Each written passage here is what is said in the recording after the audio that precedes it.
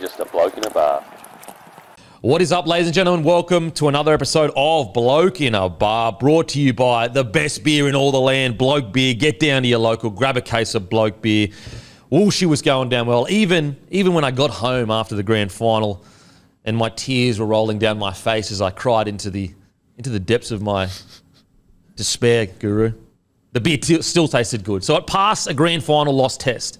It passed a grand final loss test. Matter of fact, it passed the greatest comeback in history loss test. That's a pretty bloody good beer to me. Yeah, it always lives up, doesn't it? Absolutely. So grab a case of Bloke Beer from your local celebrations, IGA Plus Liquor, Liquor Legends, Bottle-O, Porter's Liquor, you name it, independent liquor stores in Queensland, New South Wales. If they don't stock it, just ask politely, hey, could you get some Bloke Beer in? And they'll be able to bring some in. Guru, how you been, brother? Been good, mate. Probably unlike you. I think I've watched that grand final 6 times this week. Oh, my God, I can't watch it, I cannot watch it. Do you reckon you'll ever watch it again? Yeah, I think so. But it's just too raw at the moment. It's too raw. Timmy? I imagine so. Yeah, unlike you this week, Kempy, the Canberra Raiders actually got a premiership, the Koori knockout title. Jack White. I think he's still on the Raiders books for another couple of days before he's a Rabbitoh. Wow, you're really reaching there. Getting desperate down in Canberra. Getting desperate, mate. Well, we'll take what we can get. I don't know if you saw it, the Koori knockout final, but they had, every man his dog was playing in it. They had this is the final alone. There was Jackie Whiten was in it, Isaiah Tass was in it, Tass, Jesse Ramian, mate, it was stacked with NRL players. The standard was incredible. It reminds you how many great Indigenous players we have in the NRL, especially for how small of a population they make up of the country. I think it's 2.5%, 3%, and yet they dominate the NRL. So yeah, shout out to the boys that won the Koori knockout. Yeah, absolute shout out. Now it's time for the season review. That's right, we have arrived to the epic encounter. They're actually. They're almost calling it an epic ballad, our season reviews these days. From Snowy River stuff. Paul Kelly's going to cover it. Yeah. Paul Kelly is going to cover the season review. So, first of all, what we're going to do is this. The shackles are off to the off-season boys. Let's have a bit of fun. Okay, so what we're going to do is this. We're going to do our team of the year, our official team of the year. But there's going to be 2 team of the years. Season team of the year, so just the season. And then the whole season team of the year. So including finals footy and understanding that big finals games kind of count for more than season games. So 2 team of the years, season team of the year, and then full team of the year, finals team of the year. So, but the finals team of the year isn't just from the finals, it's from the whole year, adding into the fact that they played well in the finals matches. So let's get straight into it. Team of the year just for the season. At number 1, Reece Walsh. Reece Walsh is number 1. Wasn't all of us. Myself, Maddie, Guru said Walshy. Timmy the Tin Heart said Ponga. Speak to me. Yeah, I had Ponga. It was absolutely not a knockout victory. I was tossing and turning with this one, and I'm more than happy to have Walshy there. I'm pretty critical, I think, of errors in players' games, and I don't know if that comes through on the potty at all or whatever, and particularly defensively. And I just think Ponga is so rounded, and the way he took, I think, fair to say, a lesser team in the Newcastle Knights to finals football and week 2 of finals football. Reece Walsh had an unbelievable season, a few more errors in his game though, and I think I'm just looking at how good a side he was playing behind. That being said, mate, Reece Walsh did it over a far longer period this season with Ponga's first half of the season, impacted by playing 5'8" at the start, concussions. So happy to have gone either way. See, if Ponga had have played like that all season long at fullback, I probably would have given him the nod for exactly what you just said, the errors in Reece Walsh's game. Now, he does have those errors sometimes because he's trying incredible plays, but I just think Walsh, for the whole season, played better. And also, one of the tipping points is when it was Walsh versus Ponga, I thought Reece just played a little tiny bit better. Now, is that because his team was obviously a better side, or is it because Walsh was better this year? But I just thought over the whole season, Walsh was better. Completely agree. I agree with everything you guys have both said. And, Walsh in finals too. Obviously in the grand final, people want to pick on him and whatnot, but there was 2 finals games before that he absolutely brained it in. Yeah, absolutely. So Walsh at the back. Asako on the wing. One of the great wingers season. In the inaugural season, in a side that ended up running, 14th or 15th. He was outstanding. We all agreed Asako should be in the side. At 3, Stephen Crichton. At 4, Herbie Farnworth. At 5, Brian To'o. We all agreed on To'o.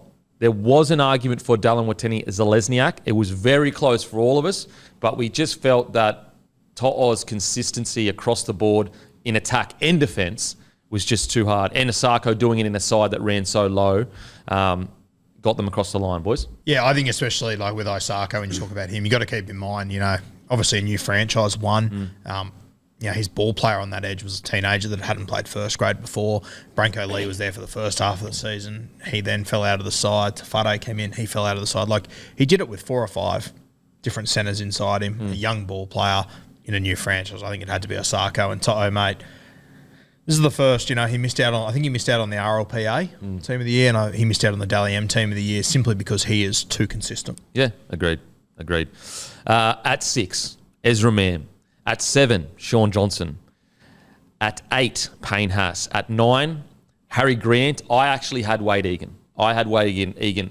And if Harry Grant's name wasn't Harry Grant, I would have done Harry Grant because, he's almost a victim of his own talent. Like how good he plays. No other hooker really is at that level at the moment.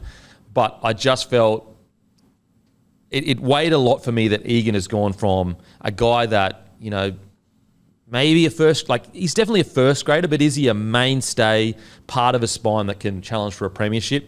I don't think anyone thought that at the start of the year. It meant a lot for me personally that he went from that to, being a mainstay, but also a huge reason why a lot of people felt that SJ was the player of the season is for Egan's service and his play. But happy to go with Harry Grant. Yeah, I think it has to be Harry Grant. Egan had a sensational season, but Harry Grant, especially some of just the ceilings that he showed this year in some of those games were incredible. And you made the point pre-show, even in finals, he had some pretty handy games. Yeah, and we'll get to that finals part shortly, but the 2 finals games that the Storm got pumped in, Harry Grant had some real big moments and line breaks and good stuff. So, and especially like with Harry Grant as well, like what's the one thing we've said about Melbourne all year? They don't have the pack. So their hooker shouldn't even be in the conversation. Yeah, that's a great point. He's exactly what you said, Kemp. He's a victim of his own ability in that I think he's quite comfortably, I think he's the best hooker in the NRL, and no one would disagree with that. He's getting to such heights where it's like, you just kind of want to put someone else in who's had an unbelievable year, and if he has a slightly down year, it's still better than the rest. Yeah, absolutely. At 10, Adam Fenor-Blake. At 11, maybe controversial to the listener, but we actually, surprisingly, in my opinion, all agreed with this. At 11, Britton Nakota. I thought he's been one of the most unsung players of the season, and his consistency, like basically 8 out of 10 every single week. And I actually went back and looked at all the team of the weeks, and I'm not sure if he was the most back rower in team of the week, but he was in there pretty regularly. So Britton Nakota is number 11 for us. Another guy that I thought was very unlucky to miss out on all other teams of the year, RLPA, Dally M and whatnot. And I completely agree, mate. He's been very, very good this year. Fafita. Quite surprised that Fafita wasn't mentioned as much. I thought that he was easily the best back rower for the longest period of time. He faded a little bit towards the end of the year, but for the longest period of time, I thought that Fafita was easily the best 12. Some close calls, though. Tyson Frizzell, very close. Liam Martin, very close, obviously. Ola Kawatu, very close. But we all agree, Nakota and Fafita. At 13, Paddy Carrigan. But Timmy the Tin Hut, he felt there was someone else, a smoky, that a lot of people aren't given credit for. Yeah, the big boy, Tino Fasua-Malawi. It was, again, this wasn't one. I didn't actually have Tino locked into my team ahead of Carrigan. When we got in and had a chat about this pre-show, I brought it up and I just had talking point Carrigan v Tino because, again, this is no knock on Pat Carrigan because he's a leader of the Brisbane Broncos pack, not a leader, he's the leader. But Tino has done it in a side that has been bottom 8 for a number of years, and he carried a pretty underwhelming forward pack this season off his own back, him and obviously Dave Fafita. And I sort of compared the stats of a lot of these players that were up for contention, and having a look at those two boys, Carrigan and Tino. Tino played 4 less games than Paddy Carrigan, and he ran for a handful more metres than him. Same offloads across the year, same tackle breaks. Tino had 6 tries to 2. I just think what he did in a significantly lesser side and, importantly, lesser pack, to me, possibly notched him ahead. But, look, I said he wasn't locked in, so I'm more than happy for it to be Paddy Carrigan. Yep. And I think also another guy, Isaiah Yeo, if you wanted to slot him in at 13, you could. I do think that he had a bit of a slower start to the year and really built into his season. I think during the Origin period was a really good a reset moment for him where he kind of realised, okay, maybe I'm passing a bit too much here and I need to run first. But, yeah, so he really, built in towards the end of the year. What do you got there, Matty? Just something on Nikora. 18 line breaks in 25 games, which is easily the most for a forward in the NRL. The next highest was 12. So not even close. See, that's why Britton Nakota, I don't understand why he wasn't in more conversations. Like the most line breaks of any forward in the comp in a side that scraped into the finals. Played 80 minutes every week. Yeah. Okay. At 13, Carrigan. Now it's time for the finals team of the week. So just to be clear, guys, this isn't just the finals, but it's when you add in the fact that they played in the finals and how well they played in the big games. Were there any changes? At 1, Walsh keeps his spot. Asako keeps his spot. Critter, Farnworth, To'a all keep their spot. Mam keeps his spot at 6. At 7, Nathan Cleary. Nathan Cleary gets the nod for the whole year as the best 7 of the whole season. I think that although SJ had an incredible year, when the business end of the season come, finals footy, Cleary was the best player of the final series. And also, he didn't play too badly, in Clubland as well. And I just think that got him over the edge, and we all agreed. Yeah, 100%. I think it had to be Nate Cleary. I was just going through his final series, mate. Like, have a look at SJ this year. He had a fantastic season, but, he didn't beat a top 4 team this year, SJ. Nate Cleary won 6 from 7 games against top 4 teams this year. In the finals, he played the other top 4 teams. Against the Warriors, he scored 16 points. Storm, he scored 18 points. Broncos, he scored 12 points. He averaged 15 points across those games, 46 points in 3 games. Man of the match in each and every one of them. For me, when you do things, has to matter. Nate Cleary was the best halfback. Now, also, stoked to announce Nathan Cleary was our most valuable bloke. That's right. He was voted by you guys as the most valuable bloke. We'll do it again next year. But, yeah, Nathan Cleary voted most valuable bloke of the 2023 final series. Just on that as well, when you look back, as I said, Nath won 6 of 7 games against top 4 teams.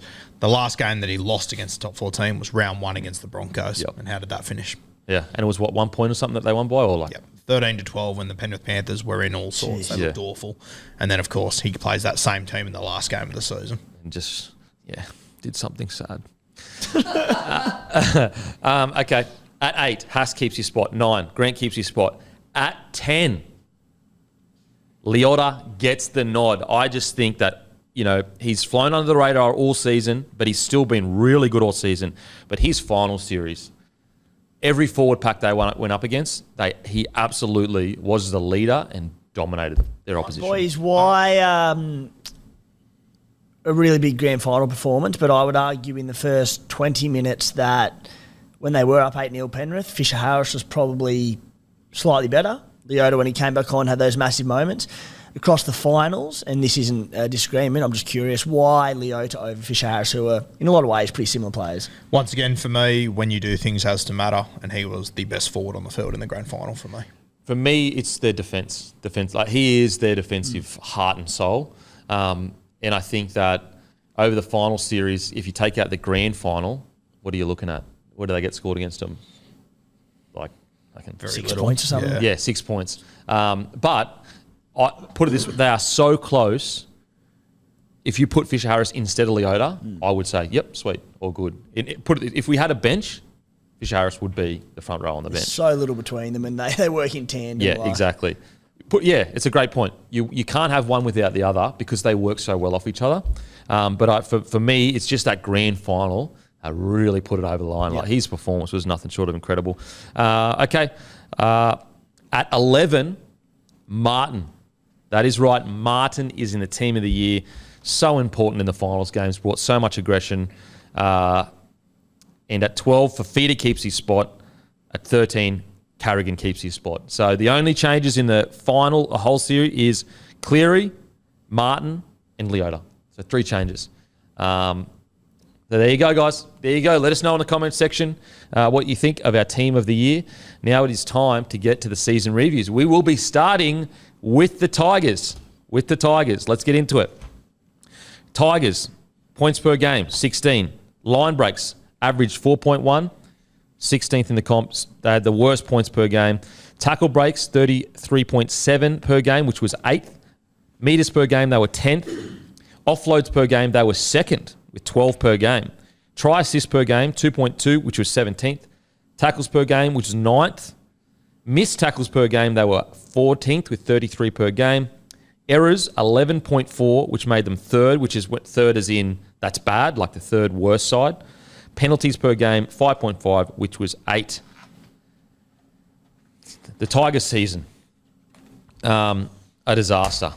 A disaster, unfortunately. Now, I say disaster, so it's going to sound bizarre saying this. I still think they're in a better position than they were at the end of last season. Even though they've gone back-to-back spoons, there was a period there when they had all their players on the field where they were really playing some competitive footy, and also, aside from some real, blowouts, I thought they were quite competitive for a lot of games. But when we're not looking at a forward ahead, when you're looking at this year, with the roster they had and the performance they put in, it was a disaster year.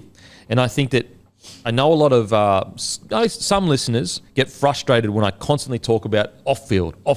What's the vibe like? What's the mentality like? What's the environment like? If you ever needed to look at a season where you can have a certain roster, but the position they are on the ladder actually reflects more where the club is off the field, this is the Tigers right now. Their biggest concern going forward is they absolutely need to sort out off the field, and they need to sort it out now. Because it doesn't matter who they bring into this club. If it continues like this, they are going to be at the bottom of the table, or at least in the bottom 4 for the foreseeable future. Kevin, my biggest worry with the Tigers is that if they do not sort it out in the next year or two, and if Benji Marshall doesn't work, you've already gone through Tim Sheens. If they go through Benji Marshall and it still doesn't turn around, what do they possibly do? Seriously, like what could they possibly do, and who would want to take that position? Because the chairman has just been extended for 3 years? Yep. And Pascoe at this stage is still the CEO? Yep. So unless there is a massive clean out, what coach would want to go there? Because, I mean, let's put it this way. A 5-year plan that was put in place at the end of last year, they got less than 12 months into it and sacked the main guy for it that was supposed to create it. So as a coach, if you are looking to coach the Tigers, let's say it doesn't work with Benji, even though we all want it to work. Everyone in rugby league wants it to work for Benji. If it doesn't work with Benji, as a coach, surely you've got to be intelligent enough to know that even if you go into the Tigers and they tell you you've got full control of everything, don't worry, it's your castle. It's your, you run everything. You're the king of the castle. How can a coach take that at face value? And you don't want to be that club. You cannot afford to be that club. Unfortunately, the Tigers have been that club for a while now, and it's going to be hard to dig themselves out. I thought, Kempy, there was a 3-week period that summed up the West Tigers. They won 3 from 4 games. I think it was round 9 to 11. They finished round 12. They finished in 15th place, which was their season high. They had a bye the week after and dropped to 16th. Just unbelievable. Yeah, far out. Timmy, what do you think of Tigers? Yeah, from that point, they went on, from where Guru said, round 12, the second last win season, they went on to win one more game. That was against the Dolphins in round 24. And that was a game where Jermaine Asako missed a conversion basically on the buzzer to win it in a kick that he probably should have got by his lofty standards. And the issue for me with the Tigers this season was that they had a lot of new faces come in, some really exciting recruits. And we speak out time and time again, and it'll come up a lot in this podcast, but it takes time for teams to gel together. But they started slow and they didn't get any better by the end of the season. Like, their forward pack to begin the season, Stefano Udakamano at prop, played Origin this year. Api Coruscant, Origin number 9. David Clemmer, could have been an Origin front rower and just an enforcer. Isaiah Papali'i, one of the best back rowers in the game. John Bateman, one of the better back rowers in the game, just an absolute competitor, a winner. And then Fanua Bole or Alex Twal at sort of 13. Twal, who come into this season hadn't missed a tackle since about under 8. That is an incredible forward pack. And, we look at we'll probably use the example of Melbourne Storm a bit in this podcast as well, but how they were lacking sort of middles earlier in the year, and it sort of, particularly come finals time, their star spine struggled to have much of an impact on games. They had the forward pack there for any back line to be able to do damage. And, mate, you get to the end of the season and, like, would they get worse throughout the year? Arguably, yes. I know they had a few injuries, but so did every club in the NRL. Well, I would argue, how much worse is the Tigers forward pack than the Storm forward pack on paper? It's better. It's better. Which just says, like, it shows you how much environment matters. Yeah. And I think, the thing that it psychs me about the Tigers, Kempy, Buller, De Silva, Fainu, Matamua, Bole, Kapoa, all these young guys that I love, and I think they've all got big futures and they could build something special there. But once again, the environment these guys are coming into, are they going to get the best out of them? I mean, I remember sitting here this time last year going, they've got all these guys coming, they've got to improve, it's got to get better. 5-year plan with Tim Sheens. Arguably got worse. Yeah. So I just, as much as I love all these guys and I love Fainu and, Buller's, a superstar. Signed Sullivan as well, Caesar. Fuck, Bud Sullivan as well. Like, Is Caesar going to be confirmed? interesting, isn't he? Is he confirmed? Yeah. Yeah. So there is, like, for the first time in probably a long time, talent isn't their problem. No, it's not. They've got the talent there. And when you watch them play as well, like, individually, they play all right. Yeah. Like, I mean, of course, there are some players that don't, but I also think that during the year, and we're looking at this sheet here of all their results, and it says, Coach Tim Sheens. For me, for the last 15, 16 games, in my opinion, Benji was the coach. yeah, for sure. And whilst results don't show improvement, I thought that just towards the back end of the season, they were playing a better brand of footy. And I think that Benji had a serious influence on that. So hopefully bringing in an experienced head like Aiden Caesar. And, I think it's shown over the last few years, you don't need absolute superstars in the 7 jersey. When you've got a talented team, you just need someone that can dictate terms. Took your Raiders to a grand final a couple of years ago. So hopefully Caesar and Benji together, they can have a positive impact. Yeah. I just, the concern I have is that even if these players do their best, train their hardest, come with the best attitude, unless everything is good off the field, unless they're rolling into training with belief and cohesion and a direction, and I just don't know how they get out of this slump, because the same people are in charge. The same people are in charge. And that's what worries me the most, that in a year's time we're going to be sitting here saying the same thing. It's tough. Let's talk about some positives. Obviously, Buller, he did fade a little bit towards the end of the season, which is understandable for a rookie. But for most of the season, the things that he did behind a team that was struggling were absolutely amazing. And I hope, for his sake, he's just extended, obviously, I just want him to get some good coaching, because I would hate for a guy with that much talent to spend the next 5 years or 4 years or whatever it is not reaching his potential because it's a bad environment and the coaching isn't getting the right support it deserves. I think it is the best story to come out of the Tigers this year that he re-signed. Oh, Because massive. they would have had every club in the competition throwing everything they could at that kid. For him to stay there is just fantastic for them. And for me, mate, obviously he came up with a lot of big attacking plays. It was his defensive plays that stood out for me this year. And I think that's what the Tigers have really missed over the last few seasons. Thank God they re-signed him. Yeah. Like, Dream Buller is such a supreme talent. He came in this year in round 8. They were, I believe, 0 from 7 at that time. He lost his first game in the NRL 22-16 to Manly. His second game in the NRL, he beat the Penrith Panthers with some incredible plays in that game, some of the best defensive plays you'll ever see. Beat the Dragons after that, so he was 2 from 3. Lost to the Bunnies, 4th game, and then was a part of the side that won 66-18. So he won 3 of his first 5 games, including a 66-18 win against the Cowboys. His future, like, it's not just bright. If the Tigers can put a bit together next year, Dream Buller, dare I say, Guru, it could be anything, mate. Well, I was just about to say, when he made his debut and I saw him play for the first time, it's the first time I'd ever seen him, and I went, how the fuck did I miss this kid? Yeah. And then it revealed he was playing basketball. He didn't really play much reps. So the kid's still got a lot of development. He's playing as raw as you possibly could be right now in the team, the worst team in the competition. If it can start to improve and he gets more and more experience and more reps, I hate to say it as well, Timmy, that kid could be anything. Look, I'm going to be honest, Guru. I think you've let the punters down, because you should have been watching basketball Tell me about it. to see whether he was going to be a good rugby league player. And so I think, I'm not saying that you've fallen off, but I think 2023 Guru would have been down to the basketball. Yeah, I've already got my Cairns Taipans membership for next year, so I'll be there, don't worry. He hits number 1 in the charts over the Origin period. He says, I don't need to do the legwork anymore. I've made it. Comfortable. I'm done. Getting comfortable. Complacency. Far out. Unbelievable, Guru. I think, Buller, the concern for all these players at the Tigers is, are they going to be getting the best coaching possible? And my concern for Benji is whether if he goes poorly, we aren't going to know whether, is it because Benji just doesn't seem to go well as a coach, or is it because he's got 1,000 voices behind him saying, nah, not allowed to do this, or you have to do this, or you have to recruit this person. Like, before he was even a coach, there were articles about him and the head of recruitment not getting along. It's like, that's insane. And if it doesn't go well, you would like to think, the West Tigers will take care of Benji. They haven't in the past. Yeah, we know that they will.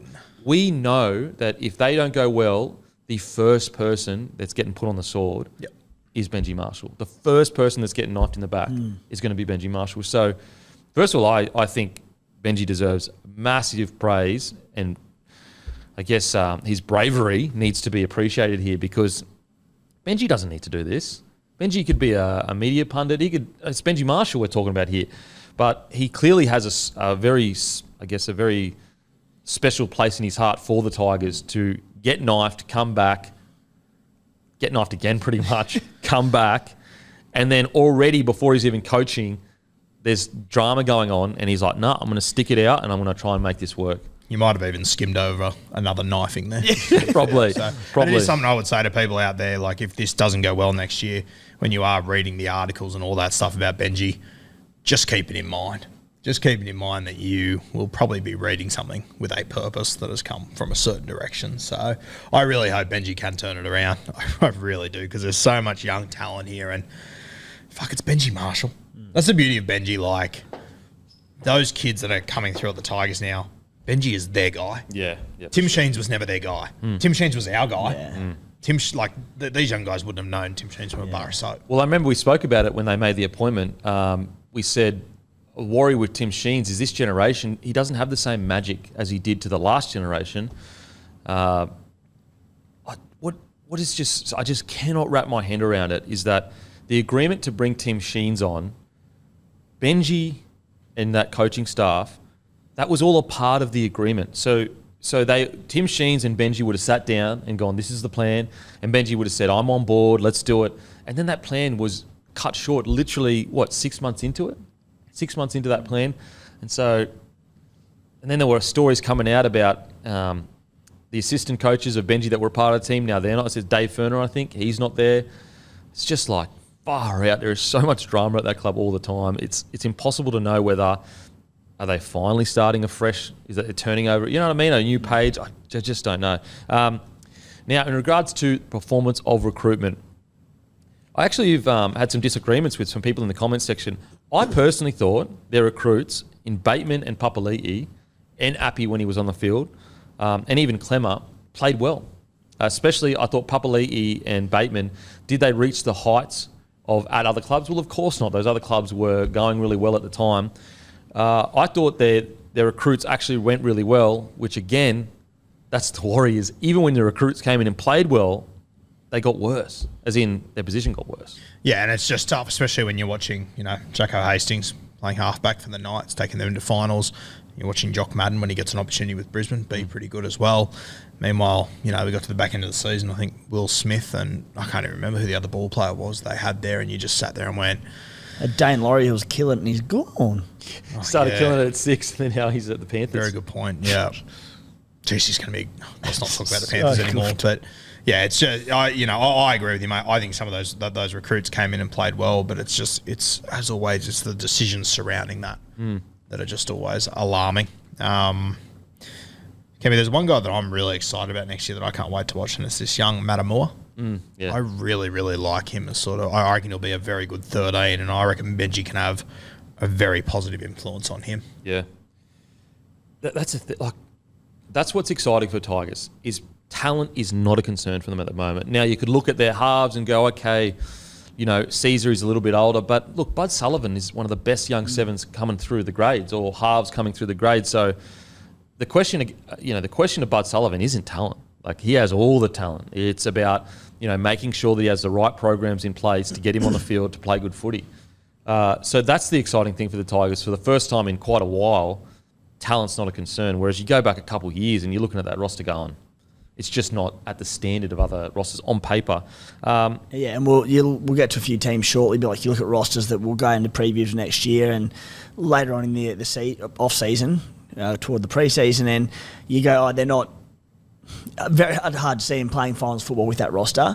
The Tigers have a roster capable of playing finals football next year. Yeah. So they've got the ingredients. It's about putting them together. Now, in regards to other players that we felt had good seasons, Dane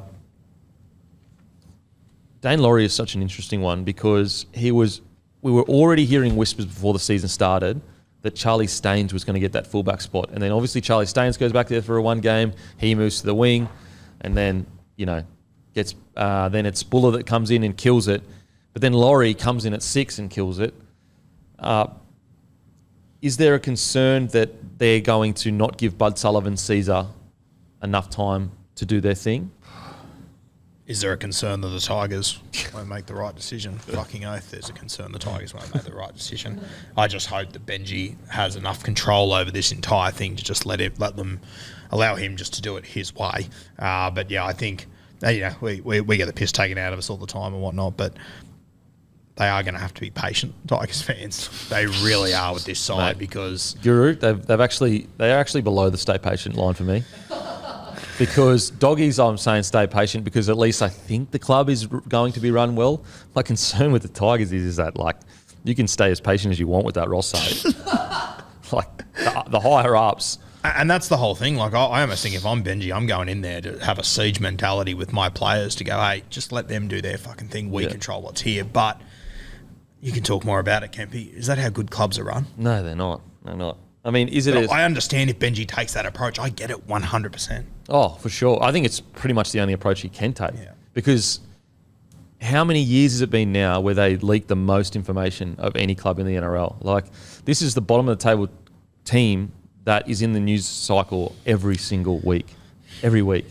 And I look at this roster, I agree with you. I agree with you both. This is a roster at its best that could be challenging for 10th, 9th, 8th at its best. 7th if you want to be generous. So it's not a talent issue. Even the guys that are there, culturally, they're good players. Clemmer, Bateman, Papali'i, Appy. These are all good players that bring quality things off the field as well. They're not just stars that rock up and you can tell that, they're really good, but they don't really care about the off-field stuff. Now let's talk about some of the players. Stefano Uta'ikamanu. How do you rate his season? And is he on the path that we think he should be by now? For me, he's not. I did think Stefano would be well and truly ahead of where he is at the moment. Whether that's a reflection on Stefano, whether that's a reflection on the West Tigers, I have got no idea whatsoever. But I did think that he would be further into his career than what he is at the moment. Yeah. What about you? Yeah, not so much. Averaged 111 metres this season, which is okay, but we had such high prospects for him. It's fun to say because he played State of Origin this season, but it was a bit of a surprise selection. Then he sort of held his own in that arena and didn't play the next game. He hasn't had the impact that I thought he would this year. Is that a Stefano thing, or do you think that's a club thing? I want to say it's a club thing. Maybe that's harsh. Maybe that's too lenient on players. I got no idea, but I feel like it's a club thing. I'm with Stefano's year.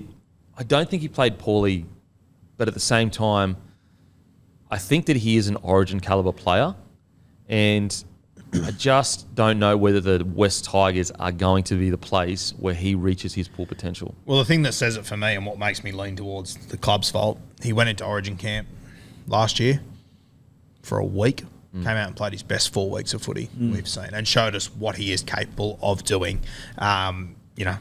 And it looks like the West Tigers had their influence once again, and he sort of fell back into his old ways again. Yeah. And when we say, he may not release his full potential at Tigers, it's still his responsibility. We're not sitting here going, he's just this, has no agency and can't play well. Like, it's still Stefano's. He's the one that goes out there, and he's so physically gifted that if he really put his mind to it, he could make 150 metres a game, 30 tackles and low missed tackle count. But what we're saying is that if you took him to another club, they would almost force that potential out of him. I don't want him to go to another club. I want him to stay at the Tigers and be a part of their resurgence. But I did think he'd probably be a little bit further along. I think also, maybe we're being a bit harsh because he's still only 23 years old.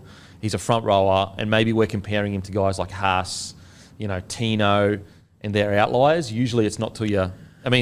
look at Fisher Harris and Leota's career. It wasn't until they were like 26 or so that they really started to figure out who they were as players. Maybe Stefano's going to take that time. I will say in his defence as well, when you have a look at the way their forward pack is built, like they have got a lot of decent front rowers. So it's like, I think, when you have a look at, your Broncos team, for example, like you've got Flegler and Haas, who are head and shoulders above the rest of the team. Whereas, they've got Joe O. They've got, obviously... Joe's... They did have Joe O. They did have Joe O, yeah. Like, there are a lot of forwards there that, I don't know, maybe he's a guy you need to give more minutes to. I'm not sure. But Timmy obviously read out that 110 metres per game, and I think that his minutes would probably be a little bit lower than a lot of other starting front rowers in the game, just because they have got so many guys there. But I wonder, is that because of his fitness and he just can't? Can he not play more minutes than that? But he's so big that, a guy like that, you'd have to say he probably should be running for more than 110 metres a game. I'm looking forward to watching him in these end-of-season championships. Yeah. Seeing a different system. Who's he playing for? Samoa, I believe he was named on the side yesterday. Yeah, that'd be interesting. And I really want him to fulfil his potential, because I think that he's been at a club that has been run so poorly for so long now that it's really hard to say whether it's him or it's the club. But I think personally that he will grow into the front row with Umo. It almost might be a little bit similar to Fodawaker. Came in, exploded, and had a few down, kind of a bit quieter years, or maybe one quieter year. Maybe next year is the year where, with Benji fully at the reins, he can get Stefano feeling comfortable, happy, and enjoying his footy, and that's when we see the best Stefano that we can see. I think he'll get there too. It's just going to take a bit longer than we'd probably hoped. Yeah. I think if he was at a top-tier club, that would fast-track his development maybe by a year or two. Well, if it came out tomorrow that the Panthers had signed him, for example... I'd tell you he's going to play Origin game. Yeah. Which I guess says a lot. I think a lot of the responsibility is probably on the club part rather than the player part. Put it this way, if the Roosters had signed him instead of Spencer Leniu, how are we talking about that signing? You know what I mean? Yeah, so true. Or if he was replacing Tom Flegler, how excited would you be? Yeah. That's a good point. It's a good point, Guru. So... As I said, I think we're all massive fans of Stefano, and we're not saying that he played poorly by any stretch, but we see him as Origin caliber stock, and that's where we hope he gets to. How do we feel about guys like Junior Tupou? Exploded onto the scene, was down a little bit, then played some good games towards the end. Do we think, again, the question is he going to be? We know you look at him physically, and you go, Junior Tupou, wow, look at the way he moves, how quick he is, how big he is, how strong he is. Is his biggest concern, do you think, consistency? Without a doubt.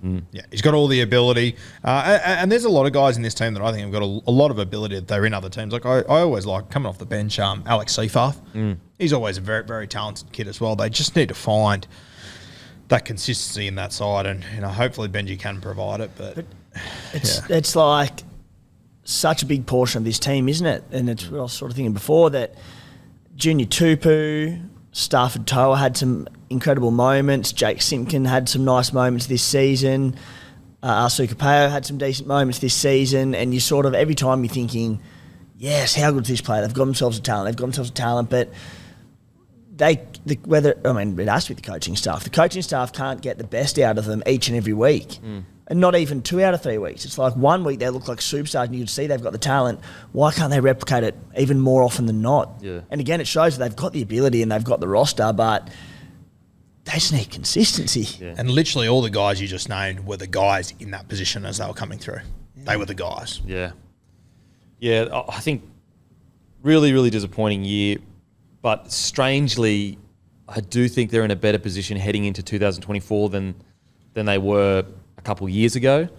I really like all the talent there. I think that they've easily got enough talent to make a bit of a dent. But at the end of the day, we speak about it every week. It's about the coaching staff. It's about the higher-ups for them. Because until that's sorted, I just don't know what this team is going to be able to put together. Well, it scarred me last year. Hopefully it doesn't scar me this year. Can't get worse. Fuck. Could you imagine if it got out, like, seriously? Roo goes bang. Roo goes bang. Anyone else that you wanted to talk about for their season, boys? No. I would love to see this Asa Kabal find a position next year. I reckon he is a real sleeping giant. Yeah, hasn't he been interesting? Like, he's, again, that consistency. Some games you watch him and go, he's a beast. And then he'll go 2 or 3 games being quiet. And he's a really good example because I think part of the problem for him is he just gets moved to different positions every freaking week. A good team should sign him as a 17 and he would absolutely kill it. He'd kill it. Big boy, big explosive player. Is Adam Doueihi going to be at the club long term, do you think? The rumours going around that Penrith is having a serious look at him. Yeah, there are rumours going around. Get wrecked. Penrith can't take Doueihi, please. Can you imagine? Can you imagine what they could sign Doueihi on though? Hasn't really played, like he hasn't played Origin. He's played for Lebanon, hasn't played finals footy. He's only played X amount of games in the last few years. He'd have to take a bit of a pay cut, but the Raiders will offer him triple, and he still probably won't take it. Still won't take it. GG be a good get though with Stephen Crichton leaving. Fuck. So good. It'd be so good. Going to be interesting to see where Adam Doueihi plays next year. If he stays at the Tigers, is he almost a lock for centre, like locked in? I think with the kids you've got now, I don't think he can play 5'8". Yeah. I think he's more of a if centre. Bud Sullivan's in another team that doesn't get utilised in, I'll give it away. Yeah, that would be bizarre. Would be bizarre. I think his best position is centre. Yeah, I really do. Timmy? Bit of a Jack Whiten vibe in that I think his best position is centre, but do the Tigers need him at 5'8"? Because I think he's a very good 5'8". Yeah. I think like if you're picking him in a rep side, then centre's his spot. But geez, he's got a lot to offer at 5'8", and in this side that is just shouting out for attacking nows, he's got it in him. So I don't know where he lands, but I would lean towards probably 5'8". What does that? Adam Doueihi wants to play 5'8", doesn't he? I'm not sure. I think he's been public about really want to be a 5'8", but Yeah, I may be wrong. Okay. He's I think the Jack White comparison is very good. I think similar to Jack White, he's a good centre, he's a good 5'8", but he's just a better footballer. Yeah.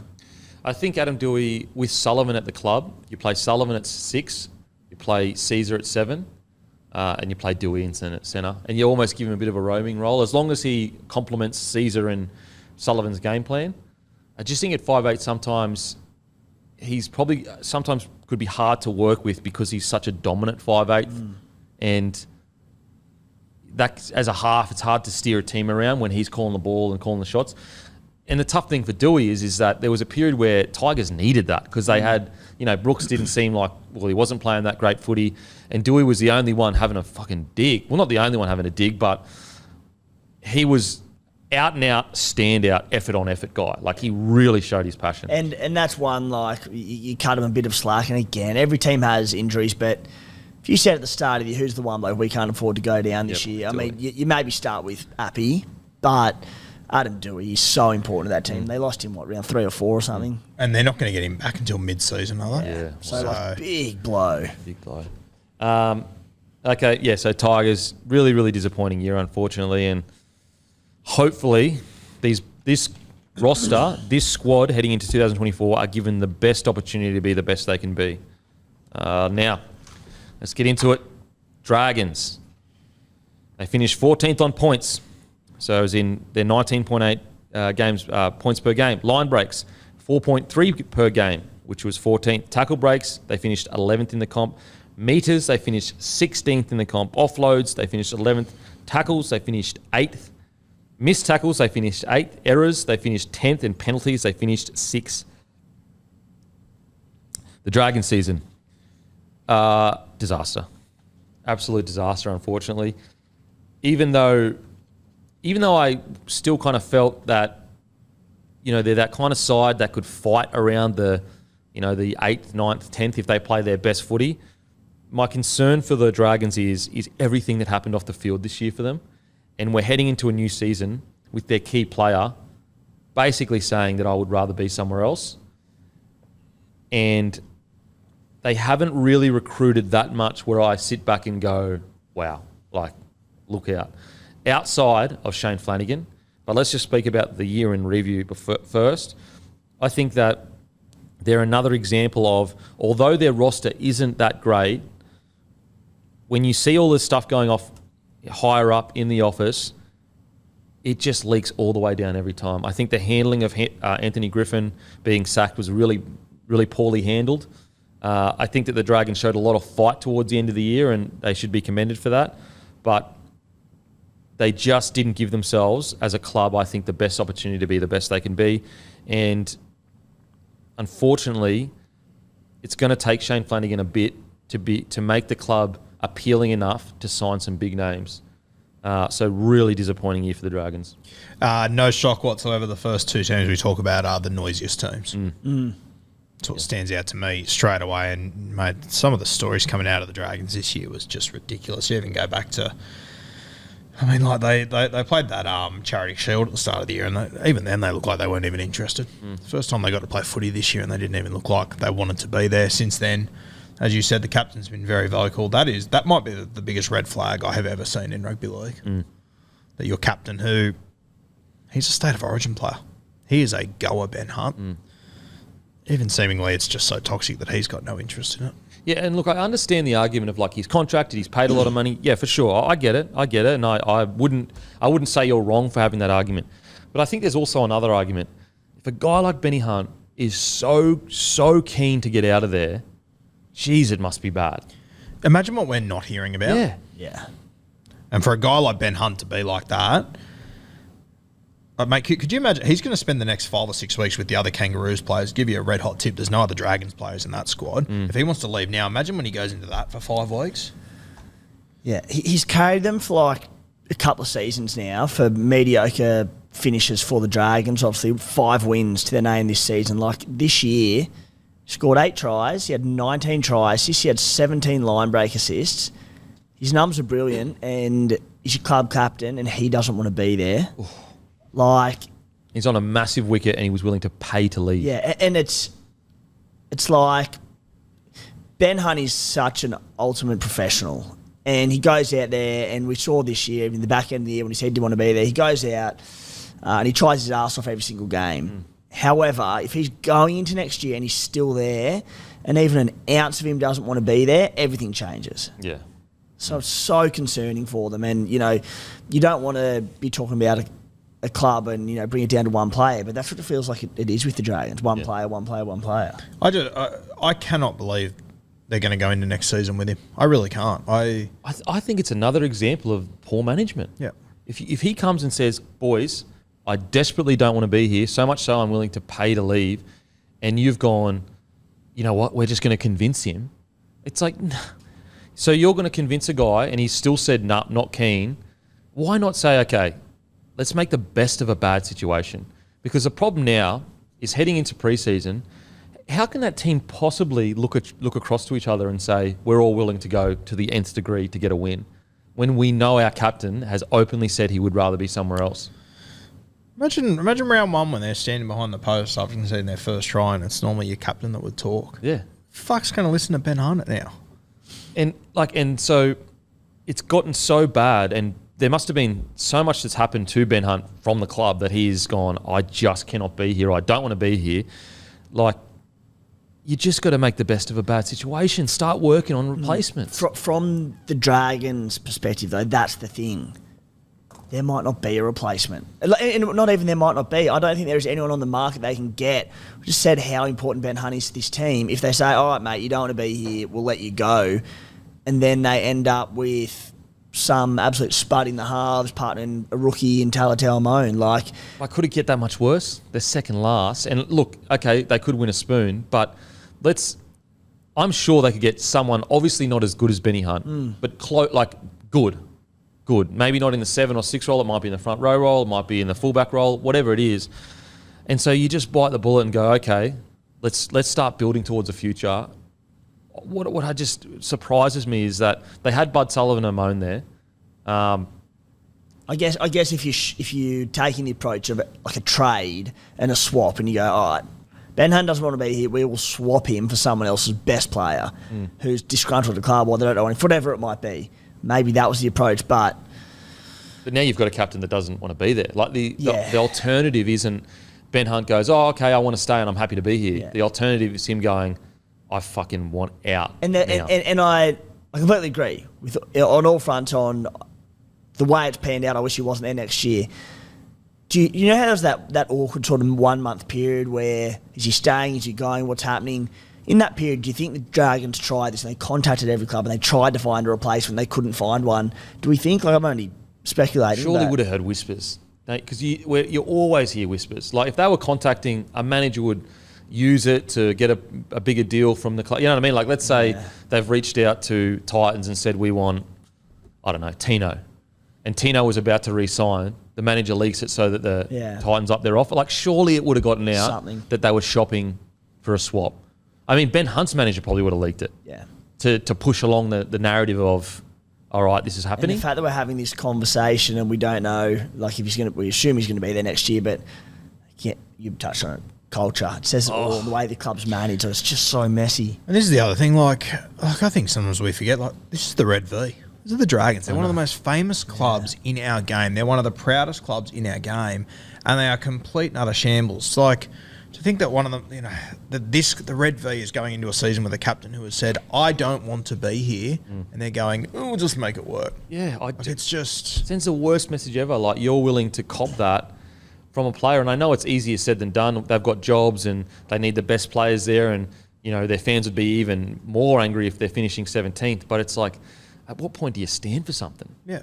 And I mean, like, I look at the new coach, who I think is a good get for them. All things considered, I think Shane Flanagan's a good get. It's a great get. How can this possibly happen under Shane Flanagan's watch? I know. From what we know of Flano. Well, Flano signed from round 20 or something, was it? No, but Flano's has tried to convince him. Flano's come out and said, I want him to stay, I need him here. Yeah.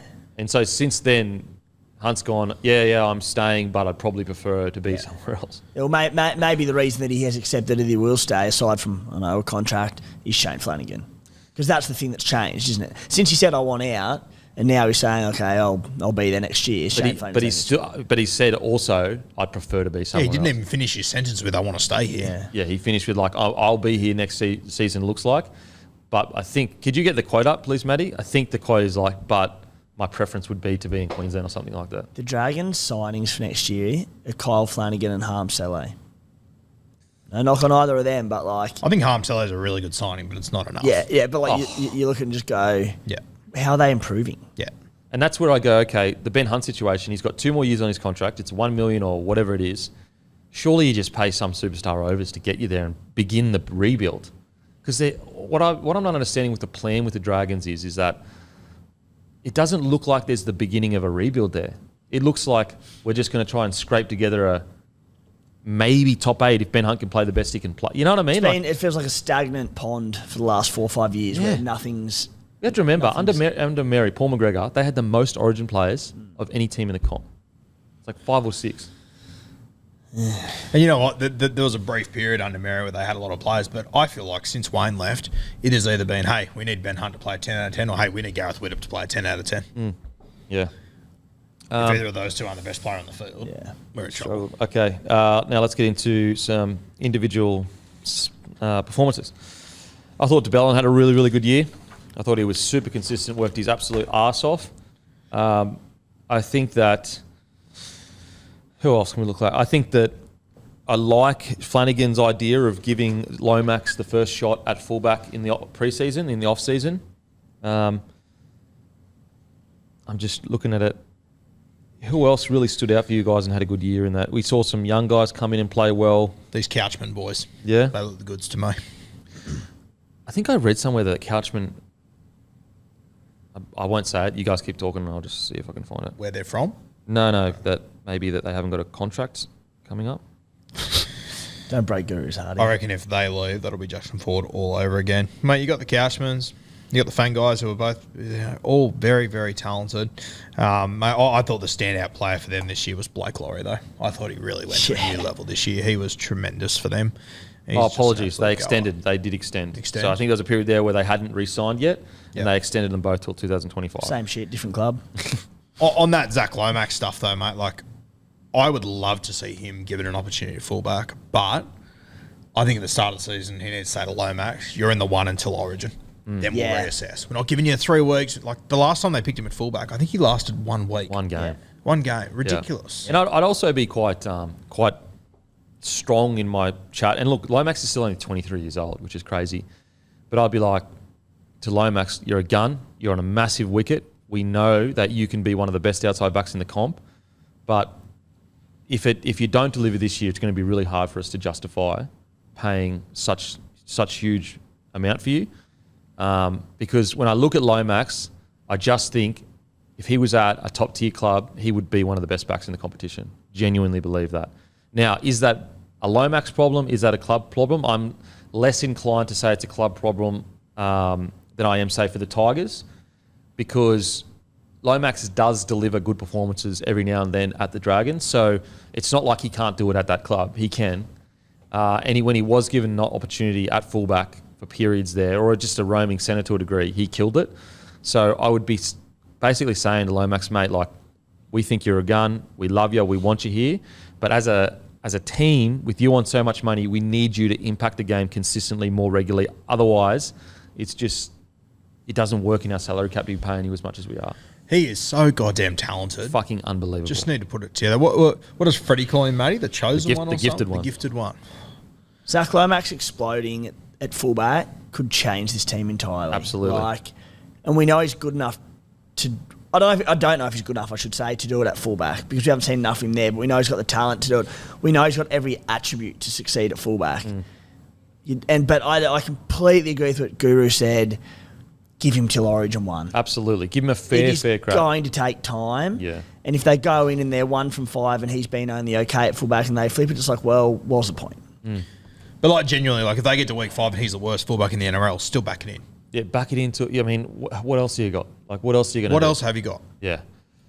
I really think there's a great player in Lomax, like a great player. I think that he just needs to put everything into this year, and then it'll just springboard him into the career that we know he should have.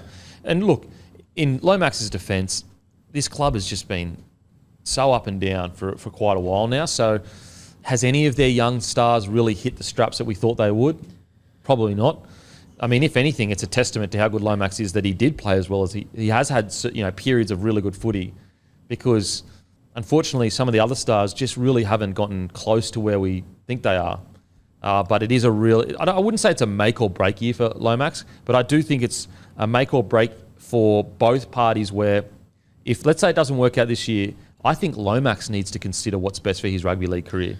Is it staying at the Dragons, or is it taking a pay cut and going to a top tier club that's going to make you reach your potential? Yeah, for sure. And I'll use the same example I used for Stefano from the Tigers. If Lomax was replacing Herbie next year, how excited would you be? Mate, imagine Panthers got him on minimum or something. Yep. You know what I mean? He would freaking kill it. And so I think Lomax has to ask himself that decision. Like, where does he want his career to go? Does he want to be on a big wicket at the Dragons, or does he want to be an Origin player, maybe even an Australian player at one of the top tier clubs? Because I just don't think it's worth, if it doesn't work this year, let's say he stays injury free. Obviously, if he gets an injury, that's different. If it doesn't work this year, I just don't know whether it's good for his career to stay in that role. And also, I don't think it's good for the Dragons as well, because he's on such a big wicket. Now, not to say that either party should be breaking contract without a mutual agreement, not to say that at all, but I just think that it's a big year for him at the Dragons. Mate, it's a big year for a number of guys on this side. The other one I think it's a big year for is Jack Bird. I'm very, I don't know where he is in his career, Again, another guy that you would always love to have in your squad, because he rips and tears and goes hard all day, but constantly moving positions. Then, there's, it just hasn't seemed to settle in the way you would think that a guy like Jack Bird would settle in at the Dragons. I thought he had a really good year, Birdie. And again, chopped and changed in every different position, but between middle forward, edge forward, centre, everywhere. Play 5'8" this year. He's covered nearly everything. Poor bugger. It must piss him off just going, like, just give me one that I can lock down and just be the best at. But he was a shining light. Absolutely. I agree. And that's why I think, like, a guy like Jack Bird, it's strange to see where he is in his career because he plays good footy. Very rarely do you watch a game that Jack Bird's in and you go, oh, yeah, he was below par. Like, he fucking rips and tears. Doesn't matter who he's playing, whether it's the Panthers or the Tigers or whoever. And yet it just doesn't seem like he's fully settled into the Dragons. Like, and when I say he's fully settled in, what I mean is that the Dragons haven't really accepted where he sits in that roster right now because he's constantly changing positions like every single week. Obviously, he's played his best footy under Flano at the Sharkies. He's got a mutual option next year. So, very interesting. So, a mutual option that for 2025, sorry. 2025, okay. That'll be really interesting for the Dragons. I think Flano will get the best out of him because, you know what? Flano will just go, mate, here's your position, and settle him into it. And I bet you he kills it. Yeah, and, you know, if Flano wasn't the coach, I would put my money on that he wouldn't be in the Dragons in 2025, to be honest with you. But with Flano, that does change it. Some other players that... I thought Michael Molo had a good year. I thought he had a pretty good year. His Molo boys are good. He ended up making the Prime Minister's 13 as well. Anyone else stood out for you, boys? I really liked the look of these two back rows at the end of the season, Billy Burns and Dan Russell. I thought they both came in and did a very, very good job. Billy Burns, was he at Panthers for a bit? Yeah. I mean, we've spoken about him already on this podcast, so we won't need to go too far into it. But Tyrell Sloan, obviously, it's probably getting to make or break for him this season coming up. And I don't mean that he can't go and find another NRL club. I don't mean that at all. But what I mean is that if he struggles this year, I think there's a lot of people that will think he's not in the same tier of superstar we thought he could be. Now, that doesn't mean he can't. He's still, he's still 21 years old. So he's super young. Super, super young. But I just think that it's a really important year for him because if he has a big year this year, then that will kick, like, he'll get the big contract. You know what I mean? Whereas if he has a year where he struggles, he'll basically be going to other clubs on, you know, minimum and all that kind of stuff to get another opportunity to rebuild his career. But he needs to have a huge year. I think the Prime Minister's was really good for him because hopefully that gives him some confidence. Hopefully he goes, okay, I can be rewarded if I work really hard. And he played a decent game of footy too. But it's a huge year for Tyrell Sloan. That's what I was going to bring up. And personally, I wouldn't have picked him in that Prime Minister's 13. There's a few other fullbacks that I thought deserved an opportunity over him. But an opportunity to go into that camp and be with those really experienced and top-shelf guys. And, like, mate, that might have been the best Prime Minister's 13 side of all time, by the way. Good. It was a good side. So hopefully that can have a positive influence on him because, yeah, I don't know, man. I think he's got so much ability, but all the noise coming out of Sloan around him and whatnot, whether it's Dragons him, I don't know. But, man, I reckon there's every chance that if it doesn't work out for him this year, I think he could end up in the Super League by 23. Which would suck because he's so talented. Just got to put it all together. And, you know, the moment that stands out for me this season was against the Warriors, back end of the season. Like, you just can't ignore shit like that. Especially when there's been, you know, quite a few situations where you're like, oh, bro, just do it. Do it. Michaela Avalawa, I thought had a pretty damn good year. Had a great year. In one of the worst attacking teams in the competition. I think statistically they were the third worst. They scored a handful more points than the Tigers. 21 tries, 148 metres per game. So good. Great numbers. His finishing was elite. Then even you sort of sit there and go, a few knocks on his defence in the past, and there were moments this year where you go, okay, not his best moment and whatnot, but even so, the Dragons' defence, all the issues came down their other edge. So Michaela's on the right edge, conceded 26% of their tries.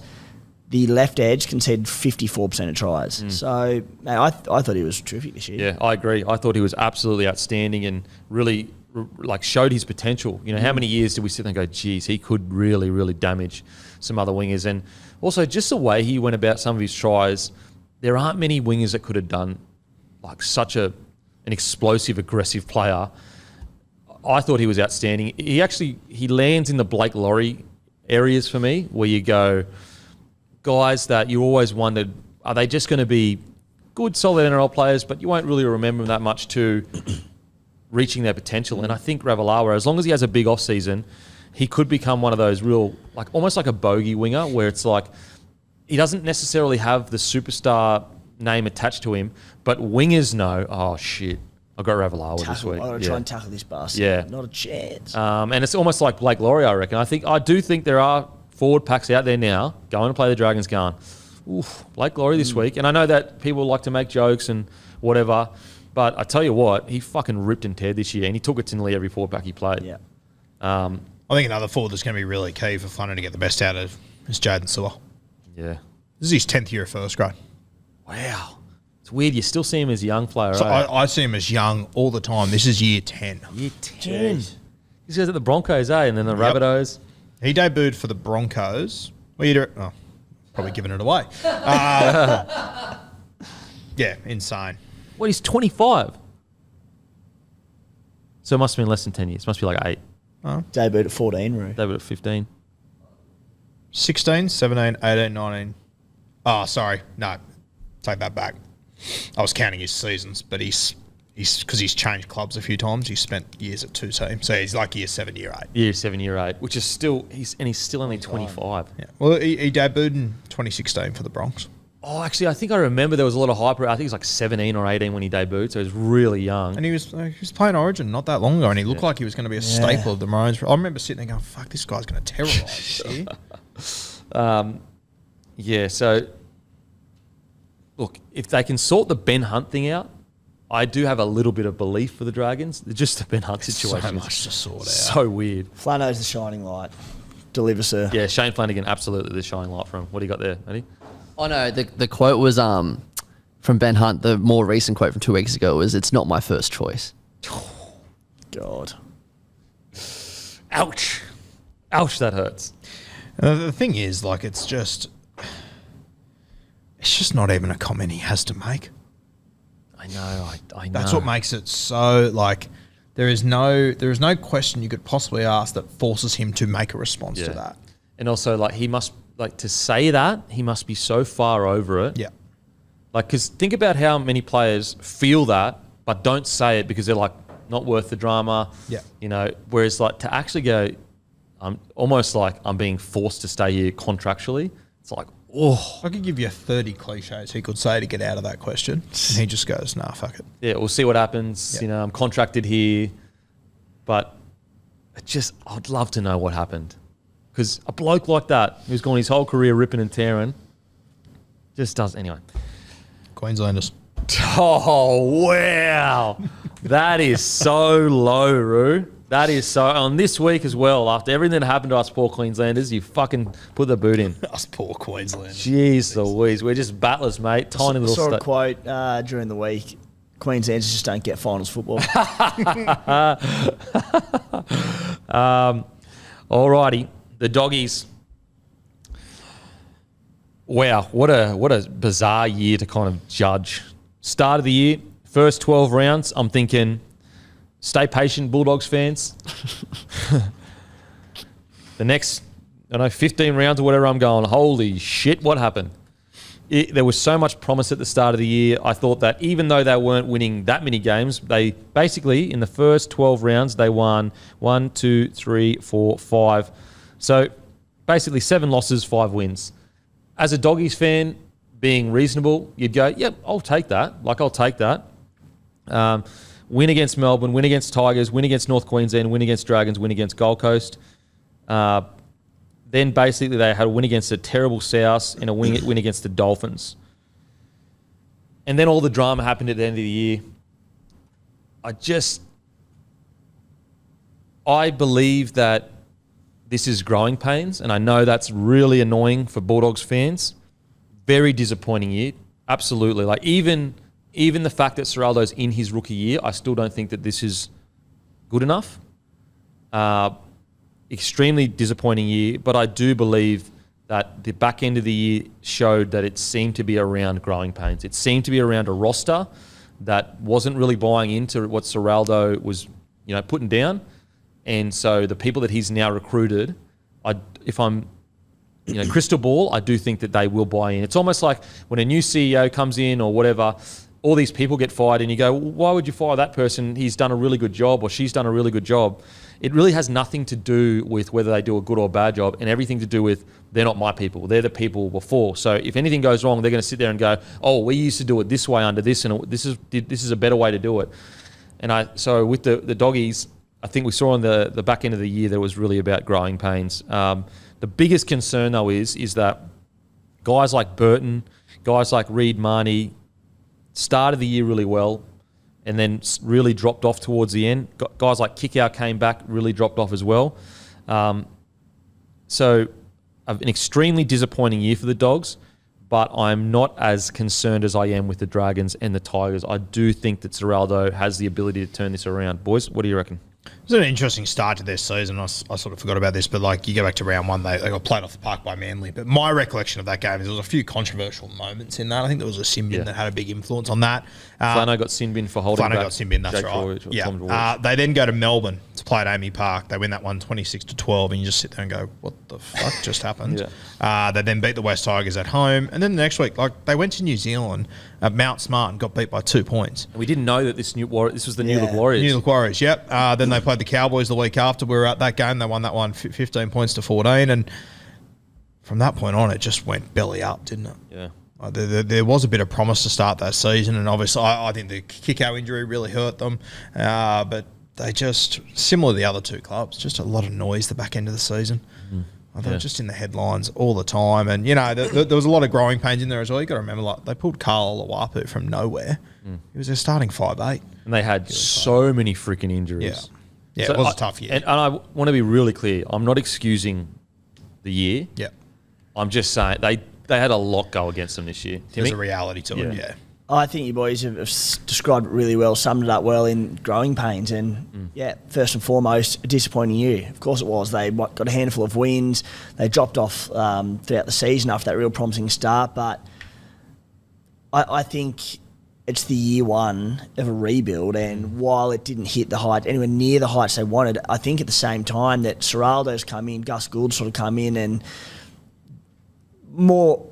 largely they've inherited a roster that they didn't pick. And like Gus Gould's done a few rebuilds and he's done it over time. It doesn't happen in year one.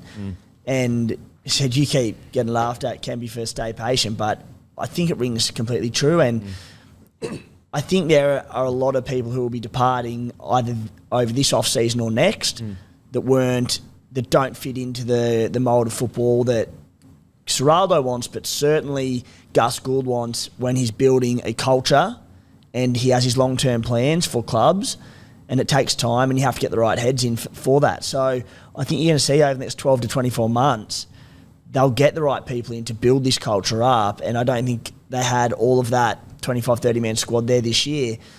You add into it, they had just a plethora of injuries across their entire squad. They were playing undermanned the entire year, namely to their forward pack, and they were just light on. Kick-out was such a big part of it. The concerning part of it, and another thing you touched on already, Kempy, was despite this, a lot of their big-name players stayed fit and underperformed. And there was Matty Burton, who had a disappointing year, Reed Marnie, who had a disappointing year. I cut Kick-out a little bit of slack because he came into the back end of the year after a long time out, and, you know, it wasn't his best, but I think he can come good. It was the performances of the big name players that is the biggest concern, but I do think they've got enough runs on the board, they've got enough talent that with a full off-season and pre-season, I should say, and a full-strength squad hopefully going into next year and a few new faces, I think we'll see a vastly improved side going into 2024. Now, from the stats, won't read all of them, but the biggest stat that is mind-blowing, first in missed tackles, they averaged 41.2 missed tackles a game. And you talk about key players there. I think Matty Burton and Reed Marnie, they're a big part of that. I mean, hard to lump that entire stat on them, but they were players who missed key tackles time and time again this year. Yeah. And so that's really, defence is an attitude. It really is. And they are a much better side. Like, when you have heaps of injuries, you'll definitely lose ability in defence. You definitely do. But you don't lose, attitude. A lot of these guys defensively, if you said, mate, I need you to make that tackle, they can make that tackle. So I don't think that those injuries really excuse that figure. 41 missed tackles a game. That's an attitude thing as a team. And I mean, look, it's no secret. Clearly, there were players in that changing room that disagreed with the direction of the club. So that rings true to the 40 missed tackles a game. But geez, if you thought last preseason was hard, when you miss 41 tackles a game, this preseason's going to be unbelievably hard. Now let's talk about some positives for the Bulldogs. Some positives. Okay, let's get to the some positives for the Bulldogs. I thought, mate, adding Toby Sexton during the season Huge. was massive. Huge.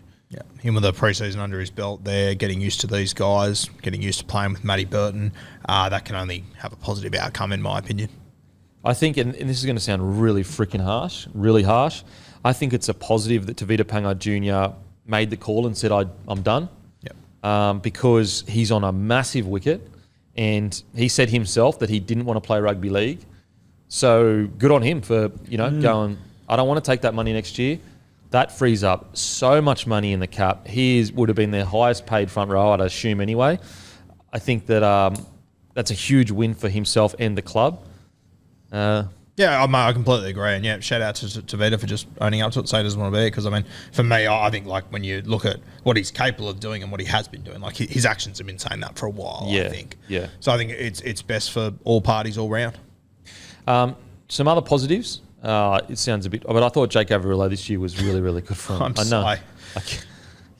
The roller coaster you and me have been on with Jake Averillo has been. He is just so talented. He's just not a halfback. And shock me. You put him at centre, you put him at fullback. Imagine how different his career would be if he didn't spend that time at 7. So stupid, so ridiculous. But wait till Wayne Bennett gets a hold of him. Yeah, think about where he could be right now if he wasn't forced to play 7 for a team that's struggling.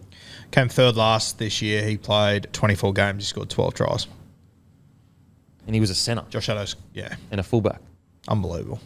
I thought he was a really shining light. I thought, I don't know whether, where is he? My boy. Oh my God, I've lost him here. Kiraz. Was he injured towards the back end of the year? Yeah, mate, he played injured for probably the last 20 so weeks. He got injured around about, from memory, around 10 or 11-ish.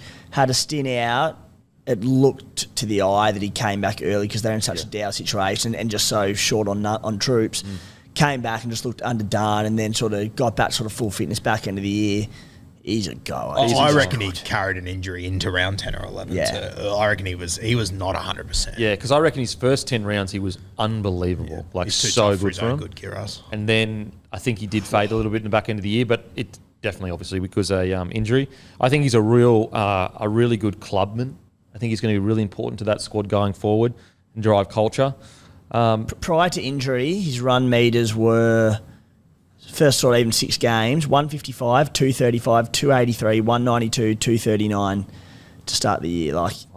And just busting tackles for fun. In those same games, 5 tackle breaks, 10, 6, 6. He's such a good footballer. Yeah, he's a bloody good footballer. I can't wait to see him evolve as a player. It's interesting because I'm trying to look at this squad and go, another guy, Blake Wilson, I thought he was a really good find this year. Really good find. So on this, obviously this is review rather than previewing next season as such, but they've already, from this year's squad, let go of 10 players, 10 of 25 to 30, and then on their off contracts as well, there is numerous players on that who won't be at the Dogs next year.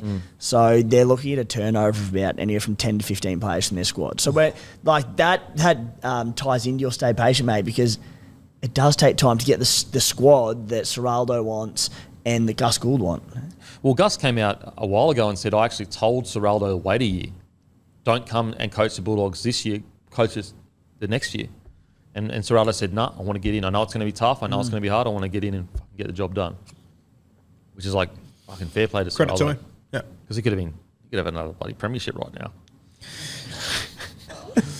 Imagine he's sitting there going, everyone's putting shit on Ciraldo on that and he's going, watching that grand final going, year of the Bulldogs I just had or the greatest grand final of all time? I don't know. I don't know which is better. He should release a statement going, "Look what I gave up for you, motherfuckers, and this is how you thank me. This is how you thank me." No, all jokes aside, I think that Serraldo's got what it takes. I really do. I think that he sees the vision of, and I think he's also seen the folly of some coaches. Now, sometimes it can work. You can be like an Andrew Webster where it's just incredible what they do. But the folly some coaches make where they half-heartedly try to rebuild, where they go, you know what, I'm not going to cop coming 15th, 16th or whatever because it looks bad on my resume. So what I'm going to try to do, and you could argue maybe the Dragons are doing that, this like half-hearted approach to a rebuild. Whereas what I appreciate about Serraldo, and he came out and he said at the end of the season, like, it's a new dawn here now. Like, there's a new way of doing things. He's going all the way in with it. He's not putting 1 foot in and 1 foot out.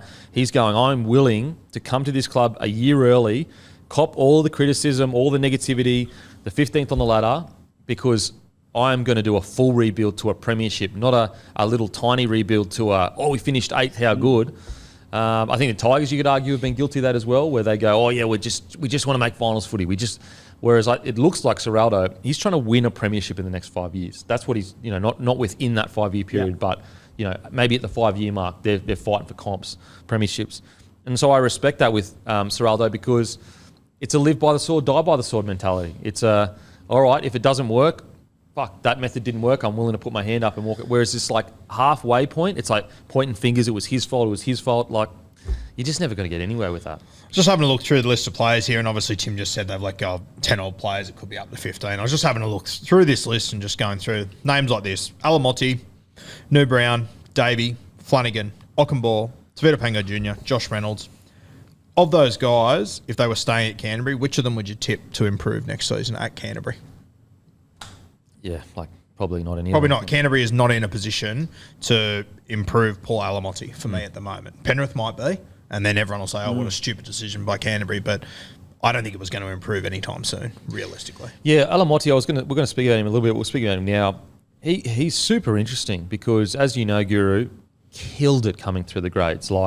Truly next biggest outside back.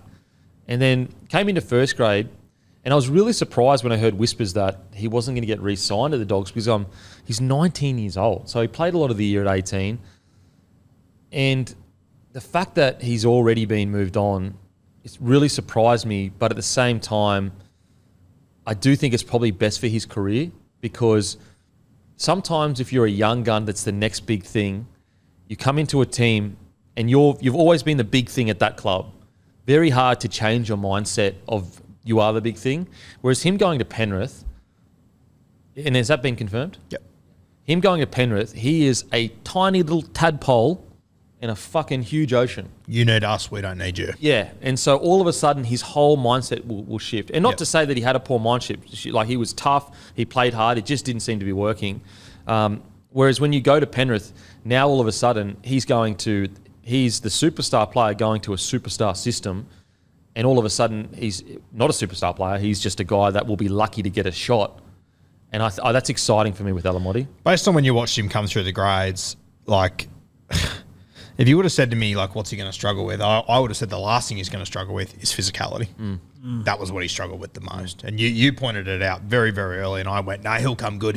Just give him time. I don't think it was going to happen at Canterbury. The influence that Penrith is going to have on him is going to be massive, I reckon. And please, everyone out there, be kind to the doggies when he goes and kills it at Penrith. Yes. Don't point fingers and say, the doggies let him go. No, he's going into a Penrith system that will make anyone look good. Yeah. And that's amazing for Alamotti. What a terrific career decision, but it's not on the doggies. It's like Penrith will do that to anyone. And Serraldo is intelligent enough to know we don't have a senior player group to get the best out of a young superstar right now. Yep. Like, because Alamotti clearly needs another year or two developing his game, and the last thing he needs to be is at a club that's rebuilding. Like, it's the last thing he needs.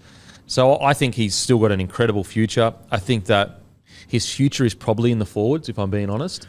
I'm just not sure if he has the pace for the modern centre because he's so freaking big. And I actually think that his explosiveness in contact, him coming off the bench as a forward, he will decimate teams. Spencer Leniu type sort of vibe, just explosive, stocky forward. That's Ivan's plan. Oh, really? Spencer. Yep. Wow. Did he say that? That's what I've been told.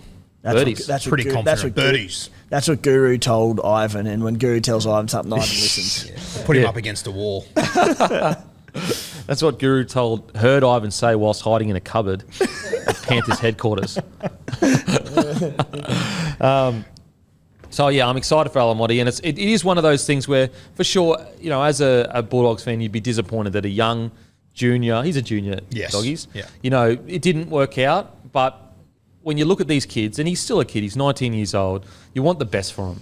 And I think the best for him is to go, I think his manager's done an incredible job too, to get him into that Panthers system, because if there is an inkling of a superstar in you, you know the Panthers are going to get it out of you. Whereas you could have a full cup of superstar in you at some other clubs and never achieve that greatness. And I'll harp on about it all the time, but you'll see the guys over the next 2 years that debut, and probably he's like the top of the end of it, their development was completely butchered by COVID. Yeah. Yeah. And it's going to have a huge impact on a lot of these guys that are coming through. And you'll have your exceptions like Sam Walker and these sort of fellas. You could even argue with Sam Walker, it's been up and down, but just that, and you'd be able to... You sort of didn't have it as well, to be fair, but like kids coming through and just being in the system as teenagers, just learning week to week and physical. Like there's just so many things that go into being a first grade footballer that these kids missed out on. Well, you probably talk more about it actually. Yeah, I was going to say, like I couldn't believe, like the shock that I had rocking up to my first preseason, like it was. I cannot express to you enough how taken aback I was by the physicality of what I was going through. And it's a very unique situation because I literally had never trained rugby league before. So you have to have week in, week out, top tier training to become even close to NRL ready. And so you need to be in a good system as soon as possible because you get taught good standards.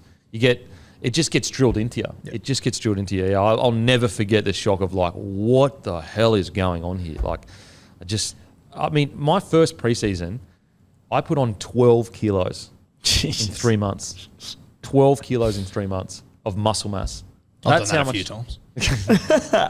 That's how much of a shock. You know what I mean? That's how much of a shock to the normal system a preseason can be. You don't just roll in there and it's a bit tough. Like no, it genuinely is a shocking experience. For sure, and like you look at these guys. Keep in mind that 12 months of their key development, they couldn't go outside. Yeah. Would have been training in a garage on their own, which is just not even in the same ballpark. Yeah, for sure.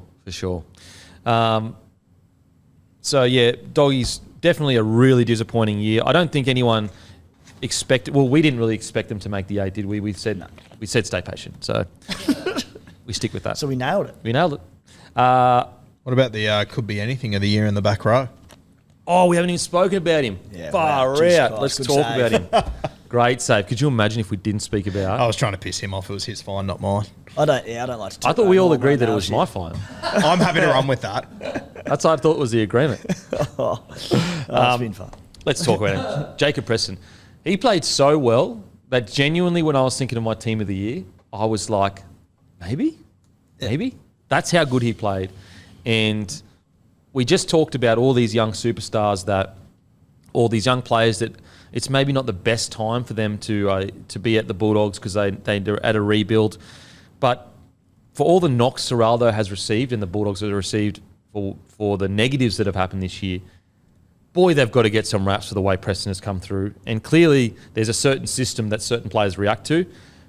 And Preston seems to suit whatever Ciraldo's putting down. And we're not talking about a superstar that was like, the biggest kid coming through the grade or whatever. We're talking about a guy that was at North Sydney and definitely not irrelevant at all, but basically some people were surprised that he was even plucked out of that system. Well, yeah, playing at the North Sydney Bears, he was under the nose of Trent Robinson and ended up at Canterbury. Pretty incredible stuff.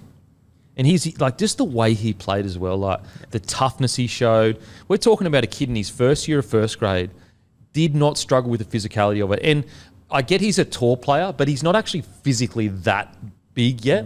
Imagine when he gets his, man strength. Yeah. The Doggies conceded 100 points more this season than the second worst defensive side in the competition in the Dragons or the Tigers. And He had a tackle efficiency as an 80-minute edge back row of 95.5%. Far out. And they flipped him on edges constantly throughout the year. He's a guy, he got suspended at the back end of the season. Hip drop, yeah. Mate, if he was available for the Prime Minister's 13, I think he would be my first player. Surely. Like, in that time, scored 6 tries, had 10 line breaks. Like, he such Josh Jackson vibes about him, isn't there? They're so similar. Yeah. And I think, if anything, he might even have a bit of a higher ceiling than Jackson due to his height. Yeah. So his ability to offload in that. And just could be a stalwart of this back row, hopefully for the next 10 years at the Doggies. And with Preston, he's 21. So he was a 21-year-old, not even in a first grade squad. Think about that. Like, the beak, this fucking idiot, I was in a first grade squad at 18. You know what I mean? And this fucking guy wasn't. That shows you how much people miss the fucking mark with some players sometimes. Want to hear the best news about him? Not born in fucking Queensland. Thank Christ. You know what? People would have assumed that with all the ticker he has.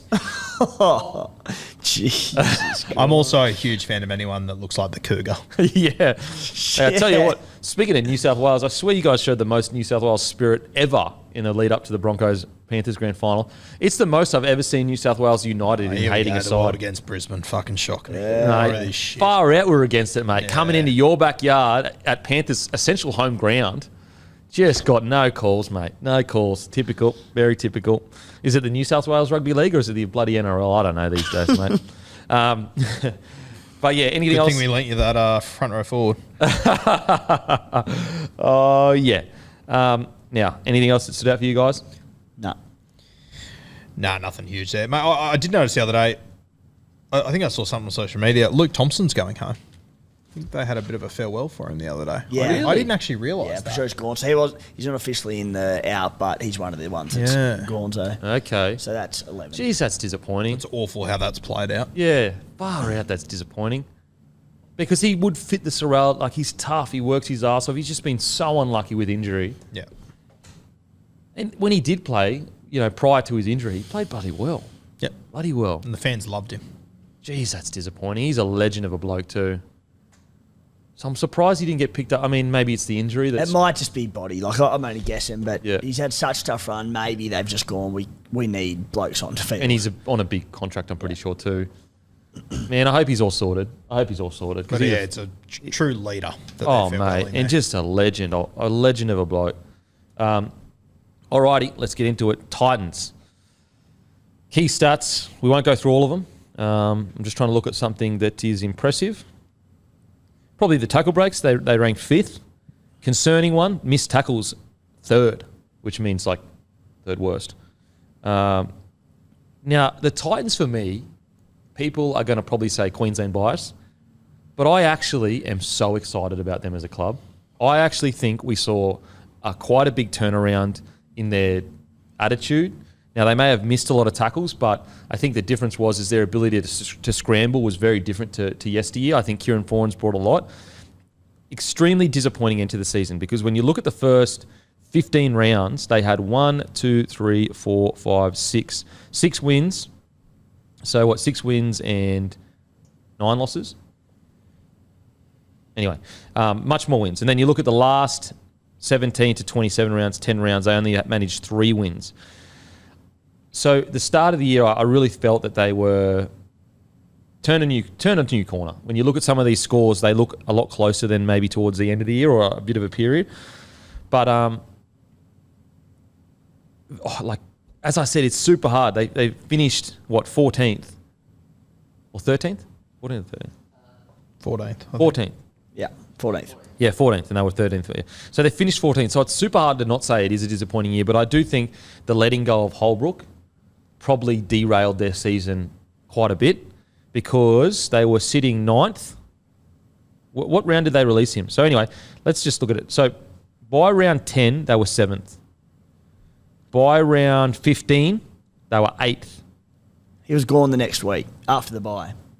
Okay, yeah, so after the bye, they played Brisbane. They lost 18-12. They became 9th. And now looking back on that, it's a bloody good performance. Then they just went 11th, 12th, 13th, 14th, and then basically stayed at 14. So I do believe you could cut them some slack when you lose a coach that is loved by the playing group. that's probably the catalyst for why they fell off as hard as they did. But I also believe that the Titans have made a ruthless call, but to get a guy like Desi Hasler at the club, I think it's going to be a good long-term call. Yeah, I was just having a look at their season. You know, they obviously released the coach during that bye round in round 16. After that, they only played 4 bottom 8 teams for the rest of the season. All the rest were top 8 sides. They had a pretty tough run. And when you consider, you know, those bottom 8 teams include the Dolphins, who were no easy beats, the Parramatta Eels, who were grand finalists last year, and the North Queensland Cowboys, who were playing pretty decent footy as well. So, had a really tough run home. I don't know if I am forgetting stuff or whatever, but I didn't expect the stats to be this bad. Did you guys? No. Nah. I didn't either. I thought they had a better season. Yeah. In my head, they'd had a better season than the stats. Even though I thought their defence was quite, I thought it was vastly improved, but they had the 4th worst defence in the NRL. But if you have a look at worst. the last 5 weeks, their Mississauga, best defensive effort was 28 points. Yeah. conceded. And it's like it really got away from them at the back end. Yeah, horribly. And they were bad losses. Like, those final rounds, you said got away from them. Like, they lost 4 of their last 5. They won their last game of the year, but that was 34-30. Before that, they lost 37-16, 40-14, 36-6, 28-18. So big blowout scorelines. It just finished terribly, didn't it? And it's interesting you say, Kempy, about it's a real... That call on Holbrook was such a big decision. They were sitting 8th at the time, 8th or 9th at the time, with a real chance of playing finals footy, a vastly improved side. Obviously, they thought Desi Hasler long-term. They've gone the long-term plan, so short-term pain. I don't think they would have probably thought this at the time, but we're willing to sacrifice a decent chance at finals footy this year for longer-term success. Yeah, and I think that sometimes you need to... Look, I understand, Holbrook being upset. My understanding of the situation is that there were certain things in his contract that he needed to, I guess, hit or whatever, like positions or whatever, and I don't think he did. But I think the way they went about it was like super ruthless. But this is a ruthless business, unfortunately. Like, if it had a leak to the media, then the players could, it becomes a big circus where it was just boom, Dunskies. So that doesn't mean I don't feel for Holbrook. I really do, because it seemed like they were turning it around. But when you look at it from the Titans' perspective, it's like, how many years? Like, how long do we have to wait before? And I think that the Desi Hasler situation has gone, okay. What I like about it from the Titans is they've gone, if you don't make finals, you may as well come last. That's what it seems like the decision is. It's like, if you don't make finals, you may as well come last. We're not here to make finals. We're here to win premierships. And, they came out a couple of years ago and said they want to win, I think it was 4 premierships in 5 years, but the 4 is 2 women's ones and 2 men's ones. I think that's their goal. And I think they felt that finishing 7th, 8th or 9th, it's never going to get them there. Whereas a guy like Desi Hasler, we know the magic he can work. I mean, look at Manly when he was there, came in, they were like 15th or 16th and then 15th, then he took them to a prelim. And Desi Hasler with this forward pack is exciting. Oh, mate, I am so excited to see Des Hasler back in the NRL, even just from a content perspective. He's like the Cosmo Kramer of the NRL. I love having him back in the game, Desi. And yeah, with this pack, it's going to be interesting. Obviously, you've got, is it Palacia that's joining them? Yeah. Off the bench. Oh, I thought, and obviously Fafita got all the applause this year, which he 100% deserves. He was tremendous. But, geez, I thought the resurgence of Mo Fotuaika. Oh, mate. He won the Player of the Year. So he should have. He was unbelievable this season. Did he? Yeah, pretty sure. Can you Over check that? Fafita. I'm pretty sure. But he was pretty freaking good. He was terrific, but I thought Fafita was unbelievable this year. Yeah. I think as well with these awards, like if you fade at the back end of the year, sometimes that can hurt you a little bit. But yeah, I would have had Fafita as well. Jeez. But Moe was bloody good, man. I'm okay with Mo getting it. I really am. Moe was bloody good. I hope I'm right with that. Fuck. No, you are right. Yeah. Now let's talk about some. And this is where I get excited for the Titans, where some of these other teams I get a bit concerned, but when you look at Campbell at fullback playing really well, Tanner Boyd I think really improved his game, week in, week out. And they look towards the back end of the year when they had those blowout losses. I think Tanner Boyd ended up finishing his season early to get some surgery. Khan Pereira, I thought that there was a real chance that he would get to the end of the year. And although he's still got a lot of improvement, I do think he improved throughout the season with his decision making. We all know he can score tries. We all know he's electric. He's fast as anything. There was a lot to like. There was a lot to like from the Titans. Dave Fafita, how crazy is it that when you look at the way he's played now and you look at the way he played a couple years ago and all the tries that he scored and all the tackle breaks that he had and everyone was off him, you know, it shows you just how much what someone is allegedly paid taints the way we view them. Because if Fafita was on 700K and playing the way he did last year or so, people would be like, yeah, it's a bloody good back rower, scores heaps of tries, breaks heaps of tackles. And yet now that he's taken a little bit of a pay cut, even though statistically he's not breaking all those tries or, you know, it's breaking all the tackles, scoring those tries, but universally people are like, bloody good year, bloody good year. Isn't it just interesting how different the way you look at things? Yeah, and it changes everything, doesn't it? Is it the entire perspective on him? I mean, you know, obviously the Fafita story is brilliant, and I might throw to Timmy to talk more of it, but you can't tell the Fafita story without telling the foreign story, can you? Yeah, absolutely.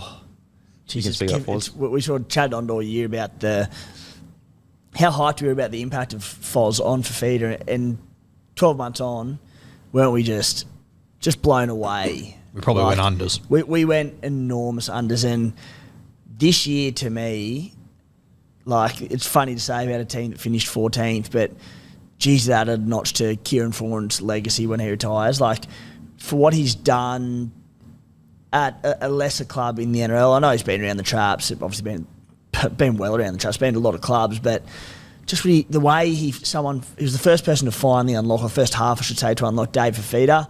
What he did defensively to that edge this year, he was terrific.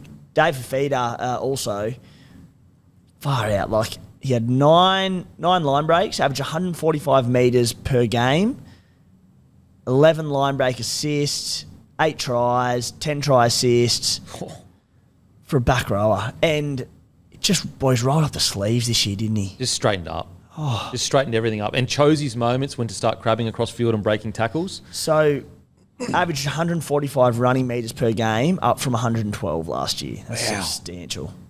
Wow. I loved the development in his passing game as well. Yeah, it just came out of nowhere. Very similar to what Kikau did in the last 2 years at Penrith. And it just added, like, imagine, like, you're trying to deal with the hardest bloke to tackle in rugby league.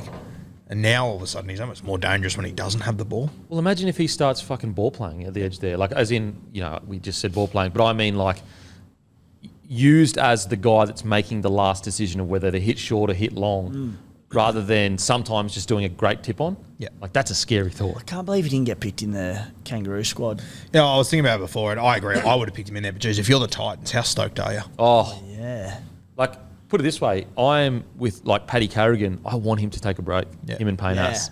Like, as a clubman, obviously, I would never not want them to play for the country, for sure. But selfishly, when I'm just talking about Broncos hat on, it's like, boys, like, think about how big those two players' season has been. Like, then to go out and play more footy, jeez, tough. So it's great for his, and I think also it's almost Fafita would want to play. He would want to play, and we haven't really even spoken about his Origin performance. How good he was in for Origin. Like, he was outstanding. All those numbers and big games, and I know there was at least one game there where he played it 20 minutes after Origin, but all that with three 80-minute performances in Origin, or near enough, 60 to 80. What I loved about his Origin performances is he was so disciplined about his role, just so selfless. All he was doing was running at the half as many times as he could, and he didn't even think about what he enjoys doing, which is obviously breaking tackles. Like, it just shows his maturity, and I think although he wished he would have made the Australian side, mentally I think it's really good for him, because he's been under the blowtorch as a young fella for quite a while now. I mean, we're talking about a guy that is 23 years old. Like, 23, and what he's done already is unbelievable. He's got so many years left in him, it's crazy. Just having a look through this list of players we've got, and it's got their birthplace next to it. You know, you've got Fafita in Brisbane, AJ Brimson in Brisbane. Whereabouts is Orange in Queensland for Tino? I think North it's Queensland or south of Gold Coast. Yeah, just south of Gold Coast. Just there. south, yeah. Just south of Gold Coast there. Just north of Auckland. Yeah. Queensland. Look, Yeah. it's definitely south of Gold Coast. That's all I can tell you. Yeah, That's no, all I fair can call. tell you, There Roo. is orange. That's in Queensland. One of the all-time rugby league songs, to be honest. Isn't it? What's a more rugby league song? That's in Queensland, or Simply the Best? It's got to be simply the best, but it's a close fight. Am I ever going to see One the Bush annoys again? me heaps less, I'll tell you that much. Yeah, so David Fafita, I'm so happy for him, for a guy that was just... Imagine being David Fafita. You know, you scored 17 tries in the year or whatever that season. And for sure, we as well were like, we would love to see Fafita get through some more work. Maybe we put him in the middle just so he can get the ball more. But you're getting hounded from pillar to post. And you're sitting there going, I'm not even playing that bad. And I'm getting absolutely sprayed just because I'm on a big wicket. Like, I didn't offer the contract to myself. And so what I'm happy for is that the narrative is completely turned on Fafita. You don't see any of that chat anymore. And yet he's still on a massive wicket. I think it's like 800K. So it's not like he's just gone down to 400 or 500K. He's still on a big wicket. And wasn't Origin just the perfect sign of how that narrative has changed? No big plays, just did his job Yeah. in all games. For sure. I think Billy Slater's going to be so good for him. Yep. So good for him. So, yeah, really happy for Fafita. I thought he had an outstanding year. Tino, another guy. Like, think about Tino under Desi, what Desi's going to be able to make this guy into. Now, I will say, I saw a quote saying Desi wants him to put muscle mass on. Look, that is ridiculous in my opinion. Maybe it's a throw-off by Desi, I don't know. But if there's one bloke in the entire NRL that doesn't need to put size on, it's Tino. What? If anything, trim him down. Get him the 80 minutes. Bizarre. Really bizarre. Yeah, God. What, he weighs about 110 kilos. He's 6'6".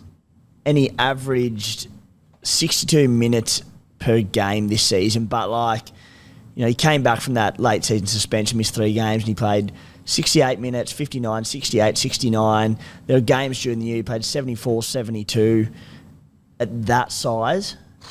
And it's not like he's just playing the minutes and playing them on edge. He's playing them in the middle. So I wonder whether Desi's identified, like, I don't want him playing that long. I want him playing 55 minutes or 50 minutes. And I just want him to be a fucking battering ram. Maybe that's Desi's style. He gets quick play the balls, increases the momentum of the team. The Supercoach player in me says more minutes, Kempy. More Okay. minutes, the better. I might even own him this year for the first time. No, don't do it. Don't do it. Trap. I'm seeing some traps. We should have got you to name a player from each side for Supercoach next year. Supercoach player? Yeah. Next year we'll get, when we go know through our what? Yeah, previous all right, we'll teams, do it. we'll get Kempy's his must-have. You know what? He's smoky and he's trap. I'll go as far as this. On your big season opening show, I'll join you. Oh, Don't say it if you don't mean it. Mate, have I ever not fucking lived up to my word, Roo? Can we get you to have a Supercoach team this year? Why don't you share a team with Dickhead down there? He always forgets to do his. You can help each other out. Look, I'm happy to have a team, but just know that I'm probably not selecting the people each week because I couldn't be fucked. That's exactly. So basically, it's Matty's team. Yes. But if it goes well, it's my team. Yeah. But sure. I will be on the first episode next year with you boys. live from Las Vegas. We'll see, boys. I think that was a yes. I think he's No. Fucking hell. It wasn't a no. Oh, boys. Oh. I just don't trust you in Vegas. You two fucking scallywags. very Ben Hunt vibes. He says he's going to be in Bloke Studios on the Vegas round, but he wants to be elsewhere. Oh, I don't try, mate. If the fucking players gotten shit over there, can you imagine the ruined Timmy? Oh, how good. Fucking ruined Timmy the Tin Heart over there on the tins. It's a recipe for disaster. I don't think we're in your top 1 worries just quite. Actually, true. This fucking guy. Honestly, sitting next to him at a game, I wanted to knock him out. I was like, oh, this is what real passionate fans are like. Getting up, that was out, that was offside, what the hell? And everyone's like, geez, that's a lot of passion for a bloke that doesn't even support Brisbane. It's like Southie's team. Oh, man. Let's just say he had a few quiet ones. He enjoyed himself, didn't he? He enjoyed himself. He's a very excited young man. Well, he met us after the grand final luncheon, and geez, he played catch up very quickly. didn't he? Oh, really? Set a pace, yeah. Wow, okay. Okay, so Matty, look out for you on the front page. Bloke in a bar producer pisses in his own mouth in Vegas. Anyway, back to Tino. Isn't he such a good get as well in regards to, your club culture it may be areas where you can improve and add and help Tino, and I do think he actually does need a little bit of help, but Desi will help with that. But you definitely know it's not going to be bad. Like, that the leader isn't going to be teaching bad habits to the guys coming through, which is a really, really important thing. He's another guy, 23 years old. We still have 10 years of this bloke. I cannot wait to see him develop. And look, who's to say that this can't be similar to the Broncos? Who's to say that this can't be a really young side, because they are really young. When you look at this, like, they're a super young side outside of Foz. Who's to say that they can't experience being at the bottom of the table, and in the next few years we see Tino, Fafita, Palacia and Moe leading the boys to a grand final? It's almost exactly the same as the Broncos bringing in Adam Reynolds. Yeah, absolutely. Absolutely. And you could even argue some of the halves, the lower, like a guy like Weaver, could be stronger than some of the lower halves currently at the Broncos. Yeah, and I think that's going to be their big test. They've got all these stars, the squad's fantastic, but you can only get a certain amount of guys on the field at one time, and you've got to somehow fit Campbell in, you've got to fit AJ Brimson in, Tanner Boyd's really come of age, can you play him in this? You've got to have Foz on the field, you got Keeney, who I think is going to be a superstar when he gets an opportunity. You've got all these talented guys that, you're trying to fit 3 or 4 very good guys into 2 positions. I think Desi will make some tough calls. Yeah, I think he has to. Because the Campbell-Brimson situation, I actually think it's hurting the team now, because it's making that decision so freaking hard. I would still have Brimo ahead of him, but Campbell cannot sit on the bench. So it makes that, okay, now I've got to carry him at 14, but then I don't have a normal 14. You know what I mean? It changes your whole game plan. Whereas we've discussed it over the last couple of years. When you go to Origin, what's the key thing that is like separates Queensland from New South Wales? In my opinion, it's a very specific game plan that they have down to a T. And it's tough because, I personally think AJ Brimson's best position is fullback. Do we all agree? Yeah, for sure. But you can't play Jaden Campbell anywhere else. I know. I think I'd go Brimo and Foz in the halves and go Jaden at fullback. Just to fit them all in? Yeah. Yeah, that's what I said leading into this last year. I'd put Brimo. I know Brimo prefers fullback, but he also said, I'll play anywhere. That's the kind of bloke he is. Guess how old Brimo is?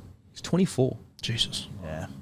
I would love nothing more than to see Brimo just play every game next year. Yep. He could Injury-free. be a superstar. Mate, what the good thing about Brimo being at 6 is if Tanner Boyd is willing, and Weaver, but Tanner Boyd is willing to go, you know what, I'll slip to that 14 role for the team. He has already done it. Because Foz is probably not going to go around in 2025, we'd assume. I'd just say next year is his last year. And I'm not having a dig at Foz. I fucking love him. But he'll be 35, I think, by the end of that year, 34. If Tanner can just wait one more year, then you've got Tanner Boyd, who is 23. Brimo's 24. Campbell, that's 22 or 23. And then... You know what I mean? So you've got a spine that can be together for them, and they are. We absolutely know for sure that they can be top tier quality. And not only that, if you got Brimo and Foz in the halves, you're going to get a handful of games. Like you'll be playing some NRL. There's going to be some soft tissue issues being up there. So I actually think a better long term decision, if you want to make a GF in 2 or 3 years, or maybe let's say 3 to 4, would actually be to put Brimo at 6, in the understanding that in 3 years, him and Tanner Boyd and Campbell have played 3 years together and are at the top of their game, 26 years old, 27 years old. I think the other one that really hurt them this year, and I think he was a tremendous signing, we just didn't see enough of him, was Sammy Verrills. Yeah, massive. Love him. Huge fan. I thought also really good, not fine because he's been there for a while, but Philip Sammy was phenomenal this year. So much so that I actually think he should have been in discussion for Winger of the Year. That's how good I thought he was this year. So many good outside backs there. Between him and Brian Kelly, I just feel like they're constantly underappreciated. And Philip Sammy's only 26. So he's got plenty of time. Look, he played Origin in 2020, didn't he? Yeah. So Titans scored 53% of their tries down the left edge. No shock. Fafita, Foz, Canprera. On the right, 21% of their tries where Sammy was, and he had an incredible year. Like if he'd flipped sides, everything he would have done times 2, I reckon. Yeah. Well, he probably would have been Winger of the Year. Yeah. Because you look at his stats, like especially his end of the season, he was running for like 200 metres a game, easy. And 5-6 tackle breaks. He Yeah, like we could see him in a Maroons jersey again. Yeah. Sooner rather than later. What's his stats like at the end of the year? As in, like, towards the end of the year? So he finished the year with metres of 66 in the last game, or 25 against Penrith, so he got injured. Before that, though, 247, 186, 209, 175, 229, 218, 222, 290. Yeah. That's what I mean. It just flew under the radar, but he was fucking unbelievable. You know what, as well, like with those run meters, like that's incredibly impressive. But keep in mind, like a lot of teams were kicking to Campiera because they could force him back as well. Yeah. So he's not getting easy kick return meters either. That's very impressive. When you read out 25, I was like, holy shit, is this the worst call in history that I've just made? I was like, oh my God, have I mistaken Philip Sammy for someone else? And you went, yeah, 25, 60. I was like, that's fucking terrible. Jesus. He was outstanding. Where's my boy? Oh, man, I wish I could. Jamin Jolliffe. Randall. My boy Randall. He was outstanding towards the back end of the year. I think we found his position. Get him in the middle, just getting some bloody... I'm a huge Randall and Jolliffe guy. I love both of them. Another guy, Bo Fermor. Yeah, he returns next year. Holy crap, they missed him. Jeez, they missed him. They could not sort that right edge back row out all year. And it's no knock on Joey Stimpson, who had a solid enough year this season. He played most of his time there, came off the bench a little bit. But Bo Fermor, who was outstanding the couple of seasons prior, to having a 1-2 punch on the edges for Feeder and Fermor, would have been massive for them. Fermor was so good last year that people argued he was ahead of Fafita for Origin. That's how good he played. And I do think defensively he's still got a few things he needs to sort out. But... Jeez, he's a good bang for bucket. And he played, was it PM's 11 at the end of last year and killed it? 13. One of the highlights of my year was sitting in a pub in Wagga at about 2 a.m. and some of the locals were talking about Joe Stimpson, and then little T. Williams in the table goes, I made him tap out. They're all ringing Joe Stimpson at about 3 a.m. trying to get him on the phone. He's going, tapped him out. Say hello to him. I went to boarding school with Joe Simpson and I tapped him out. But then what happened after that? He got bigger as he got older, and I think I got smaller. No. Didn't you wrestle someone else as well after that? Oh, and then I wrestled Adam Elliott, and I'm lucky to be alive right now. Yeah, so with the Titans, look, you can't shy away from the fact that it was a disappointing year because they finished as low as they did. But I really do believe they made a really tough call mid-year, and that affected their end of the season, because we do know that the players loved Holbrook. They really did love him. The knock on Holbrook was he wasn't harsh enough. He was a bit easier on players. So Desi, obviously, we know how harsh he can be. But when a coach that is that loved goes, it can affect the dressing room. It really can. And almost take the wind out of your sails as a team. They did rock up the next week and they lost only 18-12 to the Broncos. But I personally believe Titans should be excited for next year. It hasn't really been talked about much since it happened, but guys, we have a Gold Coast Titans side that's about to be coached by Des Hasler. Actually beat the Broncos that week, mate. They beat them 18-12? My apologies. Beat them 18-12. That was after they sacked Holbrook. I believe so. So it shows you emotions high. They've reacted to it. They're hurting from it. Isn't that one that got away from the Broncos? Because they win the premiership if they win that one. They win the minor premiership. I was going to say that was a big call. Stuff. And the premiership. The minor premiership, apologies. So look, disappointing, no denying that, but I think it's really brave from the Titans that they are willing to go, we aren't here to make finals, we want to win a premiership, and they've made a big call. Now, onto the Dolphins. I mean, look, okay, they faded a bit towards the end, but I don't think there's a single person in rugby league that doesn't think that the Dolphins had a successful year. I think that when you talk about holding your nerve in signing players, it might be one of the greatest recruitment plays of all time. And why I say one of the greatest recruitment plays of all time, because it was getting called the worst recruitment play of all time. The fact that they didn't go and absolutely annihilate their salary cap by offering impossible, amounts to certain players. I think that the Dolphins' long-term success, a lot of it is going to come down to the fact that they weren't willing to break the bank, and they were willing to go, you know what? We're going to go into this season without a, in air quotation marks, marquee signing. Didn't even break the bank with a guy like Hamiso. And I think that's going to put the club in such good stead that we are going to be looking in 5 to 6 years going, these are a genuine top 8 side, and it all comes down to Wayne Bennett and the whole coaching staff plus the admin understanding that it isn't about winning rugby league games for the first season of a NRL team, in my opinion. It's about building good culture because, yes, there are some out of this world new franchises that just come in and win a comp. Like that can happen. But most likely, it doesn't matter who you recruit, you're not going to win a comp. And I think they've done this incredibly smartly. And I think the Dolphins season, especially when you look at the first 10 rounds, we'll even go further.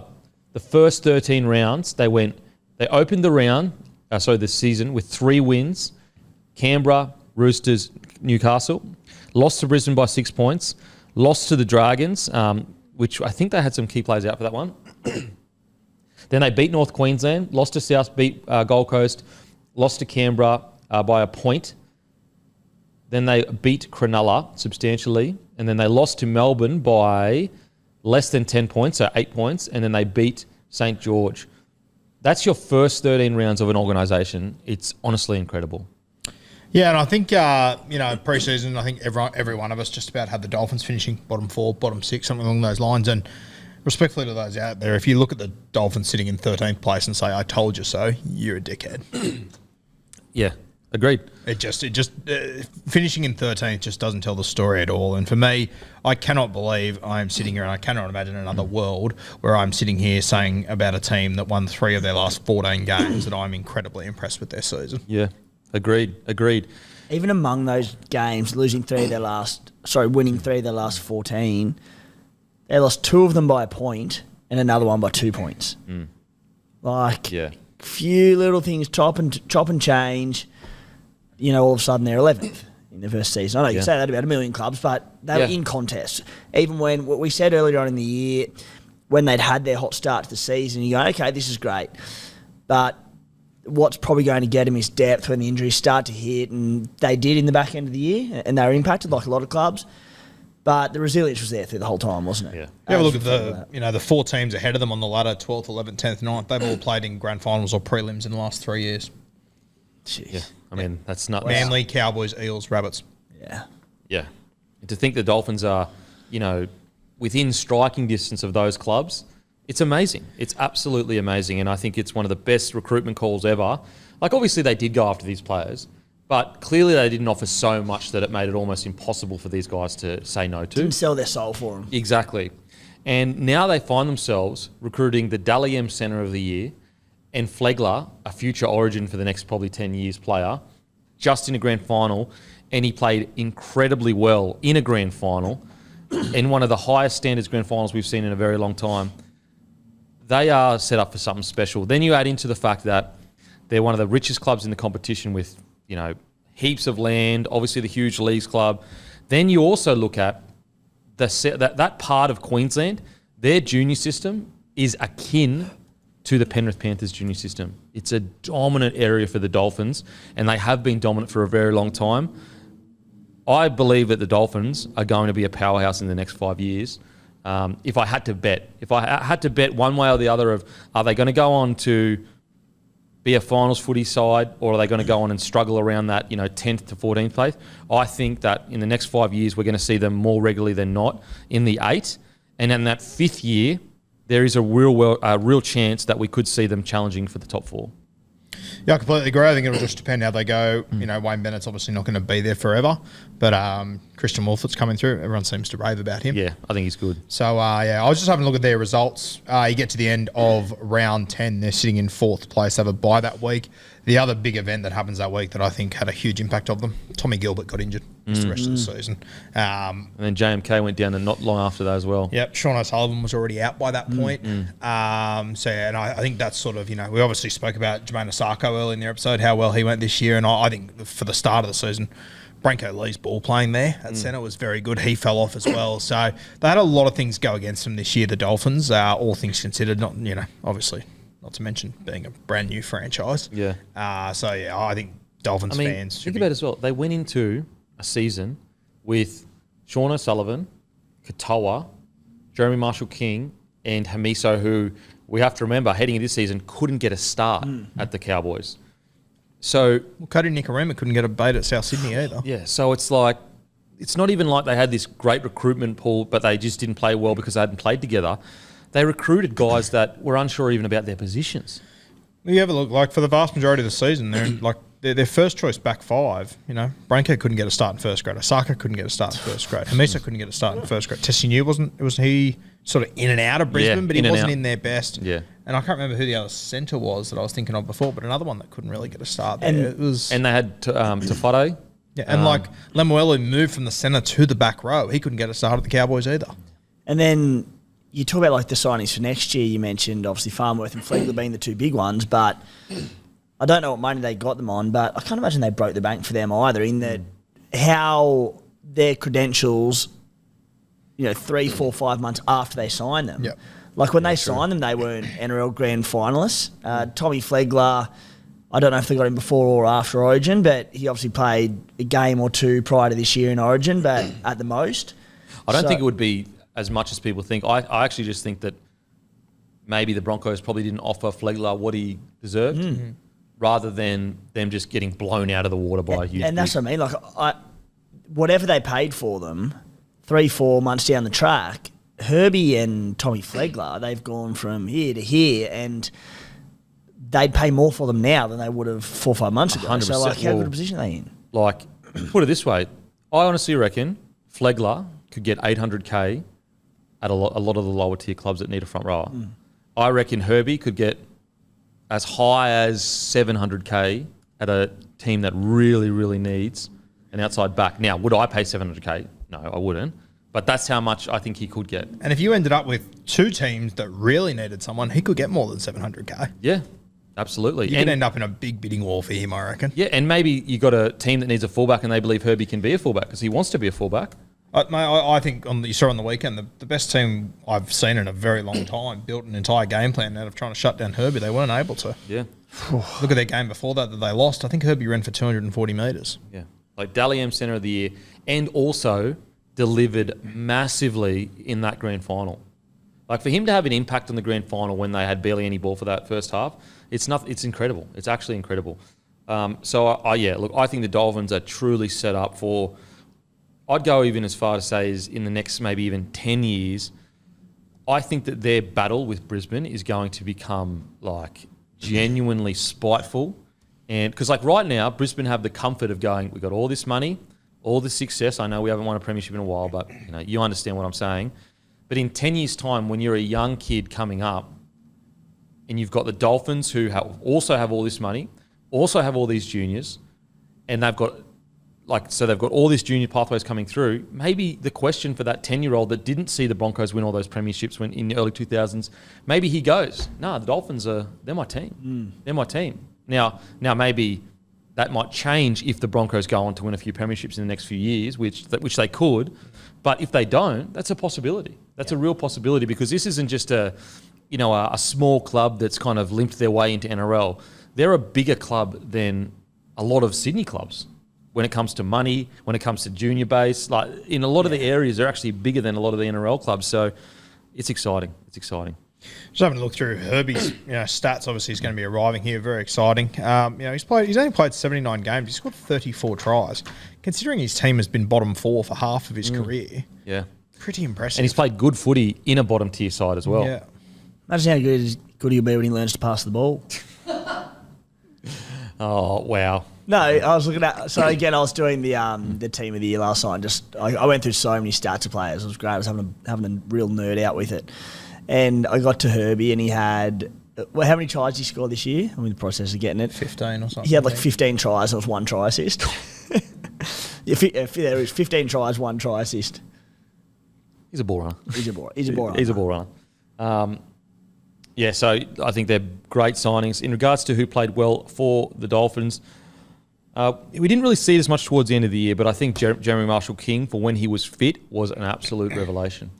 Yep, he was always going to be a very good signing, JMK. I think they did very well to get their paws on him. I think that there's a lot of players here that had very key development years that I think is going to really pay dividends over the next few years. I think Isaiah Katoa just getting reps on the board. Yeah. it's going to pay dividends soon. Ray Stone's 26. He's been around for a bit. I actually think that's young. I thought he was older. Is you? Yeah, okay. Yeah, I thought he was older. He's been very unlucky, Ray Stone. Yeah, super unlucky. I thought. There were a number of guys. I thought Ewan Aiken had a great season. Yep. I think Tafade is going to just get better and better with more time. I think he is so raw. I know. It's not even funny. I think really important heading into this preseason is deciding where you want to play him. So whether it's back row or centre, and getting his body shape right. Who is it? Sorry, Tafade, Tafade, getting his body shape right for NRL for that position. Because I do think he's carrying a little bit too much weight for the rigours of 80 minutes rugby league week in, week out. Yes, if you trim him down a bit, and when I say weight, he's so thick in muscle mass, you trim him down a bit, yes, you may lose a bit of that power and explosiveness in contact, but I just think it's going to help him longer term as a centre or even a back rower, because sometimes you can have all the power in the world, but if you get to the 70-minute mark and you're fatigued, you can't use it. You can't use it. It's a good call. They need to make an early decision. Do we think this bloke's a centre or that impact bench player? We spoke about Alamotti trying to come in that sort of Lenu X-Factor bench role, solid bloke, good late footwork, can play as a back. Which one is he? Because it dictates the whole pre-season for this bloke. Absolutely. If their game plan is we only need to play him 30 minutes a game, then maybe you keep him bigger and you go, mate, just go skits. We'll pull you on for maybe 15-minute stints or a 30-minute stint and then we take you off. If it's going to be centre, I do think he needs to trim down a little bit. But the good thing for him is, think about how raw he is. Remember his debut at Suncorp? When he gets a few pre-seasons under his belt, he is going to be an absolute monster on the footy field. Monster. Yeah. Lemuelu, wasn't he unbelievable this year? So much so that you could notice the games that he wasn't playing. You go, the Dolphins looked like nowhere near as potent in attack. They didn't really have the punch that you usually have. And you go, Lemuelu isn't playing. It was shocking how important he became towards the end of the year. Looked very different without him, didn't they? Yeah, absolutely. That edge look. And, also full credit to him, if we would have sat here in the preseason and said, you know what, I reckon Kenny Bromwich will play a bit of 13 this year, people would have gone, what the fuck are you talking about? Yeah. Why would you possibly move Kenny in? But Lemuelu was so good that it allowed them to do that. And the most remarkable thing about it is, we say all the time about new teams, new recruits, new look spines, combinations. They take time to build. Not only did he move from centre to the edge back row role, but he had a new bloody half inside him every week between Cody Nikorima and O'Sullivan and Milford and Katoa. They had so many changes, majority of them forced due to injury. It didn't matter who was there, he would run the perfect line off them. Yeah. So you give that another, they've had a year now, be a full pre-season together again next year. Oof. Yeah, I cannot wait to see him develop. And also, he barely played back rower, he was a centre at the Cowboys. It is interesting to see what they're going to do with Anthony Milford, because he's still only 29. Jeez. He's still got some years left in him. Does he become 14? Do they go with their hard situation? I'd assume is going to be O'Sullivan, Katoa with everyone fit. Yep. So it's going to be interesting. Do they with Cody Nikorima? Do they put him at 14? It is going to be where do the chips kind of fall with that halves roster? I think if Cody's not starting, he's going to be at 14, doesn't he? Yeah, surely. But yeah, really, really good year for the other guys that I thought were good for. As I said, I thought Ewan Aiken had a great year, really delivered on what you want. But the main guy that stands out, yes, he petered off towards the end of the year, but the Hammer. Yep. What a season by the Hammer. As I said, he got a bit tired towards the end of the year, and you can hope you can sort that out. Still only 21 years old, this kid. 21 years old. His Origin series was amazing. I was about to say, no wonder he was fucking tired. Yeah. Amazing. He's obviously been selected for the Australian squad. Talk about unearthing an absolute superstar. And we spoke earlier about sometimes clubs are struggling, so that if you've got superstar in you, it never gets revealed because the club isn't, in a position to do that. But Wayne Bennett has worked his absolute magic again and turned this guy into, I think he's a superstar. And I think that his Origin series this year put him into the category of top tier outside back in the competition. even out of position. So if you put him at centre or at fullback, I believe he's a top-tier back. And it might sound obvious, like, of course, he's in the Australian squad, but I think because he had such a quiet back end of the year, it faded a little bit. I think that we are going to see one of the... Put it this way, by the end of his career, his highlight reel is going to be a joke. Yeah, it's going to be ridiculous. It's going to be a joke. That, like, when he was selected at centre for game 1 for the Maroons. Yeah. And Dane Gagai got dropped. yeah, I was as critical as anyone saying, really surprised me. They said, but back in 2021 when he did a job on Tom Trbojevic in that one game, I'm like, he did. He did a really solid job on him, but it's one game, whatever. Like, good on you, mate. Let's see you do it again. Not only did he do it again, but he was one of the best players in the series for another series-winning Queensland team. And you just went, this dude playing out of position, holy shit, he's got something special. It's cool, like when I think back to when the Gold Coast Titans started, I got all these flashbacks of Scotty Prince and Preston Campbell, and Hamiso's going to be that dude for the Dolphins. You look back and go, fuck, he was exciting. And I think an underrated part of his game is his defence. Yeah. Like, his defence at centre, it shocked me. Like, I don't even think he missed a tackle. He might have missed one tackle. Could you check, please? I think he made the most tackles for a centre, and he might have missed one tackle the whole series. And... Well, he scored more tries than he's missed tackles in Origin. Yeah, which is insane. And so the really scary thing about a guy like Hamiso is how often do we see blokes that have a feel for the game in attack, and you go, mate, when he's on, he tears teams apart and it's incredible. But the knock usually is like defensively, doesn't want really a bar of it. Like, you know, he'll do it if he has to, but it's not part of his game. Hamiso's defensive feel for the game it's shocking. Like, I cannot believe a guy that's basically a fullback has some of the best defensive centre ability in the competition. We're talking about going into Origin and shutting down Origin centres. It's amazing. What do you got there? 53 tackles made, 2 missed. In Origin. In Origin this year. Oh, my God. That is actually a joke. You know, and you could argue he's almost wasted there because of how good he is at fullback. Well, that's with the Dolphins. They chopped and changed around everything between sort of centre and fullback, particularly in the back end of the year. And I think that's probably out of necessity in the injuries to the side, and it allowed them to probably get Cody Nikorima in at fullback and had a few options in the halves. But he's an out-and-out one at club level, isn't he? You just lock and load him there. And how good's the Origin battle over the next few years going to be? Hamiso and Tommy Turbo on that edge. Like, doesn't get better than that. Oh, mate. Like, just what they can, as I said, like, very rarely do you find a guy that is arguably the best attacking player in the comp, but also arguably the best defensive player in their position. Like, it's super rare. Like, we look at guys like Reece Walsh and Kalen Ponga, and what do they always struggle with? It's their defence that they've had to work really hard on. You know, they could do a job, but would you trust, and I know they're a different player, but would you trust KP and Reece Walsh in Origin in the centre position for multiple series? God, no. Maybe not, because they're out-and-out fullbacks, whereas Hamiso's this really strange mixture of he's an out-and-out fullback, but you would absolutely trust him at centre. They've got him on $800K, according to Zero Tackle, from 2023 to 2027. Oh, and with the salary cap going up. With the salary cap going up. So, like... That is unbelievable. If he hasn't already hit these heights, but what we expect him to do in the next 12 to 24 months, and I'm sure upgrades will come with it, but, like, it's a steal for where we think he's going to be in 12 to 24 months. Well, put it this way. We all agree he's a top-tier fullback, correct? Yep. What would you pay for a top-tier fullback to win a premiership? It's about $1 million usually. Yeah. And you've got him for $800K. And that's it. We're not even saying necessarily that... Not saying he's $1 million fullback right now, but I expect him to be within the next 1 to 2 years, and they've got him on 800 till 2027 with that cap going up. Yep. It's a great signing, a great long-term signing, because when they get to their window, as they hope they do, if he's on 800 grand, playing as good as we know he could play in 3 to 4 years, you're looking at one of the best players in the game on 800 grand. Well, the most exciting thing is, like, he's one of these players who... What position did he come up through the grades, do we know?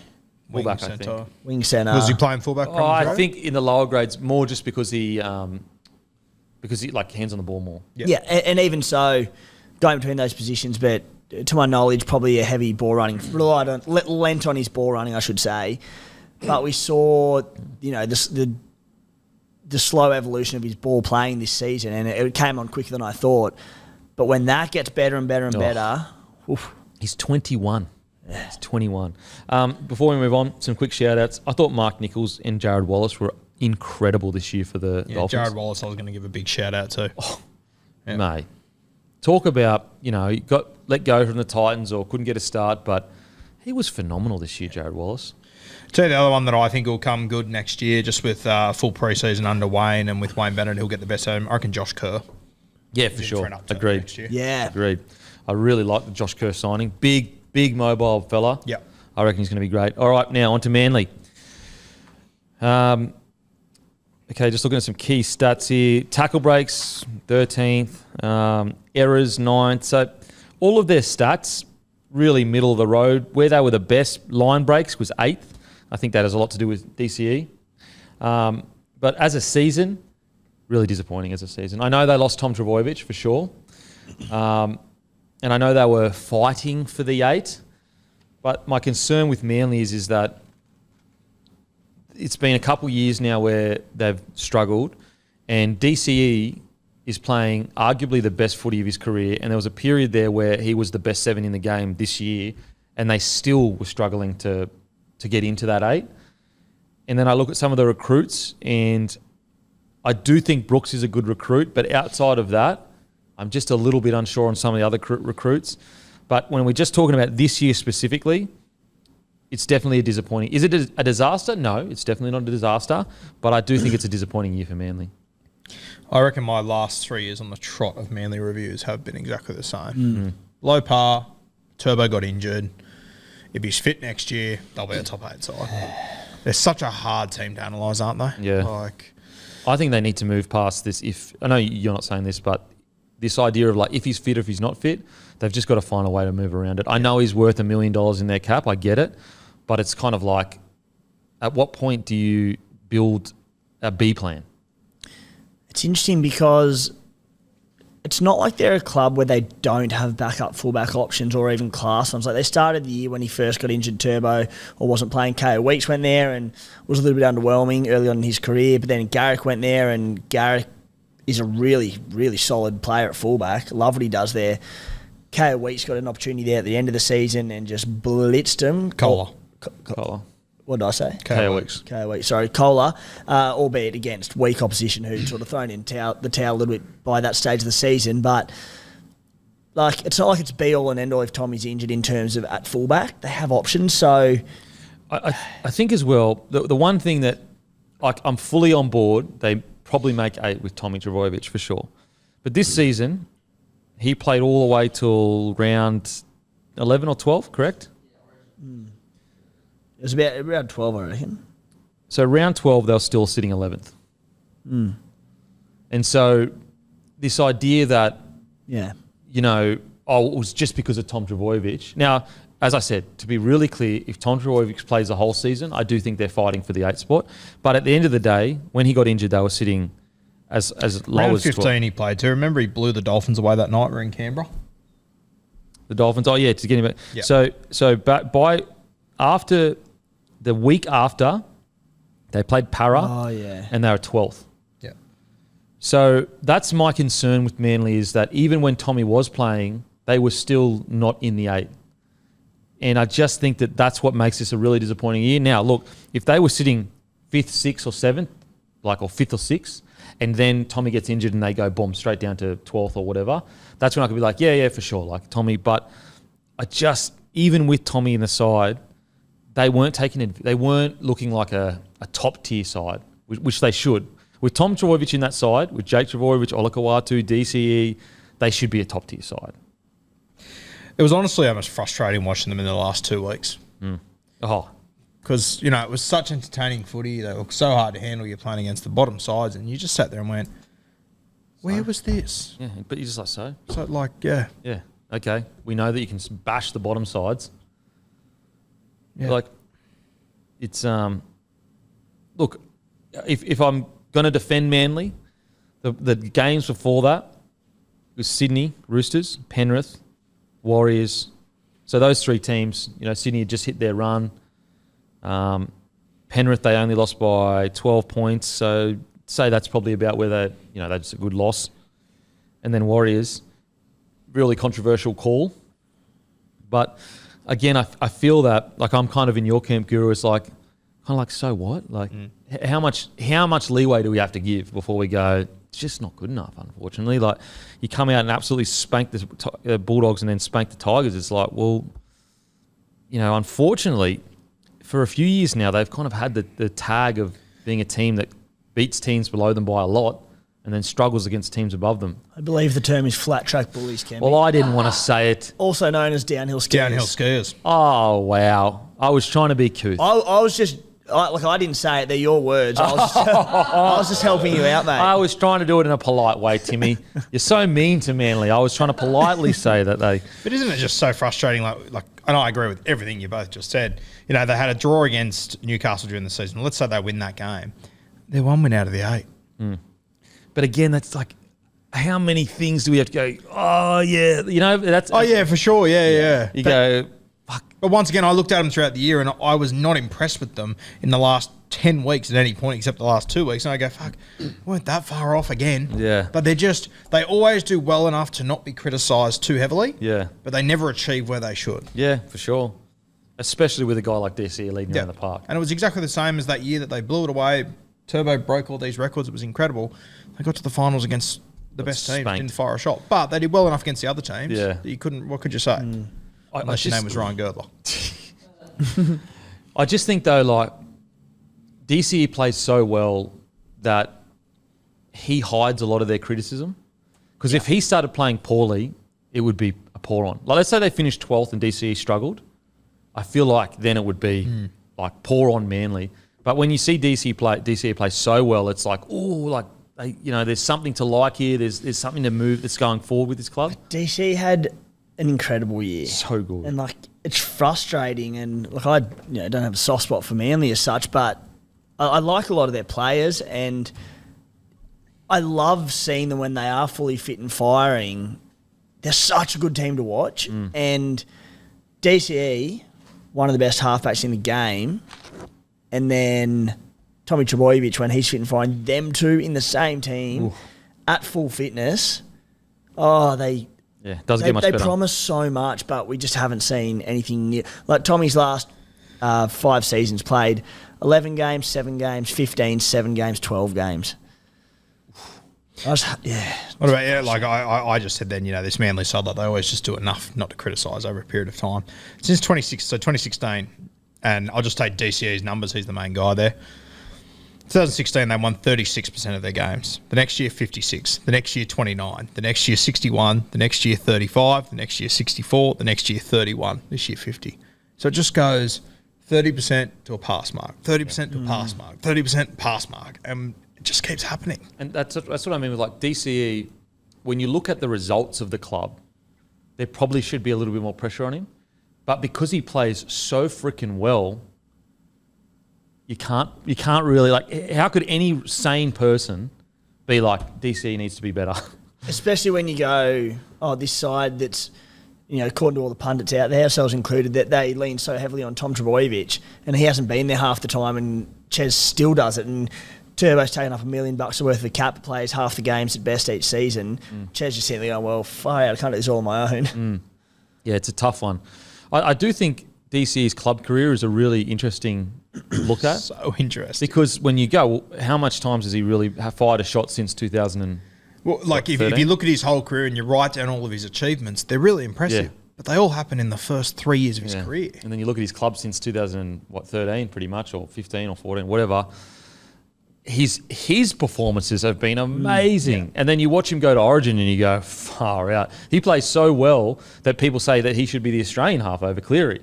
Well, you can compare it very similar to Ben Hunt, isn't it? Yeah, exactly. So it's like, is he just unfortunately at a club that can't seem to get the right stock around him? Or does he need to change part of his game that maybe he steps back a little bit, but they get more wins? You don't know, like, what the answer is. Is it, would he, you look at that Queensland side, a lot of good players around there. Is it, is there $1 million in Turbo that maybe Manly could spend elsewhere? It's tough. Like, no one wants to talk about it, and if I was Manly, would I let Turbo go? Fuck no, just in case. Look, I love Tommy. I love him as a player, and he's an absolute legend of a bloke. But this is a business at the end of the day. Yep. And it has to be discussed. It has to be discussed of at what point do you obviously he's contracted, you should always honour that.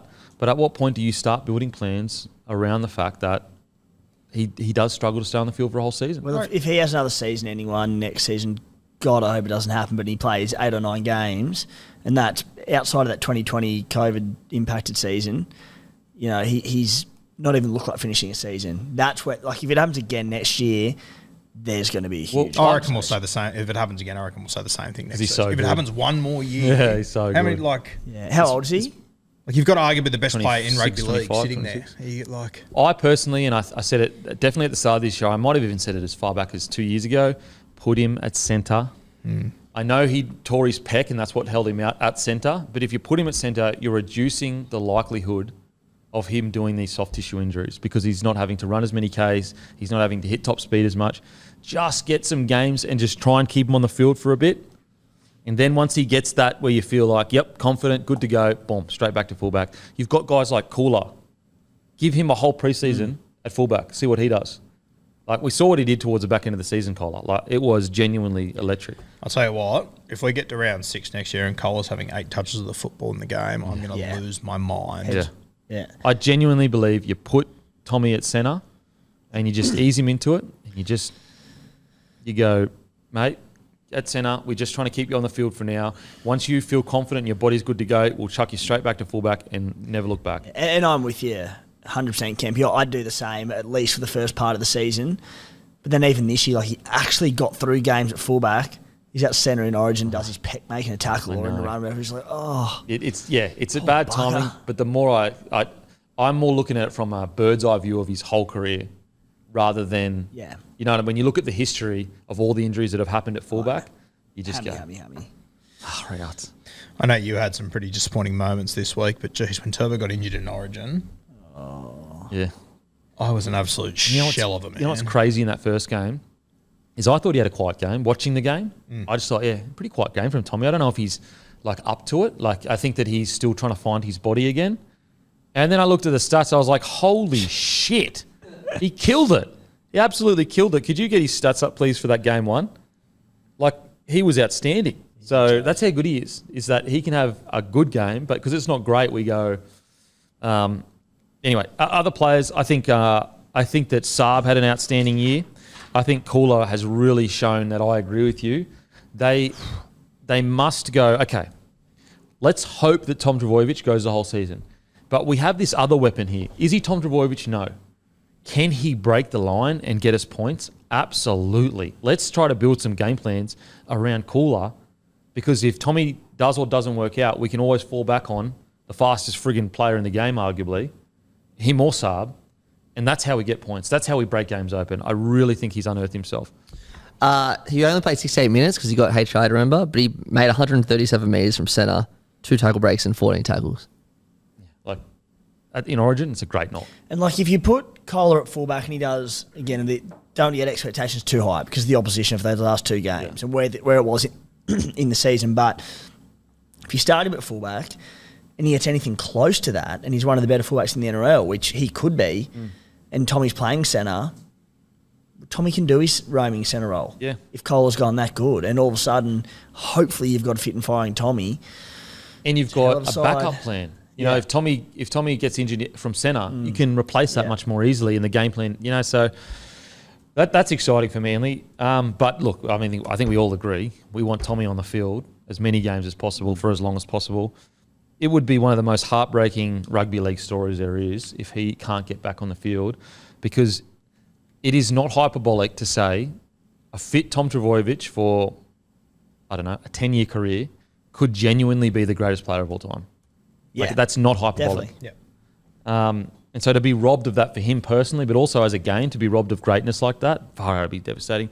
We've already spoken about DCE, incredible year.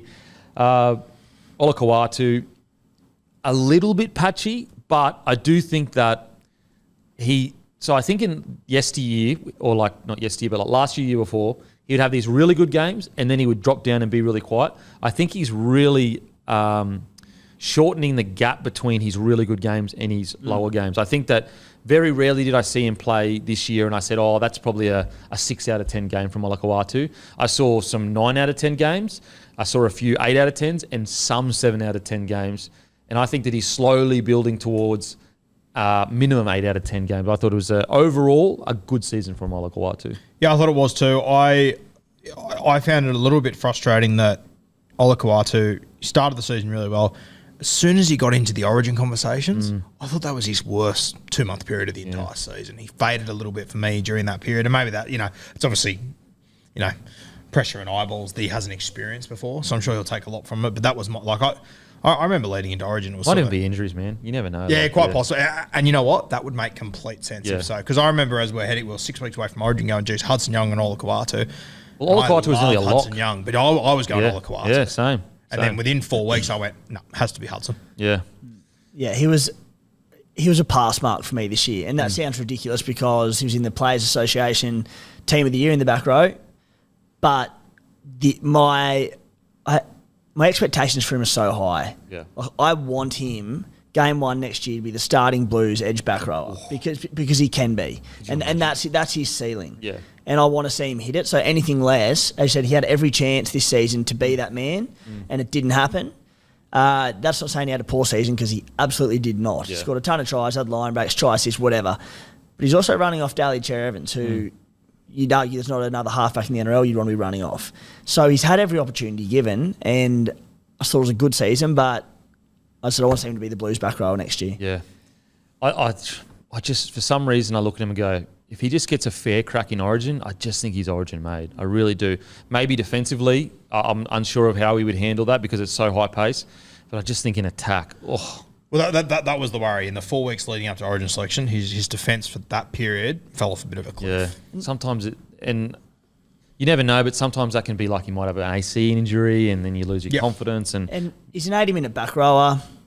No reason why he can't be an 80-minute back rower for the Blues, but we've got options there. We've got middles who can sit on the edge for 15, 20 if you play 60 minutes. If he does need a bit of a spell because of the intensity of the game.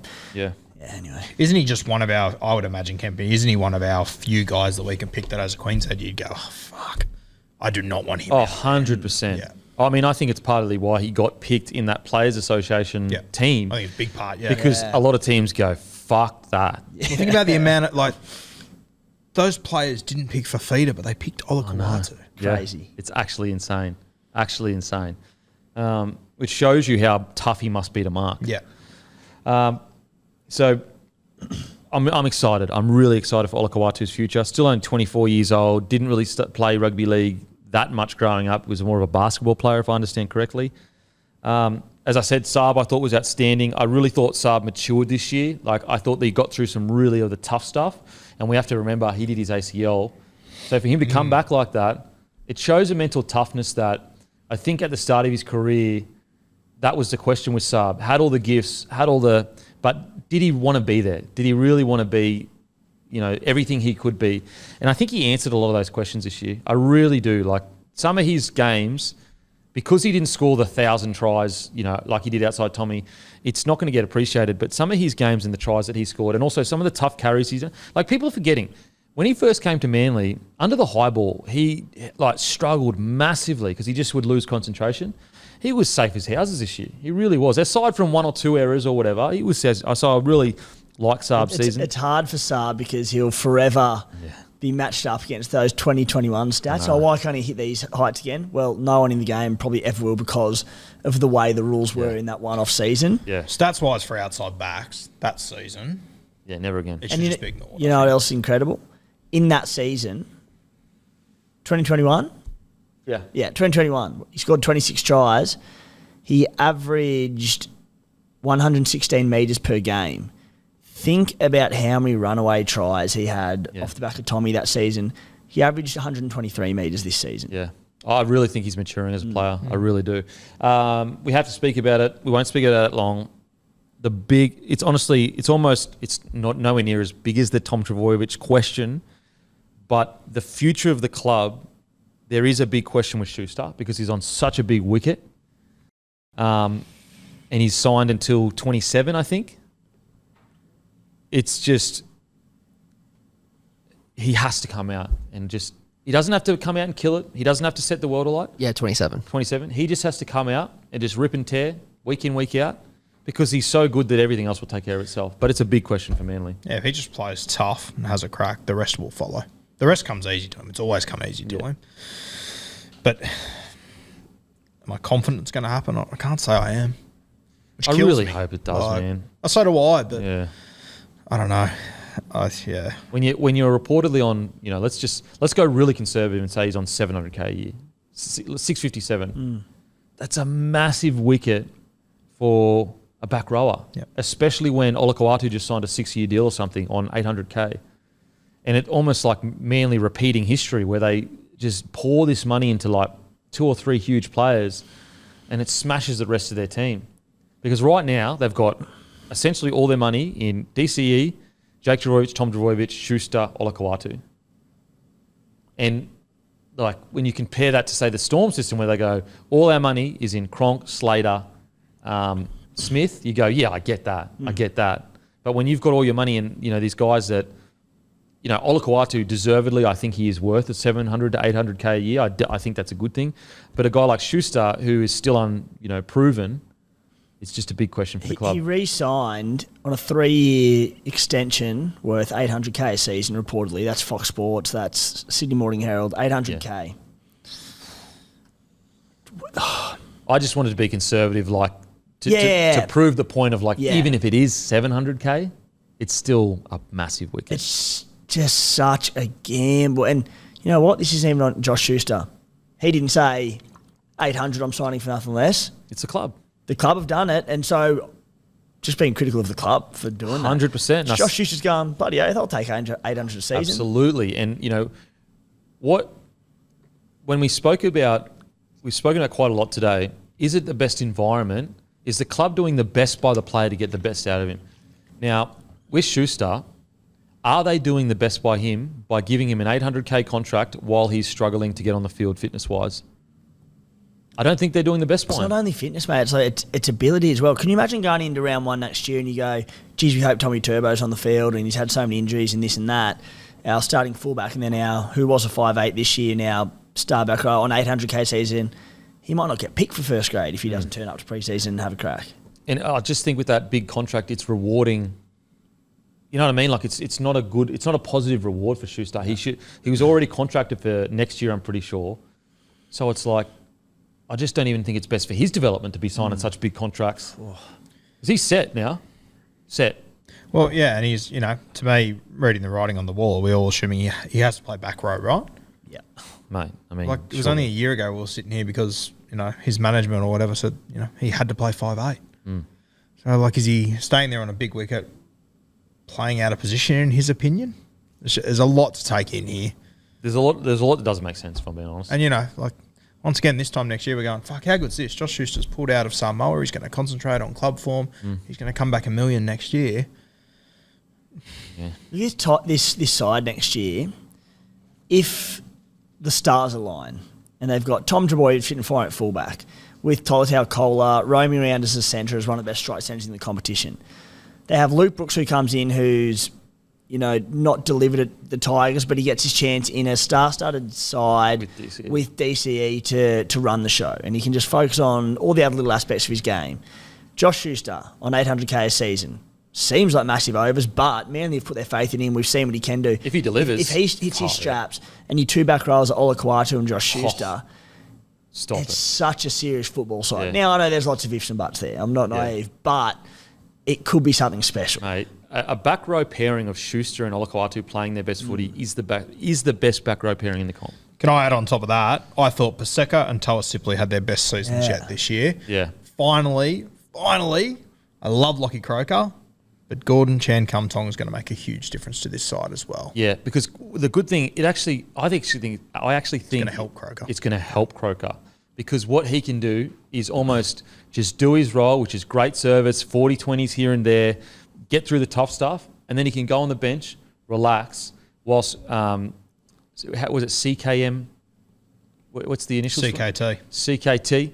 But isn't it for that? GCKT? GCKT. GCKT comes on, explodes through the middle for 20 to 30 minutes or whatever, and then Croker can come back on, and be super aggressive in defence.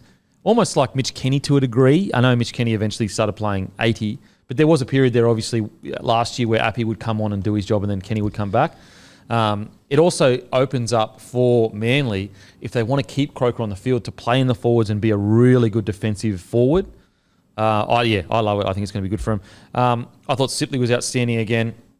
There was one other player that I was going to say to end on a good note, and I freaking forgot. Sipley's end of the season was out of this world, and Paseka, until he got injured, he was killing it as well. He didn't get enough attention this year, Paseka.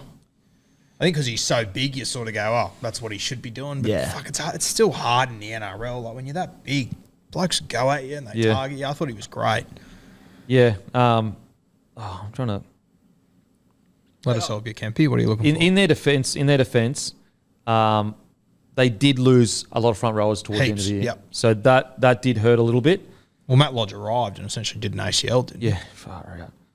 But yeah, if Schuster and Olokwatu can be as their potential, I honestly reckon that's the best back row pairing, not individually, pairing in the comp. As Tim just said, if everything goes right, this team is a powerhouse. Yeah. Yeah, They've got everything they need. Yeah. It's all there. It's just about putting it together. That's Seabold's big test. There's teams where you say, if everything goes right, they'll give finals a push. But and Manly's like, no, well, if everything goes right, they'll give the premiership a push. Absolutely. I agree. If everything goes the way Seabold hopes it does, Tom stays on the field, Cooler in one centre, Saab on the edge there, then you've got that back row. Oh, mate. If Schuster can find that form of first year in the back row, stop it.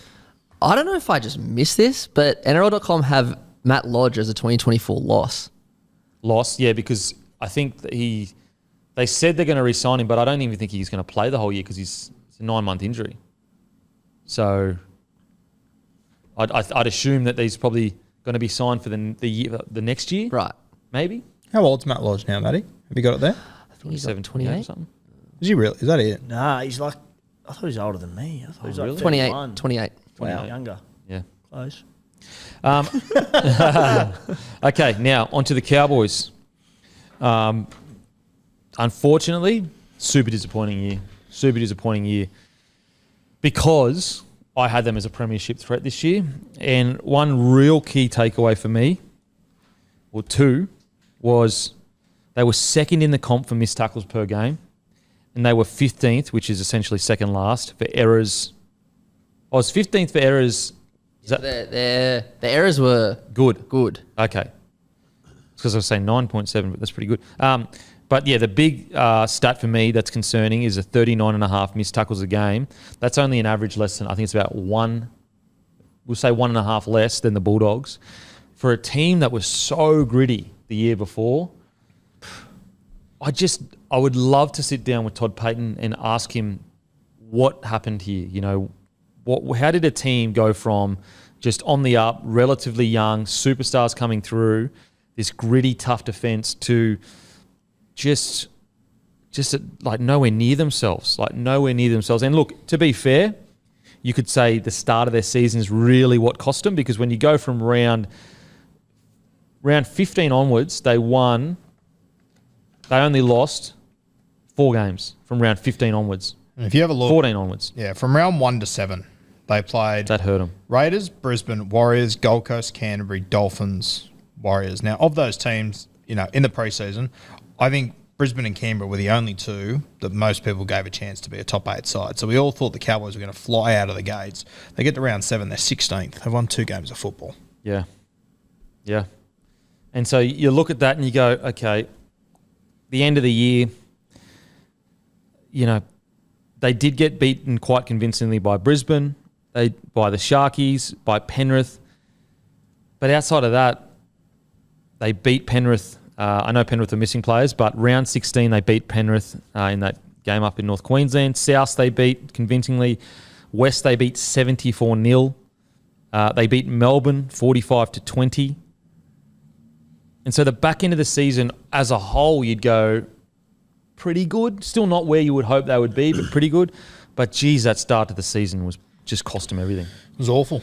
Yeah, and it was, we spoke about in the process, every year you look at teams in the top 8 and there's always a few that jump up and make big gains, and it's hard to stay up there, which is where the Warriors are going to be interested next year. But this is, the Cowboys, Eels, Sharks were 3 teams we identified last season as teams that really jumped up. Cowboys, Eels missed the 8. Sharkies didn't win a finals game. Yeah. And it's such a weird season to get a gauge on, isn't it? Because they missed out on a grand final last year by the barest of margins. And you'd think that would have just... Normally that lights a fuse to be, we're so hungry coming back. So we felt the pain of being so close to a grand final. Their roster looked terrific. I don't, from memory, believe they had any real injuries coming into the start of the season. And they started slowly. They still had a ton of Origin reps for the Maroons and a few for the Blues as well, or Robson. And they won the majority of their games in and around that Origin period to set themselves up for that run home. And you go on, the odds-wise, they went from about 1,000 to 1 pre-Origin to coming out of Origin going, no, they've got through this Origin period with wins and they're back in the hunt to really crunching for the premiership market. And then to finish the season losing 4 of their last 5... Like hard season to make sense of. Yeah, it really is. Look, I think one key area that probably doesn't get talked about enough, I'm pretty sure Taumalolo only played 10 games. And I think it's almost because Todd Payton has been so good at diffusing the responsibility of, not relying on just one guy. I think we really forgot about how big of an impact Taumalolo can have. How much do you put down to, like last year when they were doing so well, it was all about that pre-season. They had the pre-season. When you have that huge jump out of the ground, once again, you've been there, Kimby, you've done them. Is it hard to be able to come back from that huge one? Mate, it's hard to say because I did most of my pre-seasons with the Broncos and they were always huge. So I think it can be hard when your club has almost been lulled into a kind of, what's the word? Because they've been struggling for a few years, they're used to a certain standard of preseason. Yeah. And so when you come in and you shock them, you go, that first year they respond and that second year they're like, oh man, I don't want to do that again. But it's also hard to comment on because I don't know how crazy it was. Yeah. I don't know all I know is at the Broncos, most preseasons were hell and they were pretty much usually as tough as as tough as each other. What do you got there? Sorry, this is my bad. I forgot to point this out, which I should have. I meant to. That list is a little confusing. That appearances is starting appearances. So he started in 10 games. 16 games. 6 off the bench, yeah. Okay. Because I was looking at that and I was like, fuck, a lot of these players have only appeared in 10 games in that. But when you look at this, it does look like they've had quite a lot of injuries. But still, 16 games, that means he's missed, 10 nearly. They were sitting 7th at round 21, after round 21. Sizzling. Team all on deck. They go into round 22. Beaten by the Gold Coast in a huge upset, 22-13. They then lose to Brisbane 30-14. They have a bye. You think fresh, ready to go. Come back against Cronulla, lose 32-12 at home in Townsville. They then beat the Dolphins convincingly and then 44-12 against Penrith, playing for a final spot. Really falling off the perch. And that showed the loss of Val Holmes for that final month was enormous. The importance he has to this team. And I get it. I know he was there at the start of the season, but when he got suspended for the last 4 or 5 games, would he have overturned those margins? Probably not, but it shows how bloody important he is to that team. Just quickly, before I forget, that run into the finals by Penrith is actually ridiculous. Smashed the Sharkies, smashed the Cowboys, smashed the Warriors, smashed Melbourne. God. You know what I mean? I would love to go back and get a stat. Has a team ever smashed that? You know what I mean? Have they ever gone 4 games with 35 plus points, 36 plus points, and just annihilated everyone all the way into the grand final?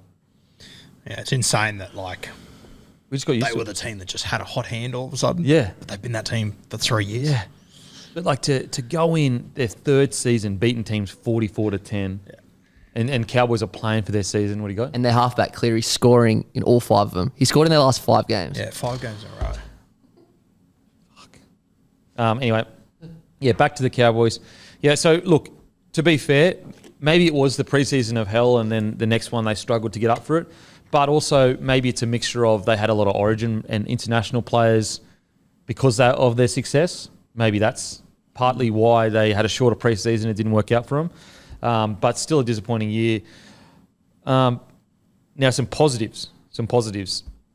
Dearden, outstanding. I thought he was so good all year for them. And the real positive for the Cowboys is he's only 22 years old, got plenty more rugby league in front of him. Jeez. He's a guy you can build a club around, in my opinion. He really is. Yeah, he's tough, isn't he? Yeah. He is everything you want to build a club around. Yeah. Mate, I thought the one that really burst onto the scene this year, Valame, coming from the Raiders. Yeah. He was such a good get for them, and when they signed him, I just thought, why? I didn't see it at all. But when he got up there, though, he was tremendous. Another guy, Griffin Neame, I thought was really good this year, and doesn't get talked about enough. 22. Just made the Kiwis squad, so congratulations to him. 22 years old, and I thought he had a really good year. He did. Great bench, and missed a handful of games. How many games did he get in this season, Griffin Neame? He had 15 appearances, so a big loss for him as well. Yeah. Like, he missed a good chunk of the season. But on deck, he was terrific. Obviously, Zach Labert emerged as well with Peter Hiku on the way to England for next year. I reckon he will jump into that centre spot. And we've only seen a little taste of Labert, but I reckon he's going to be a very good player. How well did he move? He made a few line breaks there late in the season. He moves I think he might have scored a try against the Panthers in that final game. He did. Before. Yep. And, he's a goer. It's going to be... I'm really excited to see Tuolangi again next year, only 24 years old. Reece Robson, I think he's going to take a lot of confidence away from his Origin performance. I thought he was quite good for New South Wales. It will be interesting to see if, with a new coach coming in, we actually haven't even spoken about that, have we, boys? The Brad Fittler quitting. Yeah, we'd rather not. I was hoping to make this a 6-hour podcast. Okay. All right. We don't need Brad Fittler to do so. Okay. Yeah, so it's going to be interesting if the new coach goes as Reece Robson, because that could have huge impact on the Cowboys for two reasons. What are you laughing at, Drew? Oh, I thought you were about to tell me that I missed out on Todd Payton getting sacked. I was trying to work it out as well. I'm like, coaches, what? My bad. Clearly don't care about your state, but it's whatever. Reece Robson, if he does get selected, it could be huge positive because of the confidence he can take from that. But also it affects around Origin, the fatigue, getting through a bunch of work. But I personally think it'd be a positive if he does stay number 9 for New South Wales. No, I don't think he has that position on lock, but it's a real positive for the club if they can have the number 9 for New South Wales playing. Yeah. The other one that I loved watching this year was Finay Fuiaki. He has got superstar written on his forehead for me. Superstar. I genuinely think so. The way that he moves and everything, he's so raw at the moment. If I was another club, I know that you always blow up whenever I say Canberra should go for him, but I reckon another club should be throwing a lot at him. I reckon he's going to be a real gun. Yeah. I think if I am Cowboys, I am trying to find him some minutes in the middle rather than bringing him on the edge all the time. And maybe they did towards the end, but I think that he needs to be on the field for longer. Now, maybe maybe at the moment, fatigue-wise, he can't because he's so explosive, but yeah, I reckon he needs to be on the field longer. But when you've got guys like Nanai, Lukey, that pretty much have that edges on lock, well, then also you've got Leilua. Yeah, Finay Fuiaki, I cannot wait to see him develop as a player. And I think that probably need to bring him on through the middle to get more minutes. Look, really disappointing year, but when you start reading out this forward pack, you go, holy shit. Lukey only got 13 games in off the back of was he Achilles or ACL or something? Yeah. Nanai, only 13 games. Yeah. They did get smashed by injuries. So when Lukey, Nanai and Jason Taumalolo, none of them play over 16 games. Smashed by injuries, I will say their spine were intact pretty well the entire season, but they did miss key forwards, particularly early on in the season. They got hit quite hard. Yeah. Want a massive shout. Scotty Drinkwater. Oof. Yeah, me and Timmy called him as a smoky at the start of the year. Great call. Yeah. Actually, not a great call. He didn't win it, so shit call. I actually said he'd come third. Just quietly, not a bad call by me. Smokey come third in the Dally M's. Some of your best work there. We were speaking about this off air, but is he not the most underrated fullback in the competition? Because he's part of the New South Wales squad, but he's now gone back to back in the top 5 for Dally M points. And he's not on $1 million, not even pushing for $1 million. When the contract negotiations came up, it wasn't a crazy, song and dance. And yet, statistically, actually go to random stats guy, so purely statistics, he actually had the best season out of any fullback. Now, I'm not saying that he's the best fullback of the season, but he still doesn't get enough appreciation for what he delivers, I think. Yeah, you opened by calling him underrated, then sort of walked it back. I think he is underrated. Well, I said he's not underrated. I didn't say he's underrated. I think he is underrated. You know for what he does, yeah. And this might be the Supercoach head coming at me because I see his stats week in, week out, but I think before this season he was underrated. I think midway through this season he was underrated. I think the back half of the season he had, I don't think he's underrated anymore. I think people know how damn good this bloke is. I reckon that if he would have actually been on that Dally M point list instead of being taken off it because he was suspended, I reckon he would have been a huge talking point. Yeah. I don't reckon people realise how good he was this year, to be honest with Well, you. they still had him on the list. They just had a thingo next to his name. Oh, did they? Okay. Yeah, an asterisk, yeah. But I think that because they said, he can't win it, it just went out people's heads like, he's gone. Whereas if he was in the chase for it, he would have been talked about more leading into it. Yeah. He's currently signed until 2027. This is zerotackle.com. $650K a season until end of 2027. Holy shit. That's the best. That's the fucking contract of the century. Yeah. Because he is premiership grade winning fullback standard.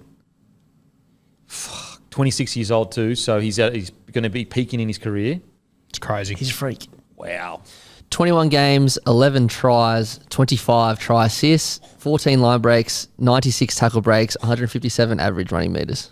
And I would love to see, I know you can't right now, Matty, but I would love to narrow those stats down to how many, I reckon of those 25 try assists, maybe 18 would have come in the last 12 weeks.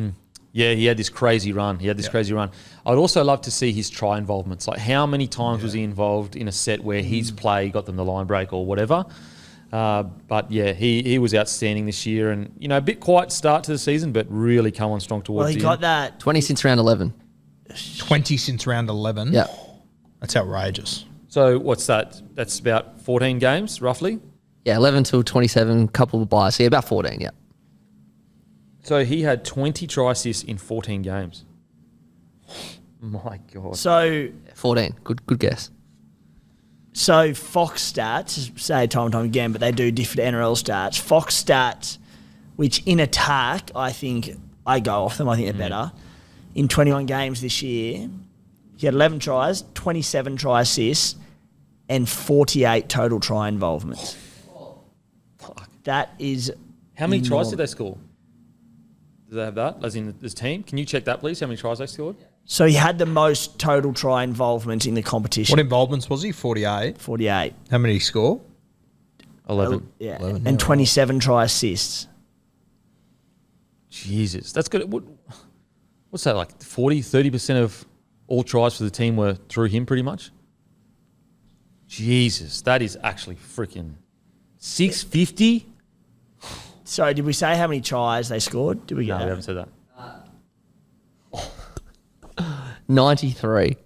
Those numbers there you just gave me, they added up to, no, but it wouldn't be fair to put try assists and try involvements. So he's together. basically 50% of their tries come off Scott Drinkwater.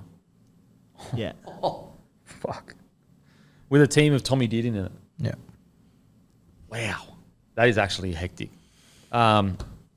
Yeah, so great year from Scott Drinkwater. Well, great back half of the year because 20 of those try assists and some of those Yeah, tries. that's in 21 games. So like if you take out the tries they scored in games he didn't play, it's actually more than. And also, 50%. a lot of them were in the back end, the last 14 games. Yeah. Wow. Good God. Yeah, actually, that's a good point. So let's say they scored, we'll just give them 2 tries in the 6 games he didn't play, or 5 games, then that's 10 tries. So you're looking at like 60% of the Oh, my God. That's disgusting. Look, the positive heading into next year for the Cowboys, though, is I do think that they've got the roster to be back in the top 8 and very quickly could become a title threat again. Seeing how they go, injuries and everything, I still think that they're ready to go. I don't think that they've, fallen off the cliff and they don't have the roster to bounce back. It would be, for me, it will be a disappointment if they don't play finals next year with their squad. For sure. So 85 tries. So I minus the ones that was out. So 85 tries altogether for the team. And he had 46 try involvements? 48. 48. So basically 60%, 58. Yeah. Oh, that's actually hectic. So yeah, really disappointing year. A mixture of things for sure. Your injuries, they're coming to grips with the fact that they've got a lot of rep players now. But still, I think Peyton would be very, very disappointed with that season. Yeah. Now, let's get to the Eels. What a bizarre year. What a bizarre year. Started off, they had to play Melbourne, Cronulla, Manly, Penrith, Sydney. So their first 5 games were rough, like tough. They only won one of those games, and that game was against Penrith. If that doesn't sum up the Parramatta Eels, I don't know what does. I don't know what does. It is, and the fact that they are the only team to beat Penrith twice in the year is actually incredible. They beat them both regular season games last year too, didn't they? Yeah, and then they lost the GF. What's crazy is, so if you just looked at up to round,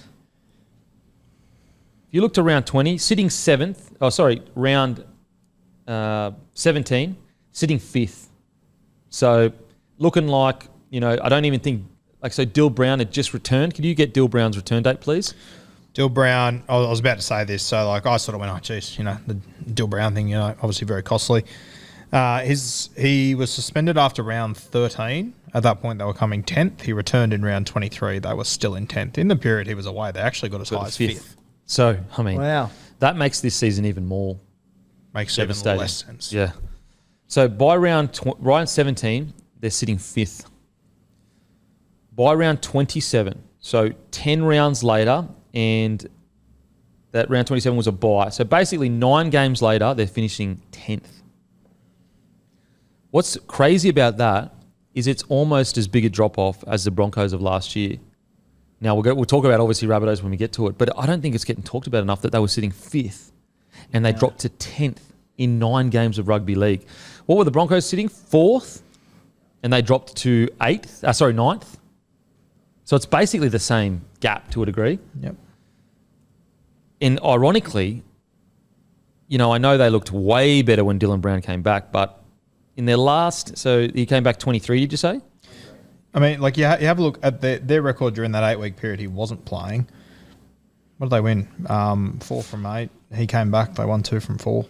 Granted, last few weeks they did play Brisbane Roosters, and Sydney, Penrith, so Penrith. tough gig. So it's a bizarre year, but definitely not good enough for the Eels.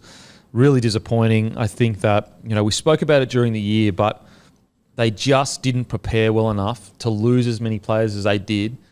And I think that they're a victim of being a side that can't guarantee premierships, but was good enough to be threatening for a premiership, and they got raided by a bunch of other sides.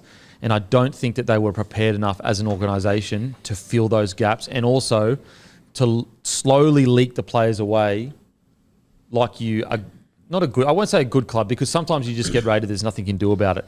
But what we've seen over the years, say for Melbourne Storm or whatever, and Melbourne Storm are actually fighting this problem too, is usually they slowly leak the player, like maybe year on year, whereas it just kind of all happened at once at Eels. They lost such a huge portion of their team. And you say they weren't prepared for it, Kempy, this turnover of players, post big grand final year, and you're right, they weren't. But I think what this reinforces is, I think what Penrith have done across the last 4 years with their development systems and their ability to replace players, that's something we've never really seen before. The Melbourne Storm have done it for a long time, but that has been built around, sort of 2 of the best sets of spines we've seen in many, many years. And also they're facing the struggles now with losing such a big forward pack. Exactly, yeah. And but even a team has 1 big year, maybe 2, and then they don't back it up, but because of what Penrith are doing, it's kind of like when other sides make a grand final or win it and then they can't back it up. It's like, well, Penrith can do it, but Penrith they've almost given us this mirage of what clubs should be expected to do. But because I'm the same, I feel like, they didn't replace these players, but man, it's a hard thing to do. Oh, yeah, definitely. I'm not saying it's easy at all. No. But I agree with you. It is the challenge. And we spoke about it during the year. It's the Goldilocks zone for poaching teams. The Eels last year, and I said it, were in the Goldilocks zone for teams looking for high-tier players, and they just got completely raided. Like the fact that they lost a guy like Reid Marnie, and to be fair, I do think they stuffed up the Reid Marnie one, where to my understanding, they lowballed him substantially, whereas the Isaiah Papali'i, Niokore, the Kofusi, those kind of guys, I think that they were just collateral of a really good year, and sometimes you can't. Whereas I thought the Reid Marnie one was probably, if you're going to look at one that they didn't prepare overall as well as they could have, but if you're going to look at one where you could really say, I think the club made an error in this situation, I think it's the Reid Marnie situation. Yeah, he was a very, very big loss, and it was obviously compounded with Josh Hodgson who arrived there, and a little bit out of Josh Hodgson's control, to be fair, but didn't quite live up to the hopes we had for him. It's interesting. Like, I remember we were out watching Parramatta play Newcastle that night, and they absolutely put the cleaners through them. And if you would have said to me and Tim that night, hey, one of these teams you're going to rap galore at the end of the season, the other you're going to be very disappointed in, it hasn't played out the way that I thought. Yeah. Looked like the NRL versus Ron Massey Cup, didn't it? It was insane. Yeah. Like, they were like cones out there, Newcastle, and Parramatta was just running amok. Mate, when they won, I think it was like 5 from 6 games, I was like, they're about to go on a run because Dylan Brown's going to get back and they're just going to... Not like industry standard council orange cones on the road, like little training cones that when the wind picks up, they fly to the other side of the field. They were atrocious that night. Yeah. Yeah, and then it just fell off a cliff, didn't it? Do you think that it's easy to feed your own narrative and sort of stuff you say earlier in the year, of course, but like some of the decisions Brad Arthur made with his team, and we've said it all year, and we emphasised it, harked on about it earlier in the year with the bench rotations and how he wasn't using a full bench, and the minutes he was trying to get out of Hopgood and Bolo and Campbell Gillard and all these big blokes, and we couldn't understand it for the life of us. Well, they finished the year, losing 4 of their last 6. They beat Penrith at the end of the season before the bye when, Penrith were cruising into the finals. They were comfortably going to be up there. And, they fell off a cliff. From that point, they got to 5th, and then they finished, 10th. Do you think there's merit to the fact that blokes should run out of steam off the back of a grand final year? A lot of their players in that team played in the World Cup prolifically. What do you reckon? No, I agree. I think that, especially a guy like Junior who played, 37 games last year? The most of any player, wasn't it? Yeah, most of any player. And then he's coming out playing like 60 minutes in round ones. And could you get Junior's 68 minutes round 1, 57 round 2, 66 round 3. Like, I don't understand. Why? And I'm obviously a decent fan of Jermaine Hopgood, but for him to come in there and play 80 minutes the first 3 weeks on the trot when you got blokes sitting on the bench, fresh in a dinner suit, why? Yeah. I don't know. Did he go in, did he look at the start of their season and go, need to win Melbourne, Cronulla, Manly, Penrith? 4 teams that, I think a lot of people thought would be there and thereabouts. You got, 3 top 4 teams from last year. Did he go, we just have to start fast here? Yeah. I've got no Madison. I need you guys to go huge. We need to pick up wins here. I don't know. But it just, as you said, to make Junior do that after going all the way to a grand final, taking Samoa all the way to a World Cup final, it just seemed ludicrous to me. I know it's easy to say in hindsight when they lose games and whatnot, but it just didn't make sense at the time. It didn't make sense now. It goes against all the belief of peaking at the right end of the year, doesn't it? And, it makes it more confusing because Brad Arthur got Parramatta to peak last year at the right time, come grand final week. That's what he did the best. He did it better than any team, give or take Penrith. And you could even say he did it better than Penrith. Penrith are just a significantly better football team. Yeah. So he did it so well last year, but that's what you do, isn't it? Like what the best clubs have done. You manage your players throughout the year and you get them peaking and playing big minutes when it counts, back into the season when you need to win games, into finals, and it just felt like they did in reverse. And I think I understand the thought of we got to win these opening games because if they had gone 4 from 5, it sets them up for probably a top 8 finish. But at the same time, I think you've got to trust your roster. You've got to be like, this is the roster I think I can challenge for another grand final in. And if I can't beat Melbourne, Cronulla or Manly, Cronulla and Manly, it's not like they're fucking... You know what I mean? Then anyway. I think it sent a bit of a message to that squad, exactly what you just said. To me, it said, I don't have faith in these guys in my extended squad. You can't take Junior off for 10 minutes more than that 10 minutes is a lifetime. Huge, each week. And so I just don't understand this is the roster you have. Like it, not like it, you've got to get the best out of it possible. And is it not playing these guys on the bench barely any minutes? Is that setting you up for success later in the year? It's not. They're not just going to all of a sudden turn into better players. Here's such a good example of it. Do you reckon Cogger comes on and plays the game that he played in that grand final if he wasn't fully trusted with the keys to the Castle chance. during the middle of the year by the Panthers? Absolutely not. If they had gone Salmon, you know what? We're going Salmon because we trust him. He's been a part of the system. He's a big body. He's going to be safe in defence. Cogger would have nowhere near the confidence he had heading into a grand final. I just saw some news. Apparently, the Dolphins, they've signed a kid from Newcastle, Oren Keeley, who's a back rower. Good little signing. Good CBA? Little CBA there, yeah. We'll talk about him in the preseason. Okay. Sorry to interrupt. Not really sorry, though. Because you wouldn't have said it Love a if you're sorry. CBA. It's funny. I saw that come up half an hour ago, and I'm like, I'm not going to say anything. I'm just going to wait for Guru. But yeah, so the Eels are very strange, and I do think that they need to review quite closely some of the decisions made early in the year. I think their 9 position is still a big concern heading into the new year because it didn't look like they were any closer to finding out who they thought. I thought Hands was doing a great job. They went on this streak. Hands was the hooker, and then he signs Lussick, and then Lussick's Hands can't even get in the freaking 17. So bizarre. I don't understand. I don't get it. Once again, it was almost like the better Hands played, the less faith he had in him. I don't get it. I was not watching Hands going, he has an attitude problem. His defence isn't that good. He needs to be replaced. Like, I understand bringing Lussick in and maybe you start Lussick on the bench, and if he plays so well, you go, mate, you've won the position. Because it's not like Hands wasn't playing like unbelievable that just couldn't have a position taken from him.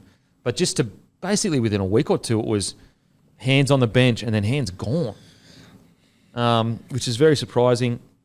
So I do think they need to review some of the decisions, but let's get to some positives. Some real positives for me were 2 things, 2 players, Mitch Moses and Clint Gutherson. I think that's a really good sign for the club that your 2 main players and essential leaders, even in a year where a lot didn't work out, they both were so consistent and really delivered their pay packets. Thought it was Gutho's best year in a while. Especially, He was so good, the man. games that we happened to be there for. He absolutely brained it on both those nights. He was very, very impressive, Gutho, and I just love the maturity you've seen from Moses year on year on year. He's getting so consistent. Yeah. And his defence? What Yeah, about his his defence in Origin? Yeah. Yeah, well, and I mean, I think Moses needs to get a lot of credit. As we said, Dave Fafita went into Origin and did well, didn't have those huge moments because Mitch Moses defended him so well. Yeah. He defended him like 3 weeks in a row. In a or row. something. Yeah. Literally a nightmare. Yeah. Literally a nightmare. You met, on Gutho, talking about Drinkwater's try involvement throughout the year, being number 1. Gutho and Reece Walsh were equal second, 2 behind on 46. Gutho's numbers this year: 46 try involvement, 19 tries, 18 try assists in 23 games. That's a huge year. What an incredible season by Gutho. Look, I get it. When a certain player plays for another club, it's very easy to hate him. But if there's one bloke where I just don't get it, it's Gutho. I love watching him play. And you look at some of the best fullbacks in the game, and people around him, I've just got try involvement. So you've got Drinkwater just in front of him, equal with Reece Walsh there. Another one, probably Latrell Mitchell, who you look at the brilliance they have in attack, but probably look at things like positioning at times and errors that creep into their game a little bit. Gutho is one of the best defensive and, you'd argue nearly the best fullback for positioning in the game and just effort areas. So all these enormous attacking stats up there with the best in the game, and then just those little 1%ers of being in the right position, making that last cast tackle. Good defence as well. The best defensive. Awesome. How many try savers did he have? Yeah. And he's on 700K. And what's crazy, remember when he was re-signing and everyone was saying, 700K, you greedy, blah, blah, blah. Like, that was the narrative, Gutho being greedy. And he's like, what the hell? Like, And then another notch on his tally, just durability. Oh, mate. His last 5, this is just regular season, not including finals, regular season games for Para. 23 games, 24, 23, 20 out of 20 in 2020, 24. He hardly gets injured. Yeah. I love Gutho. I really like him as a player. And I thought, when the chips were down this year, he just took another step up and delivered. He really, really did. Him and Mitch Moses, look, does Mitch Moses like to throw his hands out a lot and go, what the hell, ref? Yes, he does. He does. You know who has increased in that? Is Teddy. He does a lot of these ones. Yeah. Whereas I feel like when they were winning so much, he didn't have to do it as much. But because it's always the hyper competitive ones that do it. When the going gets tough, throw the arms up. What the hell, ref? And look, I understand why that can frustrate people, but they're hyper competitors. They just want to win. Can I give two forwards a shout out? Obviously, Jermaine Hopgood, the first one, had a huge season. He was great, but mate, I think my favourite storyline at Parramatta this year was Bryce Cartwright. His resurgence was unbelievable. Like, seriously, where the hell did that come from? Yeah, so impressive. I definitely think Hopgood had a great year. I really do. But I do think he was a victim of maybe some incorrect management from coaching. Without a doubt. I think that you could see by the end of the year he was done. He was done. Whereas at the start of the year, some of the footy he put together was like almost a guarantee in the Origin squad. He's the kind of guy that you have to hold back from himself. Yeah. It's like the Payne Haas situation. So before Kevy Walters got there, Payne Haas would be put out in the field and just like, mate, I can go. We need wins. Just play for as hard and as long as you can. Kevy gets there and pulls back his minutes to 55, 60 minutes around that mark, 66, which is still massive minutes, but it's not 70 minutes each week, 75 minutes each week. And I think Hopgood is similar where you got to protect him from himself because he will stay out there for 80 minutes and tackle his absolute arse off and run the ball 1,000 times. Yeah. Yeah, he played 80 minutes on 4 occasions this year. And sure, those games, there might have been a few injuries where it's influenced it, but I'm not convinced there was. And it's like I said, yeah, he can do it, but you don't want him to do it. Why? You want him to bring the best out of him for the minutes he's on. Yeah, and it's not like he's an 80-minute. There's a couple of 80-minute middles in the game, but they don't have the work rates that he does, where he'll try and take it up twice a set, and he'll make 45 tackles, and he'll offload, and he'll run decoys. Like, you don't need to kill the poor bloke. And also, I think a lot of those 80 minutes 13s, the way they stay 80-minute 13s is by ball playing. Yeah, you know what exactly I mean? right. They don't take a million hit-ups a set like Hopgood does. So, yeah, good year there. Outside of that, anything else, boys? No. Still in desperate need of a centre or an outside back. I thought Will Pensini had moments this year where he was a bit better. I still thought he had a good last year. But they're in desperate need of some outside backs, in my opinion. We spoke about it during periods of last year, but apparently Connor Tracy's looking to get another release from Cronulla. Sorry, Sharks don't want to let him go, eh? Right. I've heard differently that they might be willing to, purely out of a sense of this bloke's an NRL player, we don't have a starting spot for him barring injuries, and they might be willing to do so out of dead set goodwill to the bloke. Yeah, okay. Which, if true, get him. Huge from them, mate. From the Sharks. Great from Sharkies, great from Fitzy. I think he's got another year with the Sharks, maybe. But if Eels can get Connor Tracy, geez, that opens things up for If him. they can get either of those centres, Tracy or young Iro, a huge game. It'd turn a lot of things for Parramatta. Yeah. Alrighty, on to the next team. South Sydney. Whew. Real tough on this because it's not just the performance that we have to worry about. My biggest concern with South Sydney is the noise off the field this year. I can't remember a year, and Matty, you could speak more on this. I can't remember a year where they've had this much noise on the field. Like, so much so that the media are looking at like dogs biting other dogs. Like, that's how much noise was coming out. And you might go, well, that's stupid. But it's almost like the media only pick where there's blood. If there's blood in the water, the media go for it. Whereas if there's no blood in the water, they don't really nitpick on the little things. But there was so much blood in the water, the Rabbitohs, they were just like, it's a pile-on. Let's just pile on the Rabbitohs. And there was no blood the first half of the season when they were near premiership favourites. It all came from around Origin in the back end of the year when they imploded. Which is bizarre because your key player, Cody Walker, was incredible at Origin. But anyway, let's look at it.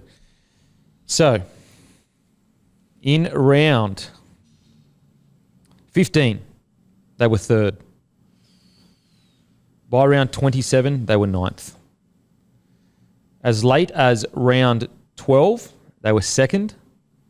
And from round 6 to 12, they basically were second or third for most of that time.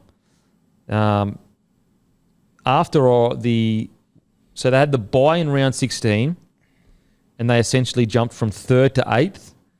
They had a little rally, jumped back up to 6th, and then basically fell out. They went 9th, 6th, 9th, 8th, 9th.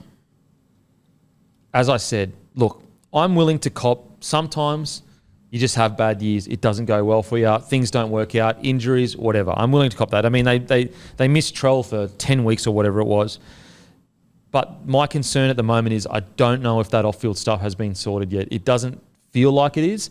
Now, Demetrio has basically come out and said, we're all good to go ahead. Today they have released that they have re-signed him for another 3 years. So I think that that's a positive they've made a very clear message that Demetrio is the guy going forward. But I have no evidence to suggest it, but for some reason, I just get the feeling that everything is still not where it should be for the Rabbitohs. Boys? Yeah, I always think back, and I'll take the piss out of Matty here a little bit, but like in all honesty, Magic Round, they'd won 6 games in a row. I remember Matty was saying, who's going to beat us, who's going to beat us, and I was sitting there going, fuck, I wish this prick had shut up. They've won 6 in a row. They've just demolished Melbourne. They haven't had a bye yet. They've got 3 byes to come.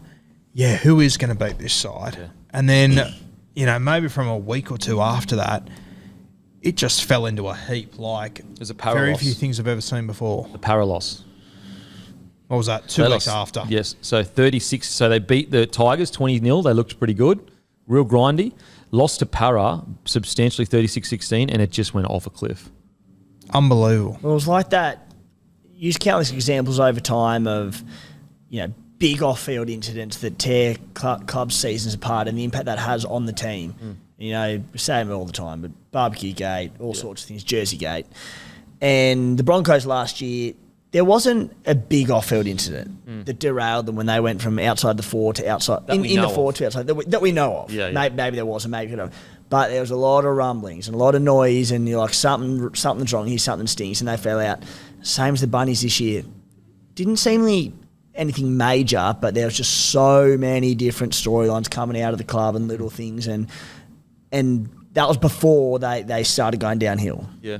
Yeah, and it's like, whether all of everything that's coming out of the club is true or not true, it's the fact when this stuff happens, it's usually because there's like 2 factions or 3 factions in a club. Certain people in positions of power want this direction for the club. Certain people in the positions of power want that direction for the club. And that's when you usually see all these like leagues. Like, perfect example is Tigers. Like, clearly there is multiple narratives going on in that club. And at the Rabbitohs, I thought they'd beaten the Wayne Bennett curse. I really thought they'd beaten it. But it does look similar to most clubs where Wayne Bennett leaves and they just struggle to keep it together. It's almost like a power vacuum when he leaves, and there's just conflicting factions that just go, nah, we're the next guys up. We want this direction. And it just implodes. I thought it was really interesting the back end of their season. And, look, they obviously lost a lot of momentum, a lot of losses, but, they had 3 byes at the back end of the season. So there was 3 occasions throughout the back end of the season where they had 2 weeks to sort their shit out. Off the back of byes, they had 3 13-plus losses. Fuck. Unbelievable. Yeah. Yeah.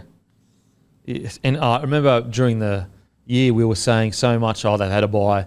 The Rabbitohs are going to be back when they get back. Like, when they get back, the Rabbitohs are going to be refreshed and ready to go, and it just never seemed to happen. Okay, players-wise. Latrell Mitchell to start the year, outstanding. Gets injured, out for 10 weeks. I wouldn't say he's getting into areas of like real big concern about like he's pure like so injury prone, but it is starting to get a bit worrisome that he's just struggling to put together, full seasons of footy. Because the question around, there's never a question around if Latrell Mitchell wants to be the best player in the game, he can be it. He can just rock up and do it. He's truly one of the only people in the NRL that can have that on and off button that he can go, yep, I'm the best player in the NRL. But it has been a bit of a tough run the last couple of years for Trell when it comes to soft tissue injuries and look, not through his fault. Like, the hamstring injury was a really bad bending back. Then he got suspended for the head high. That can happen with anyone. But it's just so many unlucky things have happened, and you just hope that he heads into this next year fully refreshed, has a huge off-season, comes back in the best nick he's been in many years, and just gets a full season out. Because if he gets a full season out, he'll probably win a freaking Dally M. Like, seriously. Yeah, it's just not... Last 3 to 4 years just haven't lined up for him, have they? And they said his body's probably let him down a little bit at times, but obviously no finals this year with the Bunnies. He's pulled out of the Australian tour, the internationals at the end of the season for whatever reason that might be. He pulled out of Origin this year and made himself unavailable, I believe, because he was injured. He got injured. He came back in and did his calf or something. Yeah, like that. came in, was in camp, whatever, did his calf, and was meant to be a 1 week injury. It ended up being 6, 7, 8 weeks, whatever it was. It was all a bit weird. Played a few games of finals last year. Last year's Origin, he pulled himself out of that to focus on the Bunnies. Fair. The season before that in finals, I believe he was suspended through the final series, and it's just you're waiting for it to be Latrell's season where just he's the man and all these stars align for him. But as every season goes on, it's just not happening, and we're not outside of like a few finals games last year. We haven't seen Latrell Mitchell in big games for a number of years now, and it's frustrating because you want to, because you know every time he gets to him, he steps up. But yeah. I just think back to that 2021 Origin series and just go like, that's the Trell we know, like just an absolute monster. And that was the last time in big games. Yeah, and it's not even saying because he's got there and it hasn't happened. He hasn't been getting to them. Yeah, I mean, he had a couple last year and he played really well, I think, against the Roosters in the finals. And then against Penrith, he got absolutely, I think he was concussed from Leota. It shocked me, Leota fucking folded someone. And I personally think he was concussed for the rest of the game.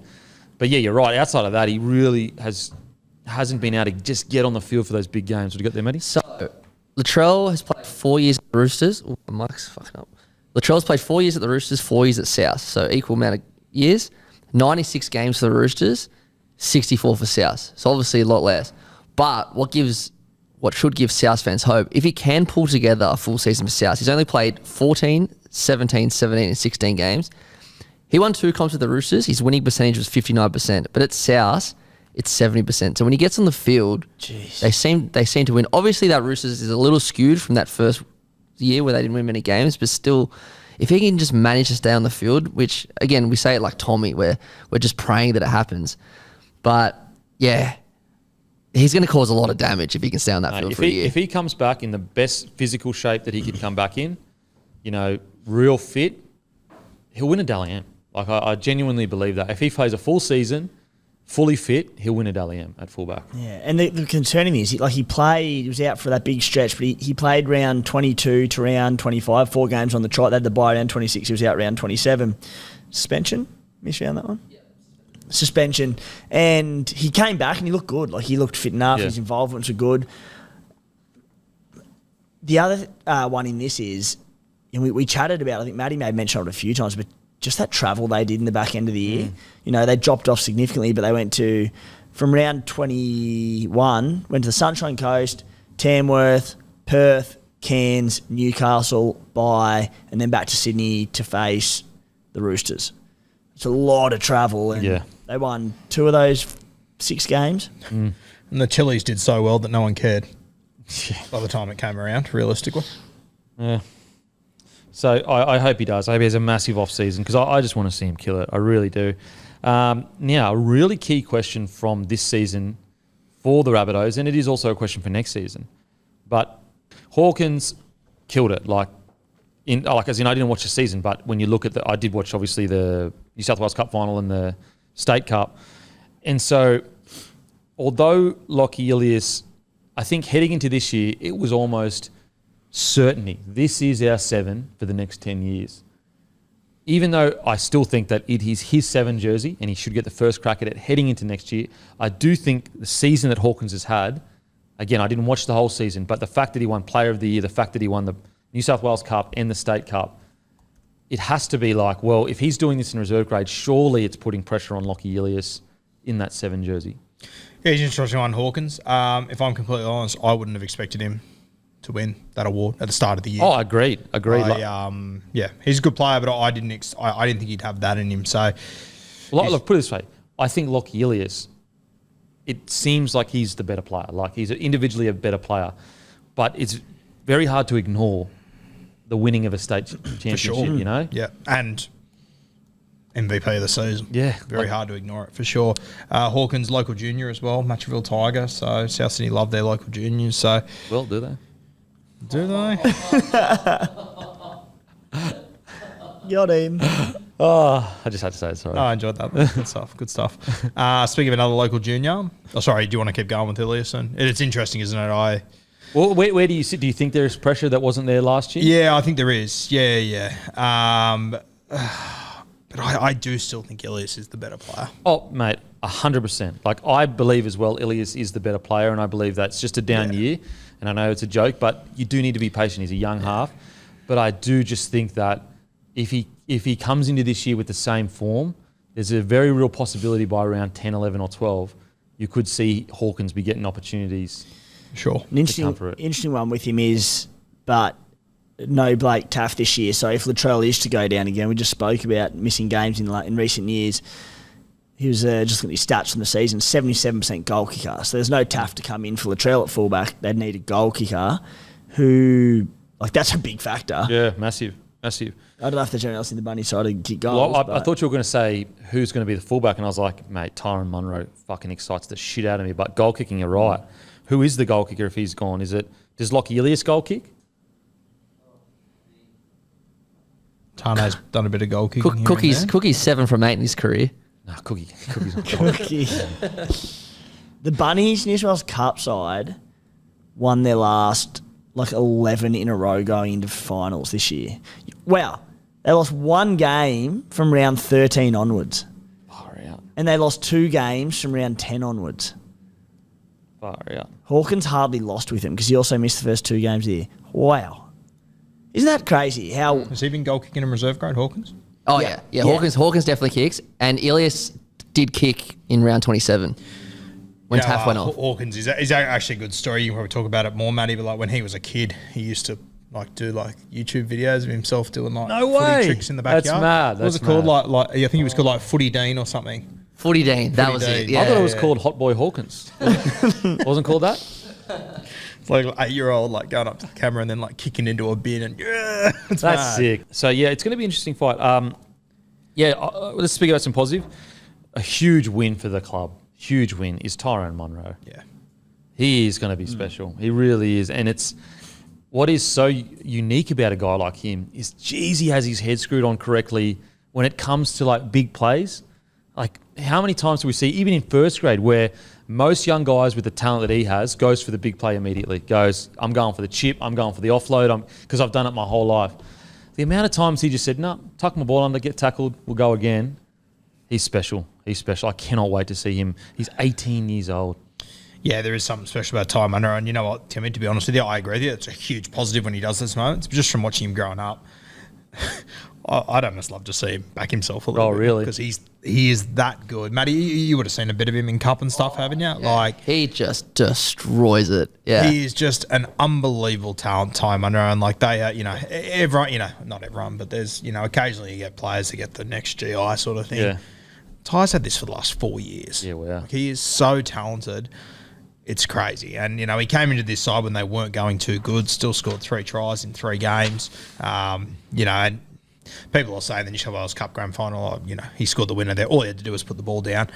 What you'll start to notice with Ty is that he just happens to always be in the right spot. Yeah. He's just one of those guys that big moments happen. A bit like Selwyn Cobbo to a degree. Yes.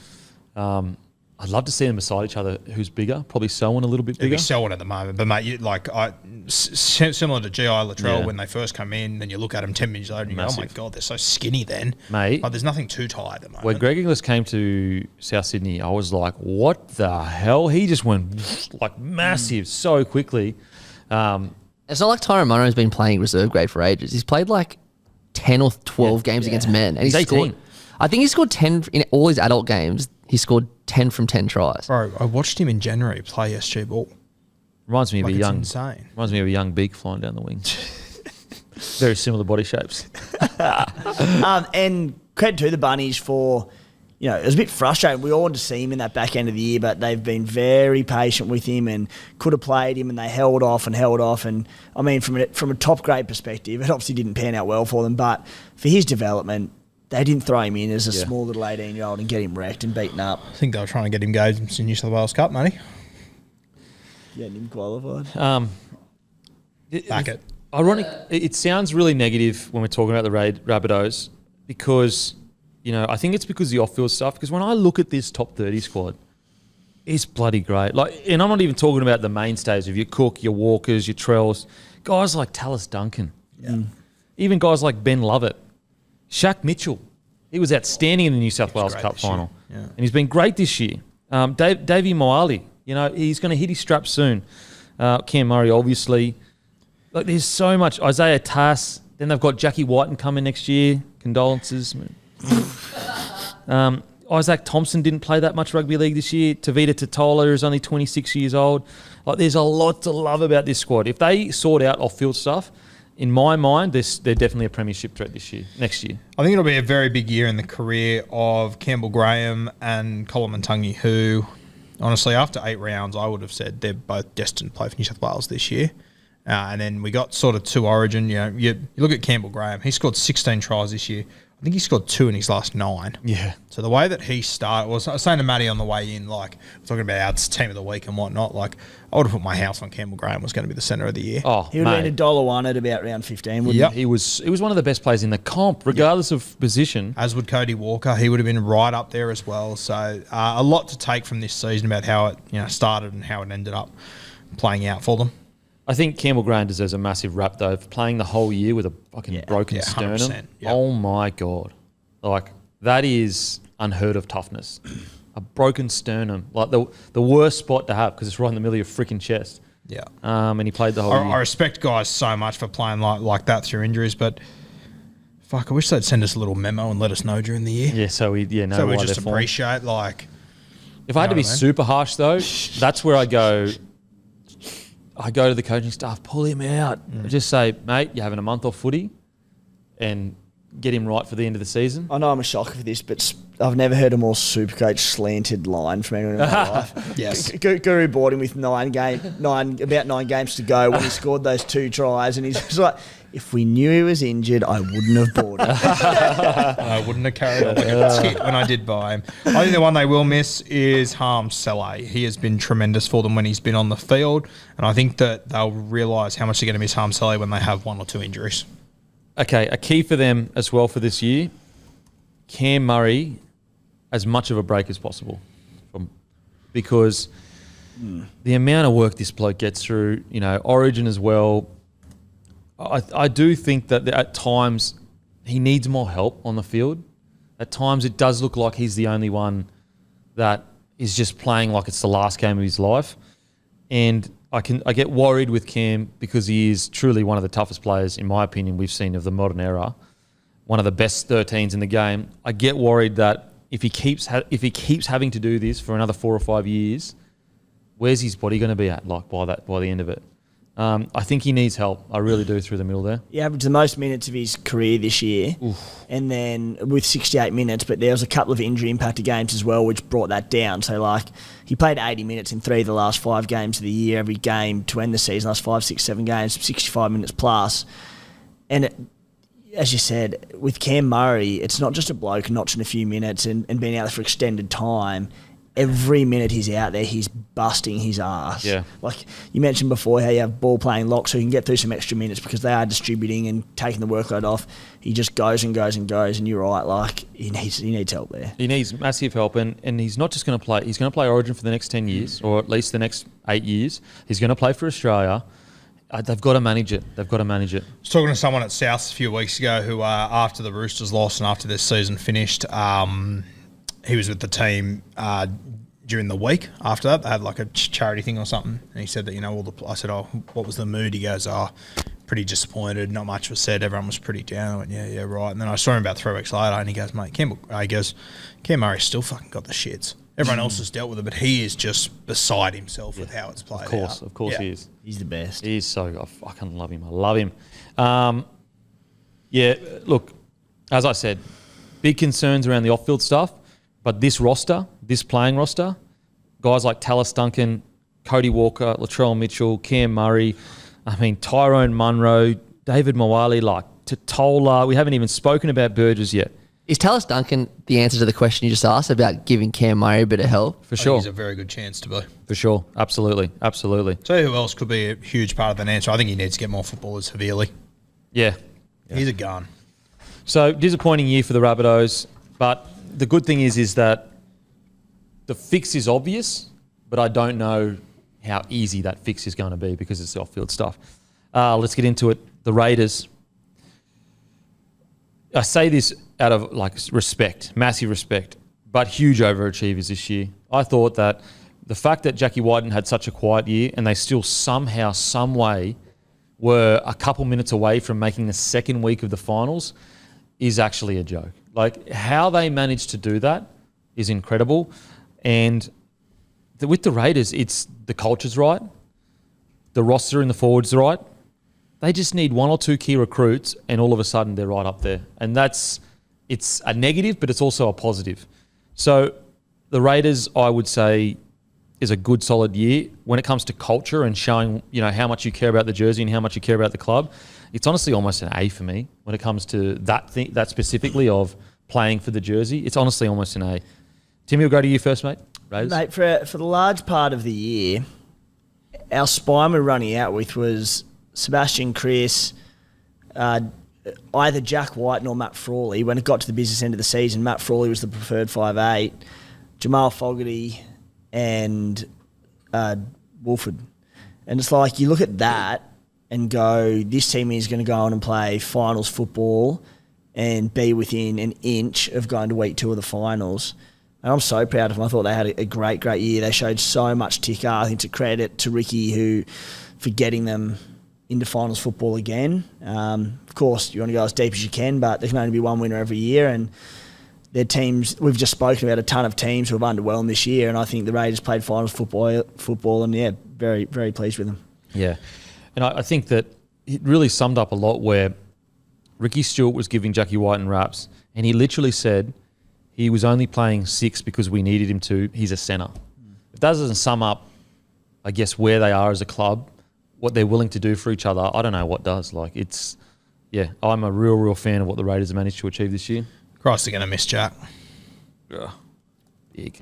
Even like I think, as you said, mate, like just as a person around the club, he's just going to be so important to the culture there. Yes, yeah. People say, oh, yeah, culture. He's played off a few times off the field, mate. He's such a legend of a bloke. The boys love him there. He's been with the Raiders since he was about 15, 16 years old. He's come through every single grade with them. Such a big part of the fabric of that club. So, yeah, that you're right, Guru. They'll as much off the field missed than on. And he just epitomises, that tough country kid. Might not have the most talent in the world, but he's just tough as nails, and he's the last bloke that you want to come up against. I got so much time for Jack Whiten as a Canberra Raider, and it's going to be a very hard hole to fill. I'm not sure how you're going to do it, to be honest with you. Still waiting for the signing to come. Jack, I've been waiting for a long time. He's got $1 million in the cap. Where's it going? And still waiting, but yeah. Yeah, I think we'll talk about it more in the preview because I've definitely thought about that quite a bit. In regards to the review... Is Ezra Mam the answer? Excuse me, sir? I saw pictures of him having a coffee with Ricky Stewart last week. Do you boys want to blaspheme in the Mecca of rugby league? Is that what you want to do? The great Ezra Mam, when he scored that third try, his heart was burnt into the DNA of the Brisbane Broncos. He's not going anywhere. No, when he scored that third try, he's just gone, yes, I'll just double my contract next year. When I spoke to him, he said, Kempy, I would play for $1. That's what he said to me. That's how much I love this club. Well, you can play for $2 at Canberra. No, he said $1 though. He said $1. Said Kempy, $1's good. I play for the love of the game. That's what he said. So don't sign anywhere else, man, because I'll hold that. When's he off contract? I tell you what, if you are as man, I mean, we'll get to it, but what do you reckon he's going to get on an open market if he goes? Answer that pre-grand final and post-grand final. Post-grand final. Dally M6. We'll get to it. All right. Just while you're on the Raiders culture, like, would you say that there's not many people in the world that's more passionate about New South Wales than Ricky Stewart? Yes. Ricky Stewart's reportedly just taken himself out of contention to be the Blues coach because of the Raiders' youthful roster and departing experience. That's what he wants to do for the club. Yeah. And that's why, like, with Ricky, even though sometimes I'm like, bruh, like, I fully disagree with what he's saying, like, what? But because he is so passionate through and through, you almost allow things that almost don't seem to fit reality. Like, not reality, that's disrespectful, but he is so one-eyed Raiders that you go, you know what? I would kill to have a coach that would love the club as much as he does. So, and I feel like we do at the Brisbane, but you know what I'm saying? Like, it's like he is so passionate about the Raiders. That's why I think he's going to be in the job for quite a long time, because he lives and breathes it. So he has pulled out of New South Wales contention? Yeah, basically, very heavily reported that he is, yeah. Kempy, I'm getting dangerously close to this job. Let's start an agenda. I know, let's I'll do push it. Skuru. Okay, just so you know. There's going to be no one left soon. Guys, let's start an agenda. Bloke community. Tag underneath New South Wales Blue. Guru for coach. Tag my new Instagram, SC Playbook 1. And me and Maddie locked into your advisors, or Yes, definitely. Yeah, okay, And then sweet. we need to come up with a plan about knifing your competition. So start saying things like, you know, let's just say Ricky was still, you know, we need to start pushing agendas of like, does he even care about the Raiders if he's going to go to New South Wales, and do all that kind of stuff and pretend like that we're not actually pushing agendas. We're just, you know, we're just asking questions. If only you had a scumbag former journalist on your future stuff. Oh, I'm just asking a question, man. I'm just asking a question. Oh, yeah, sure. You're just asking the question. You're just really inquisitive. Like, my thought is that Craig Bellamy's overrated, so's Ivan Cleary, and Guru's never let me down, so... True. Hey, we've got to look. Bellyache's last run, and you know, he's Gotta lost call it more as we see games. it. He's lost more games as a New South Wales coach than you I'm have. still undefeated. No one talks about that. No one does bring that up. Okay, let's talk about some players. A guy that sticks out for me massively is Sebastian Kris. He was so good for you guys. He had no right to be as solid as he was for you guys at the back there. He's clearly an out-and-out centre. And I think the first game he moved back to centre, I think he made it team of the week. Like, he killed it. And he played half a game too. He got injured. Yeah. He just really represented, you know, what they were about. The fact that he went back to fullback and played the way he did for as long as he did and kept you guys in the fight, I just thought he was outstanding this year for you boys. And I just love the way that Ricky spoke about him after each game. You know, the questions kept coming because he's a little bit unorthodox. He does things a little bit strange. And Ricky just kept saying, mate, he goes hard, runs hard, just has a crack. That's all I need. Isn't it like, I know we speak about it so much, but far out you can go a long way with a player that just believes in you and a coach that believes in you. Far out. You look at the Dolphins with Wayne Bennett. Who stood out for you, Jimmy? Corey Horsburgh, and rewarded with Big Red. Rewarded with an Origin call-up. Just big minutes all year, and we sort of waited for the majority of the year. Ricky tends to, with his strike forwards, build minutes into them through the middle period of the year and into the back end of the year in particular, and we thought that'd be Joe Tarpany, and it was such a sign of Ricky's respect for Big Red. It was Corey Horsburgh who got those big minutes and delivered. Like, he's a big boy by name, as we know, and nature, but he just delivered. Like, big minutes, he strong carries, he's a terrific offload on him. It's about passion. Like, loves the club, loves the boys around him. And when we look at someone like losing Jackie White, and in terms of culture, a bloke like Big Red is hopefully going to be stored at that club for a long time. And they've also, again, don't want to get too previewy, but re-signed recently Hudson Young, Corey Horsburgh. So the club's in a decent place. Another guy I want to shout out, in a year of, you know, front rowers getting all the accolades, I thought Tarpany was outstanding again this year. And he has such a unique approach to the front row. I really don't think, and it's like every front rower. Like, Haas doesn't play like Fanua Blake. Fanua Blake doesn't play like Leota.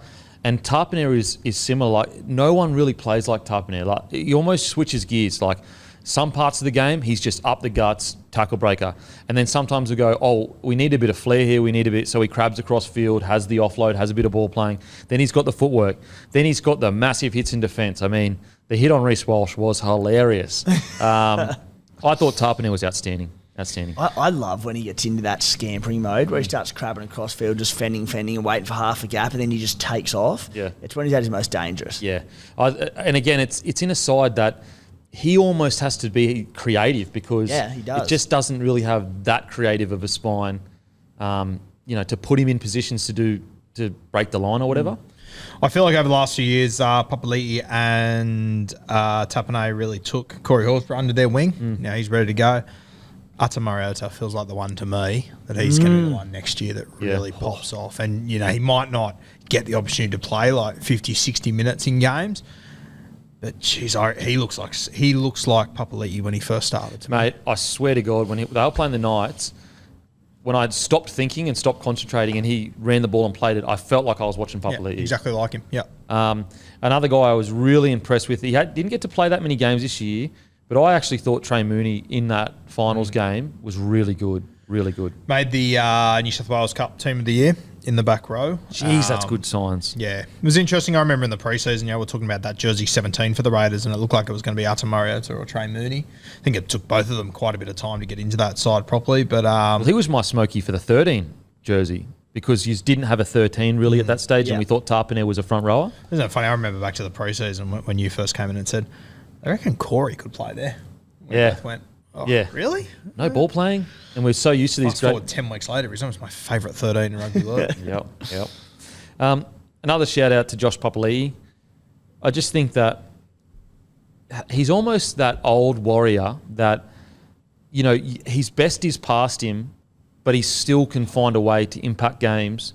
But also, the impact he has had on this club when it comes to the young forwards coming through, it might be close to some of the most impact we've seen on forwards. Like, I can't remember a time where, well, I can, like you go back to Webby and all that kind of stuff, but a time where it is so clear that a front rower has taken another front rower under his wing and moulded that front rower into like, for example, Tarpanere 4 or 5 years ago, no one saw this kind of level of football coming. No one saw it coming. We knew he was good, he was talented, but, he was nearly going to leave the club. That's how, and then he gets under Papali'i's wing and he turns into, week in, week out, one of the best front rowers in the comp. And I just think that can't be left unnoticed, what Papali'i has done when it comes to off the field in developing these young front rowers. It's an interesting one, like, it keeps coming back to mind since you mentioned just culture and the impact of players to the club, and it's getting close to a transition period for the Raiders, not in a rebuild type of sense, but in stalwarts to the club who have been a part of it a long time. Jared Croker retires this year. Jack Whiten is gone next year. Josh Papali'i, maybe a season or two left of him. These blokes have been the fabric of the Canberra Raiders for a long time. So, and to have them for so long, and someone like Big Papa, who's moulded the next gen of Canberra Raiders leaders, particularly in the forward pack, like Corey Horsburgh, like Joe Tarpany, when they do move on, leaving it in a good place. Yeah, absolutely. And I think they don't get enough credit, Croker, Papali'i, Jackie Whiten, for before these young guys came in, you guys were so inconsistent. Like 1 year it was like 5th or 6th, the next year it was like fucking 13th or 14th. Whereas it's been a few years now where you've been either finals footy. If you're not finals footy, it's usually like 9th, 10th, like quite consistently in that 10 to 5th bracket. And I think that's something to be proud of. Pretty well finals every year from sort of 2016 or 17. Which is pretty... And I don't think that... Because they're not these huge... Papali'i is a big name, but because they aren't in a Sydney club, these huge superstars, they're not going to get appreciation for the legacy they've left, but they really did change that club from, almost a bottom 8 side that sometimes made the 8 to a top 8 side that every now and then they might just finish 9. So even going back to 2004, it was finals... Not finals, finals, not finals, finals, not finals, finals, not finals for a couple of years, prelim, not finals for a couple of years, and then ever since 2019, runners up, prelim, 10th, semis, finals. Yeah, so like their worst finish is 10th. That group of players changed the attitude from maybe finals to no, the expectation is absolutely finals every year. Yeah, absolutely. And they've backed it up. All right, Roosters. Finished the year really well. If you look at from round 20 to essentially the semi-final, they lost only 3 games. So I'll say this. Really impressive that Trent Robinson got them to turn around. I think it shows this really, as we always say, a tough underbelly. It shows you a club with a good culture, a really good culture in my opinion. But even in their streak, I didn't think they were anywhere near where they should be as a side.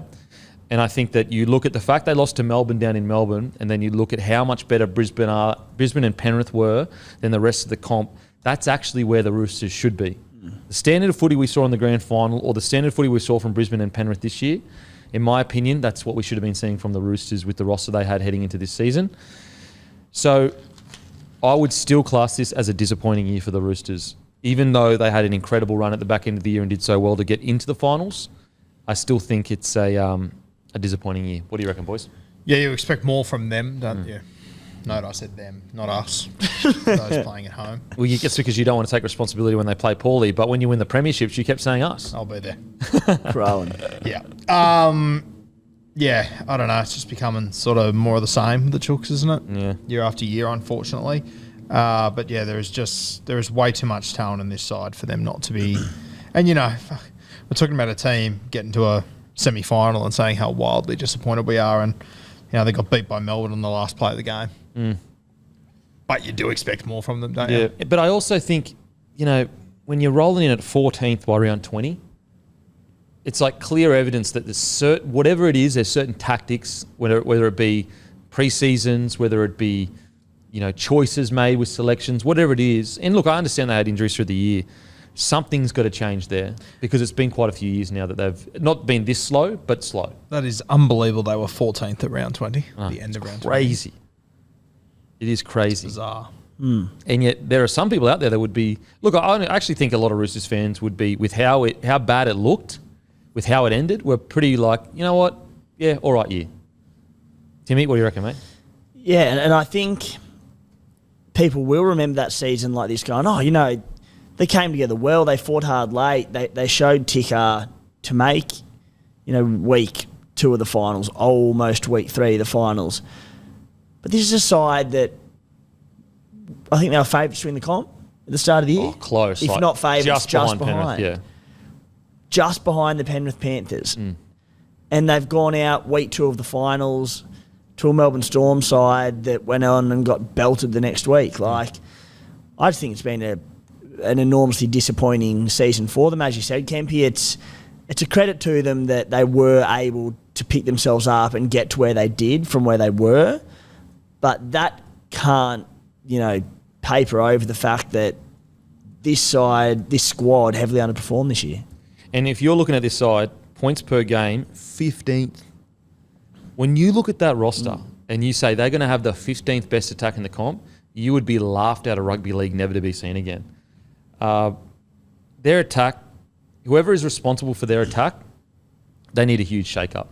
Whoever the person is specifically. Now, to be fair, they did lose their 2 assistant coaches over the last couple of years, and I understand that. But whatever method their attacking coaches and Trent Robinson is using to put that attack together, it needs to be flipped on its head. Now, heading towards the end of the season, I do feel that they simplified things and that actually made their attack better. I do feel like they did look better with Sam Walker in the side, but again, in the finals, they only beat Sharkies 13-12 and they only beat Melbourne 18. They lost to Melbourne and they only scored 13 points.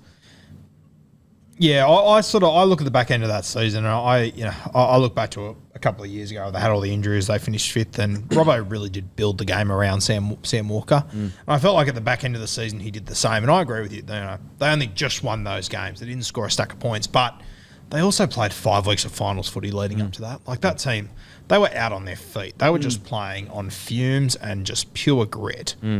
I think basing everything around Sam Walker is the way to go. Oh, absolutely. I think that what's proven for them this year is that without Sam Walker in this side, they lack attacking potency, which is crazy to think. Like with a team with Teddy, Suoliti, all that kind of stuff. But they really just, when they get in good ball, they just don't have that. Keary, I think Keary has changed his game a little bit. I don't think he's as... A couple of years ago, what was he known for? High speed, at the line, digging real deep, and also ball running. And obviously he's pulled that back a little bit for good reason. Like you've got to protect your body. And I think that he has a lot to offer in this style of play. But if he has pulled it back, it needs to be Sam Walker that pulls the trigger. So when you say, both of you, but Guru particularly, about everything needs to revolve around Sam Walker, and that's when they look at their best, what does this mean exactly? Because does this mean he needs to play like a Nathan Cleary where he runs the show and steers the ship? Does this mean Luke Keary plays where he stays tighter in around the middle of the field and gets around, and then Sammy Walker swoops both sides and he's getting the ball off Keary and he's the key attacking man? How do you see it?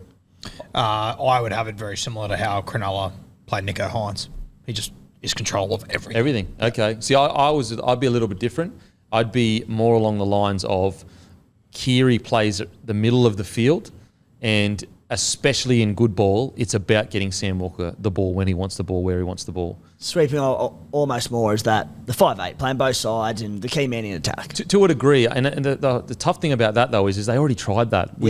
They put Walker at 6 and they put Keary at 7 and it didn't work. But I'm a little bit reluctant to go the route with Guru of, Nico Hines essentially gets the ball whenever he wants it, because I get concerned, is that too much for Sam Walker to handle? Because he's so off the cuff, he's such a free-natured player. I worry that he'll get a bit bogged down in the structured side of things. Now, I don't know if my answer's right or Guru's answer's right. I don't think anyone does, and I don't think the Roosters do, and that's why I was really curious to get your thoughts, because they've been trying to work it out for 2 years, and I still don't feel much more confident than 12 months ago about what the best makeup of the halves is and how these two operate together. All I'd know is watching that back end of the season, where did Sam Walker come alight? It was when they had good ball in their 20, we would see him do some crazy, footwork, great balls.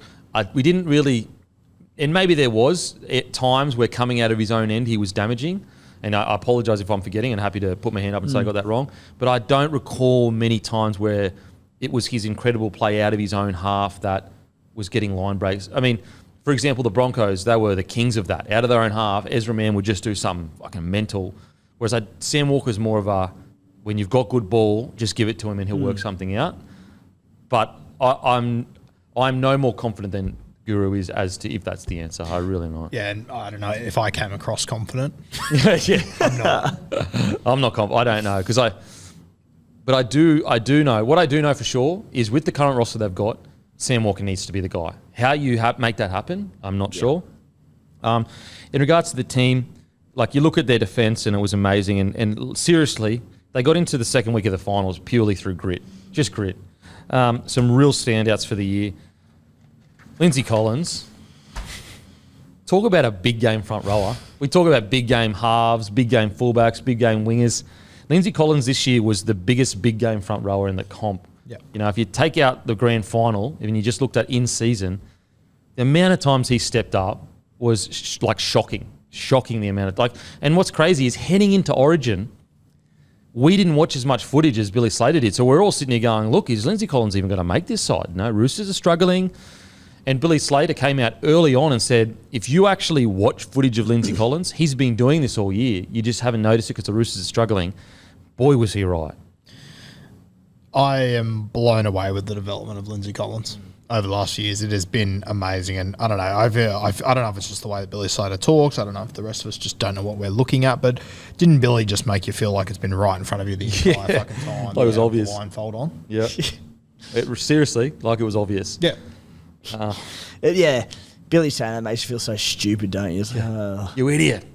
Well, you couldn't see Lindsay Collins could do a match-winning try in an Origin? You idiot. You didn't know he could jump over the top of James Jessica? Have you watched footy before? You even a rugby league fan? Jesus. Some other big wins for the Roosters is Terrell May. I mean, couldn't come at a perfect time. Hargreaves heading towards the end of his career, and then Terrell May pops up, and all of a sudden he's a quality front rower. I have concerns for the Roosters going into the next year, which we'll talk about in the preview potty later on. But Terrell May, he plugs a big hole that was one of my biggest concerns for him. It's just that middles and that depth. And again, it could be another case of Slater with Collins. That might be Robbo to Terrell May. I knew I had this bloke all along. Yeah. Whereas we're going, he's just popped up. But in Roosters' defence, he did, I'm pretty sure there were interest from Storm and also potentially Panthers, and Roosters were like, no, we want to keep you. Yeah. Yep. So they must have seen, maybe not this much, but must have seen something to be like, they nah. knew they were onto something. Yeah. Another guy I want to talk about, I really liked the end of Victor Radley's year. I really did. There was a period in this year, midway through the year, I'm sitting there going, could we see one of the most talented ball-playing locks squandered and become just a battler that kind of just gets through his work but never really cemented in the first grade team, as 13 at least? And then by the end of the year, he just simplified his game and said, you know what, I'm going to run hard, tackle hard, And he was outstanding, in my opinion. That was the key. He just simplified it. Yep. All they needed him to do. And you even have a look at, his numbers from the back end. They're good, but they're not like mind-blowing 2018, 2019 numbers. But he is just so important just to be out there for that footy side. Yeah. And it was so evident towards the back end of the season. And, I've spoken about him for years, about his ball playing, how much I love it. He just tucked it under his arm and he went hard. Just went. Made such a difference for this Duke side. I think that he's not the only one. We speak about Isaiah. I think there actually have been a few locks that have almost, and I don't think it's even the lock's fault. I think coaches have fallen in love with that ball playing lock. Like, that's the rave. It's the ball playing lock. Isaiah, look what he's done. Like, all that kind of stuff. And I think that it's taken this year for people to go, look, it is great to be a ball playing lock. Absolutely. But at the end of the day, you're still a forward that needs a fucking truck nut. Yeah, and if you start ball playing too much, you're essentially losing a middle forward. Well, yeah, exactly. You're basically a bad halfback. Yeah. You know what I mean? Yeah. Because you're basically an overweight, slow, terrible reserve grade halfback. Pretty much. You can't pass as well. You're not as quick. You don't run. Yeah, you don't run. So all the good stuff that you bring, whereas you should be a dangerous ball runner that has the ability to pass. You're a 37-year-old bush footy reserve grade halfback. Exactly. That's what you would. If you just pass, that's what you are. So Isaiah Yeo is that. Just a few premierships. Was that for a couple of games? And so I think that as a message, if I was a coach, I'd be sending to a lot of players, a lot of locks, is you are a forward with footwork and explosive contact that has the ability to ball play. You are not a ball-playing lock. Do you know what I'm saying? That ball-playing first, I think it might confuse some locks these days. And I think that we're starting to see guys like Isaiah Yeo, guys like Victor Radley go, you know what? I'm fucking a forward. I'm going to hit it up. Then when I get the opportunity to ball play, I'll do it. Cam Murray was guilty of it for a short period this year. Yeah, for sure. And another one with Radley, just good to see him play 21 games with a history of head knocks and missing games and injuries, just stringing games together. Good to see. Absolutely. And really his only time away was suspension this year. So, I'm really happy for Victor Radley because he's a character. He's a real character of the game and still only 25 years old. Like, so much footy ahead of him. That's unbelievable. He's only 25. Yeah. Unbelievable. Kemby, I thought Sandon Smith was one hell of a find this year. I've been so impressed with him. He obviously not started the season, but he played during the season at halfback. I loved him when he was playing there. Then moved into the 14 role, and there was a couple of games in the finals that they genuinely don't win if he wasn't in the team. I think the game against Cronulla, he came on and came up with a couple of huge plays. And then their last game against Melbourne, I think he laid on the 2 tries or whatever it was. The ball he threw to Lindsay Collins. I think it will be very interesting to see where it all lands between him and Connor Watson. Shit. I think I would prefer to have Sandon as my 14 at the moment. Yeah, it's a tough one because like Connor at his best and Sandon at his best, Connor would probably get the nod. But the thing with Sandon at the moment, at least, he's playing a lot of footy. He's on the field, whereas Connor obviously struggling with injury a little bit. It's a tough one, isn't it? Yeah, and I just think Connor, I think Connor is a better... I think in this side they probably need him. I think they need more of an extra hooker than an extra sort of lock the role. Connor, I just think Sandon... I'm not saying Sandon's a better player than Connor. I think Sandon suits this team better and what they're actually looking for out of a 14. He can obviously cover fullback. He can jump in the centres, halves. Whereas I don't think Connor... He's versatile, but I don't think he offers you as much as Sandon does for what they need. What they need specifically. Yeah. Because they have so many versatile forwards like a Victor Radley in that. Yeah, but if you didn't have Victor, you didn't have Angus, these guys that can play multiple positions, then you would need then it Connor. maybe changes. But with the team they've got, yeah. Connor can play, I mean, you could argue maybe Sandon can too, but Connor can play 1, 6, 7, 9, 13. It's a tough one. I think if Connor was injury-free right now, it would be probably a different discussion. I think the injury is probably... I think if he was injury-free, we're not even having the discussion. Yeah, probably. No. I like Sandon. I reckon he's the one man I'll be for going what for. they want? Yep. I've massive news, but don't worry. Now, what's the news? Cleary ruled out the Civic Championship. Wow, because of the hip drop Yeah. on his knee. So MCL then. Yeah. Sweet. So he's just had one of the greatest performances ever. He was on one leg. Jesus. That makes his performance even crazier. Yeah, that's what? What the hell? Who is this guy, man? Have they replaced him with anyone yet, Matty? Be DCE, surely. No, sorry, I mean like in the squad. Like, do they bring in another halfback or anything? Let me find out. I guess that No decision has been made. I like that for disappointing that he's out for us, obviously. I like for DCE in the back end of his career that he can go in, he's the guy for us again. And I have full confidence in him doing the job. And I think it's good for DC too, is it's almost, and not to say he can't make the side next year, but it could be a swan song for him. Whereas like the World Cup, because he got, replaced at the end of the World Cup, it was almost, you'd hate to see DCE, that be his last game for Australia. Who do they bring in? I'm trying to think. Well, when you've got like guys like Benny Hunt and these guys in the squad, do you bring in another halfback or do you? Sean Johnson's Australian, isn't he? Did you just bring in Nico? Yeah, I don't mind that shout, Nico. Give him some experience. Yeah. Because he can obviously cover multiple positions as well. Anyway, fuck. See, it's funny. People listening to this, the announcement would have been announced days ago. Oh, yeah, true. Adam Reynolds. Bring him in. Seriously. Okay. Now, another bloke I want to give massive raps to, Wong. 20 years old. I picked him when he was about 14. I knew he was going to be great. I got him when he was 30.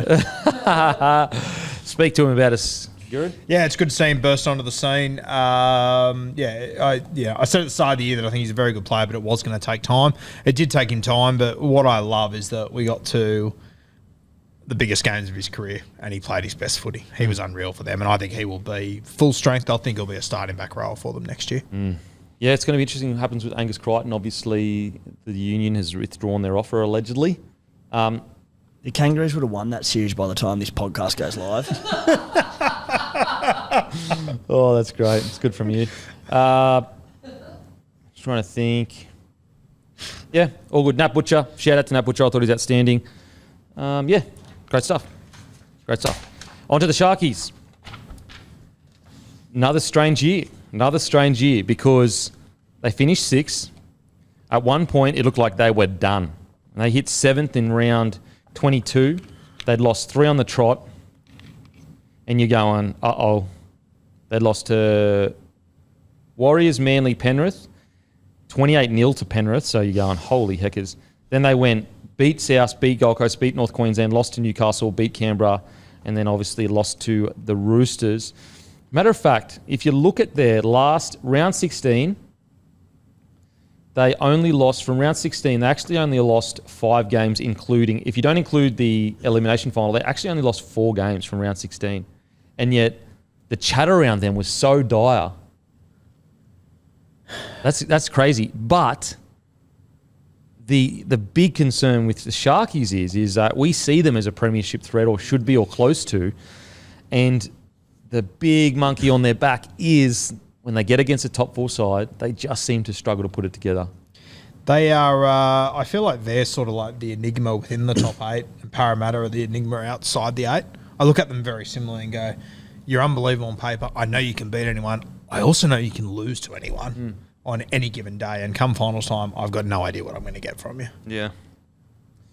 Isn't it funny, Guru, though? Like, I'm the same. I feel like on their day they can beat anyone, but I think you read out their record when they got knocked out this season, their record against top 8 teams and how poor it is, like top-rated sides, and like the record says they can't beat anyone, but just the rugby league eye test says they should be able to beat anyone because at their best they're so elite. And even the like we just went through and named our team of the years and the Dally M teams the last few weeks, and like Britt Nicker is the first bloke to get a shout from the Cronulla side, and you look at their side, they've got a top 5 in just about every position. Yeah.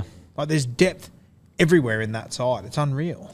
I think the one key stat you got to look at is they are first, so the worst, for errors made, 11.5 a game. And you go, could you imagine where they would be right now if they dropped that down to 7 errors a game or 6 errors a game?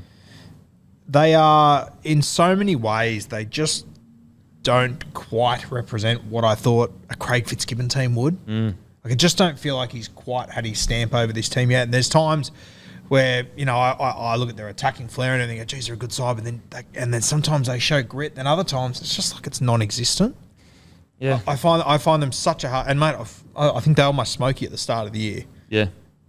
I remember like the Sharks got out to about $19 to win the comp at one point, and I went, oh, how juicy is that? 3 weeks later, they were at about 30 to 1. Yeah. I'm going to say this is a pass mark for me, the Sharkies, because okay, granted, they finished second last year, and you could say they've gone backwards. I personally believe the comp got way harder.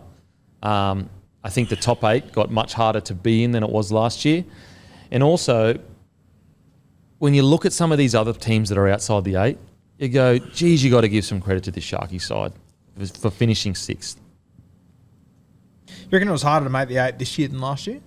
Yeah, I reckon. Because a period there where it wasn't officially the closest year we've ever had. Fair. Yeah, like you look at Rabbitohs, Eels, Cowboys, could easily have been finals footies teams this year. Yeah. Yeah, that's fair. Last year was there quite a gap between 9th and 10th, I feel? Like quite a substantial Well, even playing ability, I think like the Dragons were like, a win or so outside the 8 or something, and they were Yeah, so there was 2 points between the Raiders and Broncos, who were 8th and 9th. Then the Dragons were 10th, a game behind, but then Manly were another 3 games back in 11th. Yeah, okay. Fair shout. Yeah.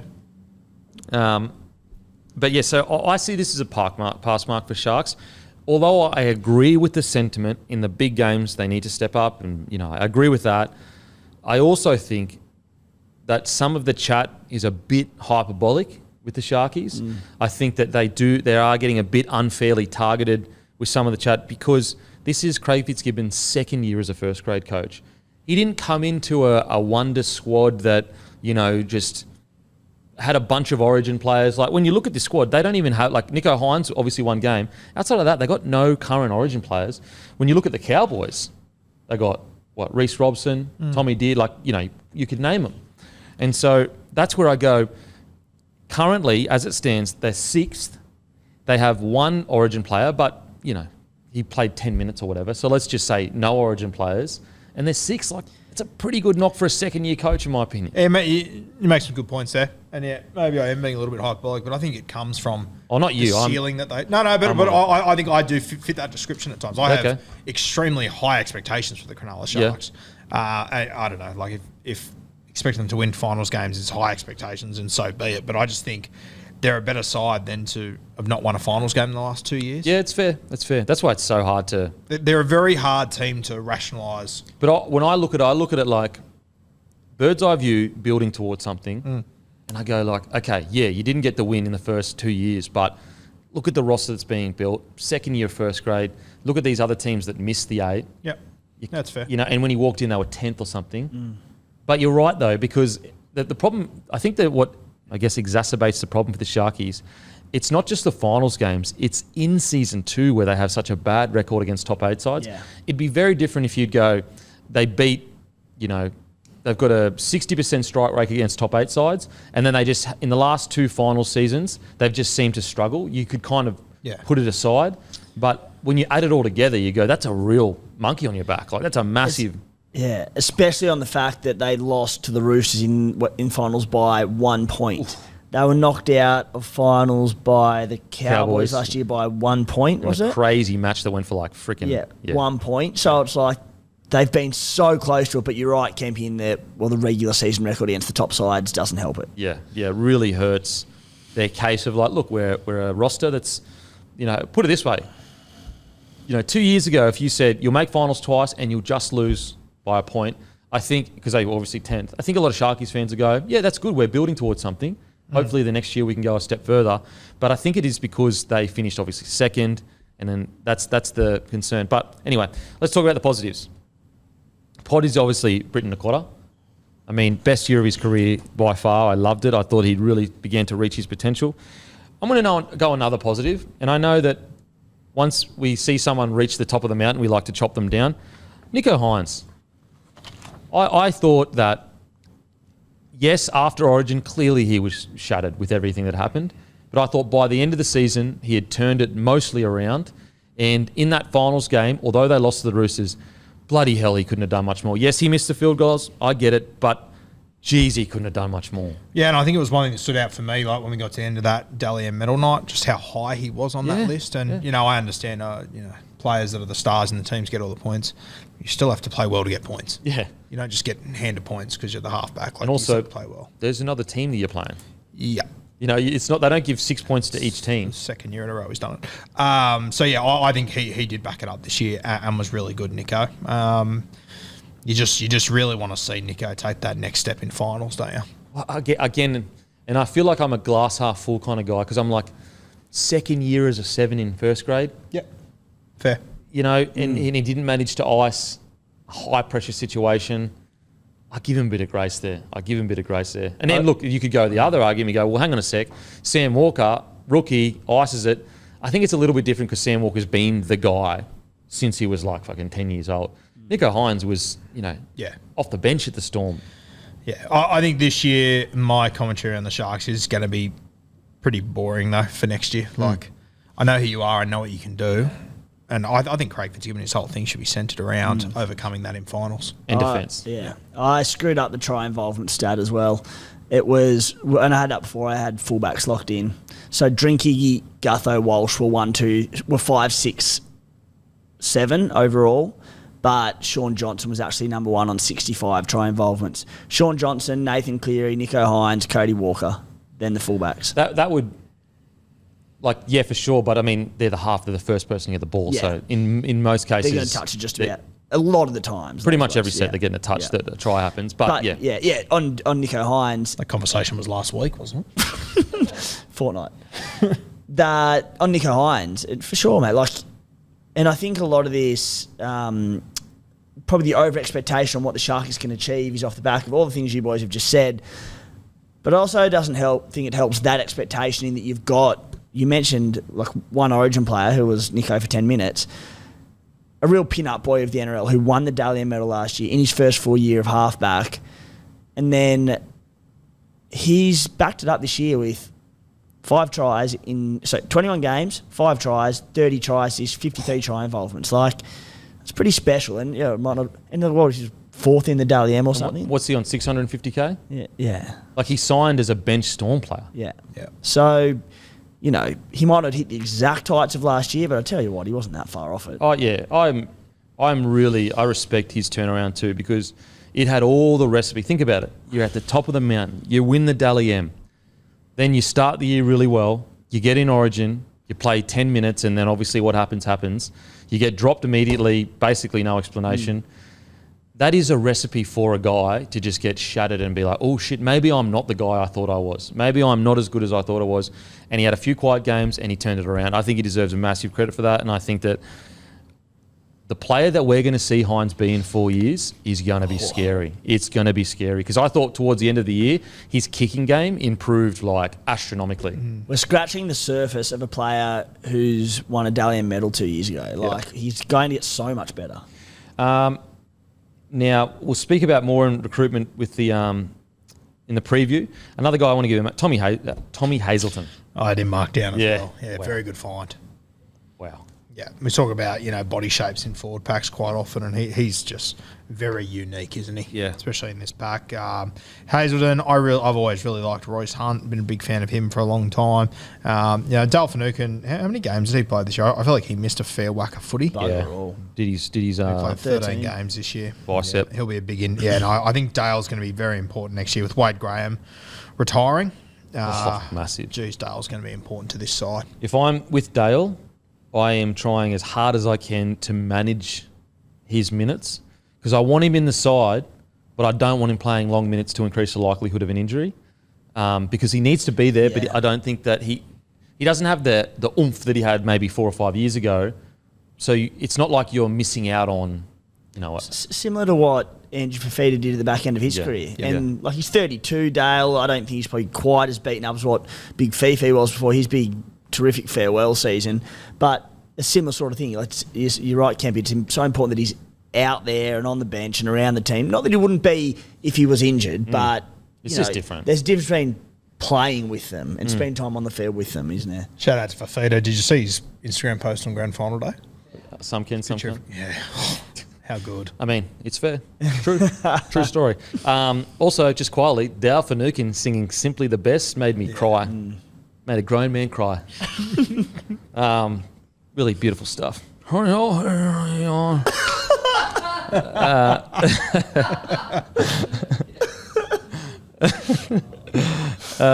my God. Outside of that, I thought Jesse Raymond was outstanding. I thought their centres, for most of the, Talakai's attack, really underrated. I think that by the end of the year, it seemed like they'd sorted that defence out. So if that is the case, that's really good heading into next year that they've sorted that edge out. Did they sort it out with Wade though? That's what I said. If they have sorted it out. Yeah. Wade, are you sure you want to retire? I thought. No, go. Sorry, mate. I was going to say, look, we'll get into it in the preview. I do think they need to recruit. Yes. I do think they need to recruit. Yeah. Blake Brayley, tremendous again. Yeah, and he won Player of the Year, didn't he, for him? I would assume so. Yeah. He and Nicara, one of the two. Yeah.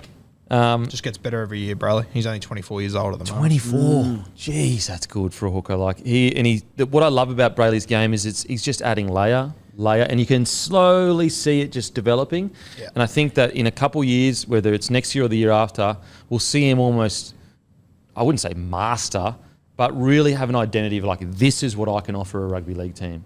You know what I love this year too? He played all 25 games. Wow. Scored one try. So it's not like he got Player of the Year because he ducked over from a metre out 13 times this year. He just played good, consistent footy every single game. I mean, as a hot bloke, he's robbed the world of getting nude, that's for sure. He's tiny. He's an 80-minute hooker. Misses very few tackles, particularly important ones. And but hardly missed a game in 3 seasons as an 80-minute hooker at his size. That's remarkable, Drew. And I know there'll be some. I think in the last game he didn't play the best, so don't judge him off that one game, guys. Like, he was so good all year. He just struggled in that last. I think a few of the younger players struggled a little bit. Anyway, as I said, big concern around the errors made and the top 8 situation. But I think that I still think they're building something nicely there. I really do.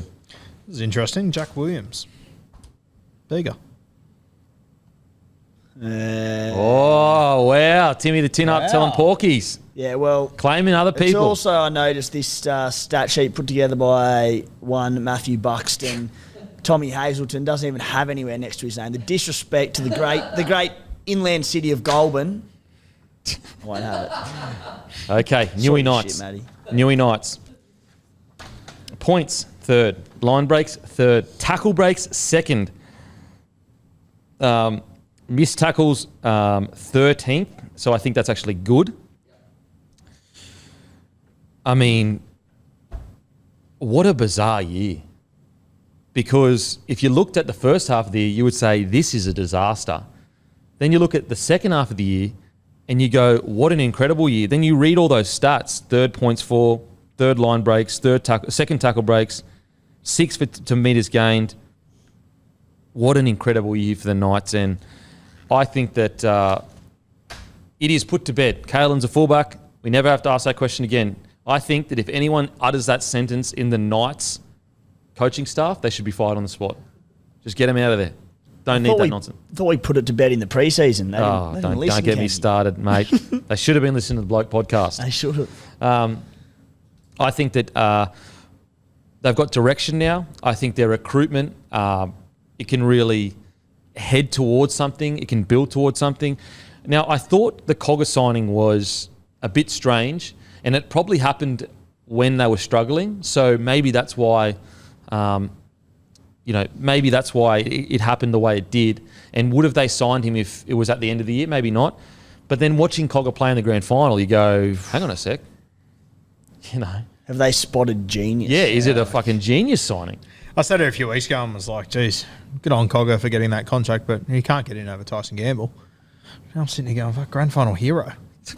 Mate, when you go back and watch just the highlights of those tries towards the end, the way he opened, like he played so well, you go, is Cleary a 6? Like that's how well he was playing as a 7. And to state the obvious, like it might have been a small snippet from an entire season, but could not have been a bigger stage or period of the game to do it. So it's like, I'm sure it wasn't fluke. Like he doesn't really get flustered, does he? Mate, to come on the game that behind and unlock Nathan Cleary, like think about, everyone keeps talking the best performance by 7 ever or 20 minutes or whatever, but it took Cogger to unlock him. Yeah. So you go, okay, put 2 and 2 together. Could we see KP go to another level? If he can do that for Cleary, is he going to make more space for KP? Yeah, and that's why I think it'll be interesting because I personally feel like the role that he played in that grand final is essentially what Jackson Hastings does. So I think we're all sort of looking at, Cogger or Tyson Gamble, but I despite Cogger having that unbelievable game in the grand final, I still think that Tyson is probably more suited to what Newcastle need him for. But it opens the door. If Jackson was to get injured during the season, all of a sudden you look at the Cogger sign and go, fuck, how good is that? See, obviously Hastings and Campbell probably have first shot, but he played that well that was better than any game that Hastings and Gamble have played this year. That's how well I thought he played anyway. Yeah. And as it stands, off what the Knights did in the back end of this season, they go into round one with Gamble and Hastings. But the competition that is going to create between those three blokes, that is what you want in a club. Well, any good club has that. Yeah. Any good club has at least one half in reserve grade that is pushing the guys that have that spot. So, please, Newey fans, I'm not saying that Gamble should lose his spot, Hastings should lose his spot.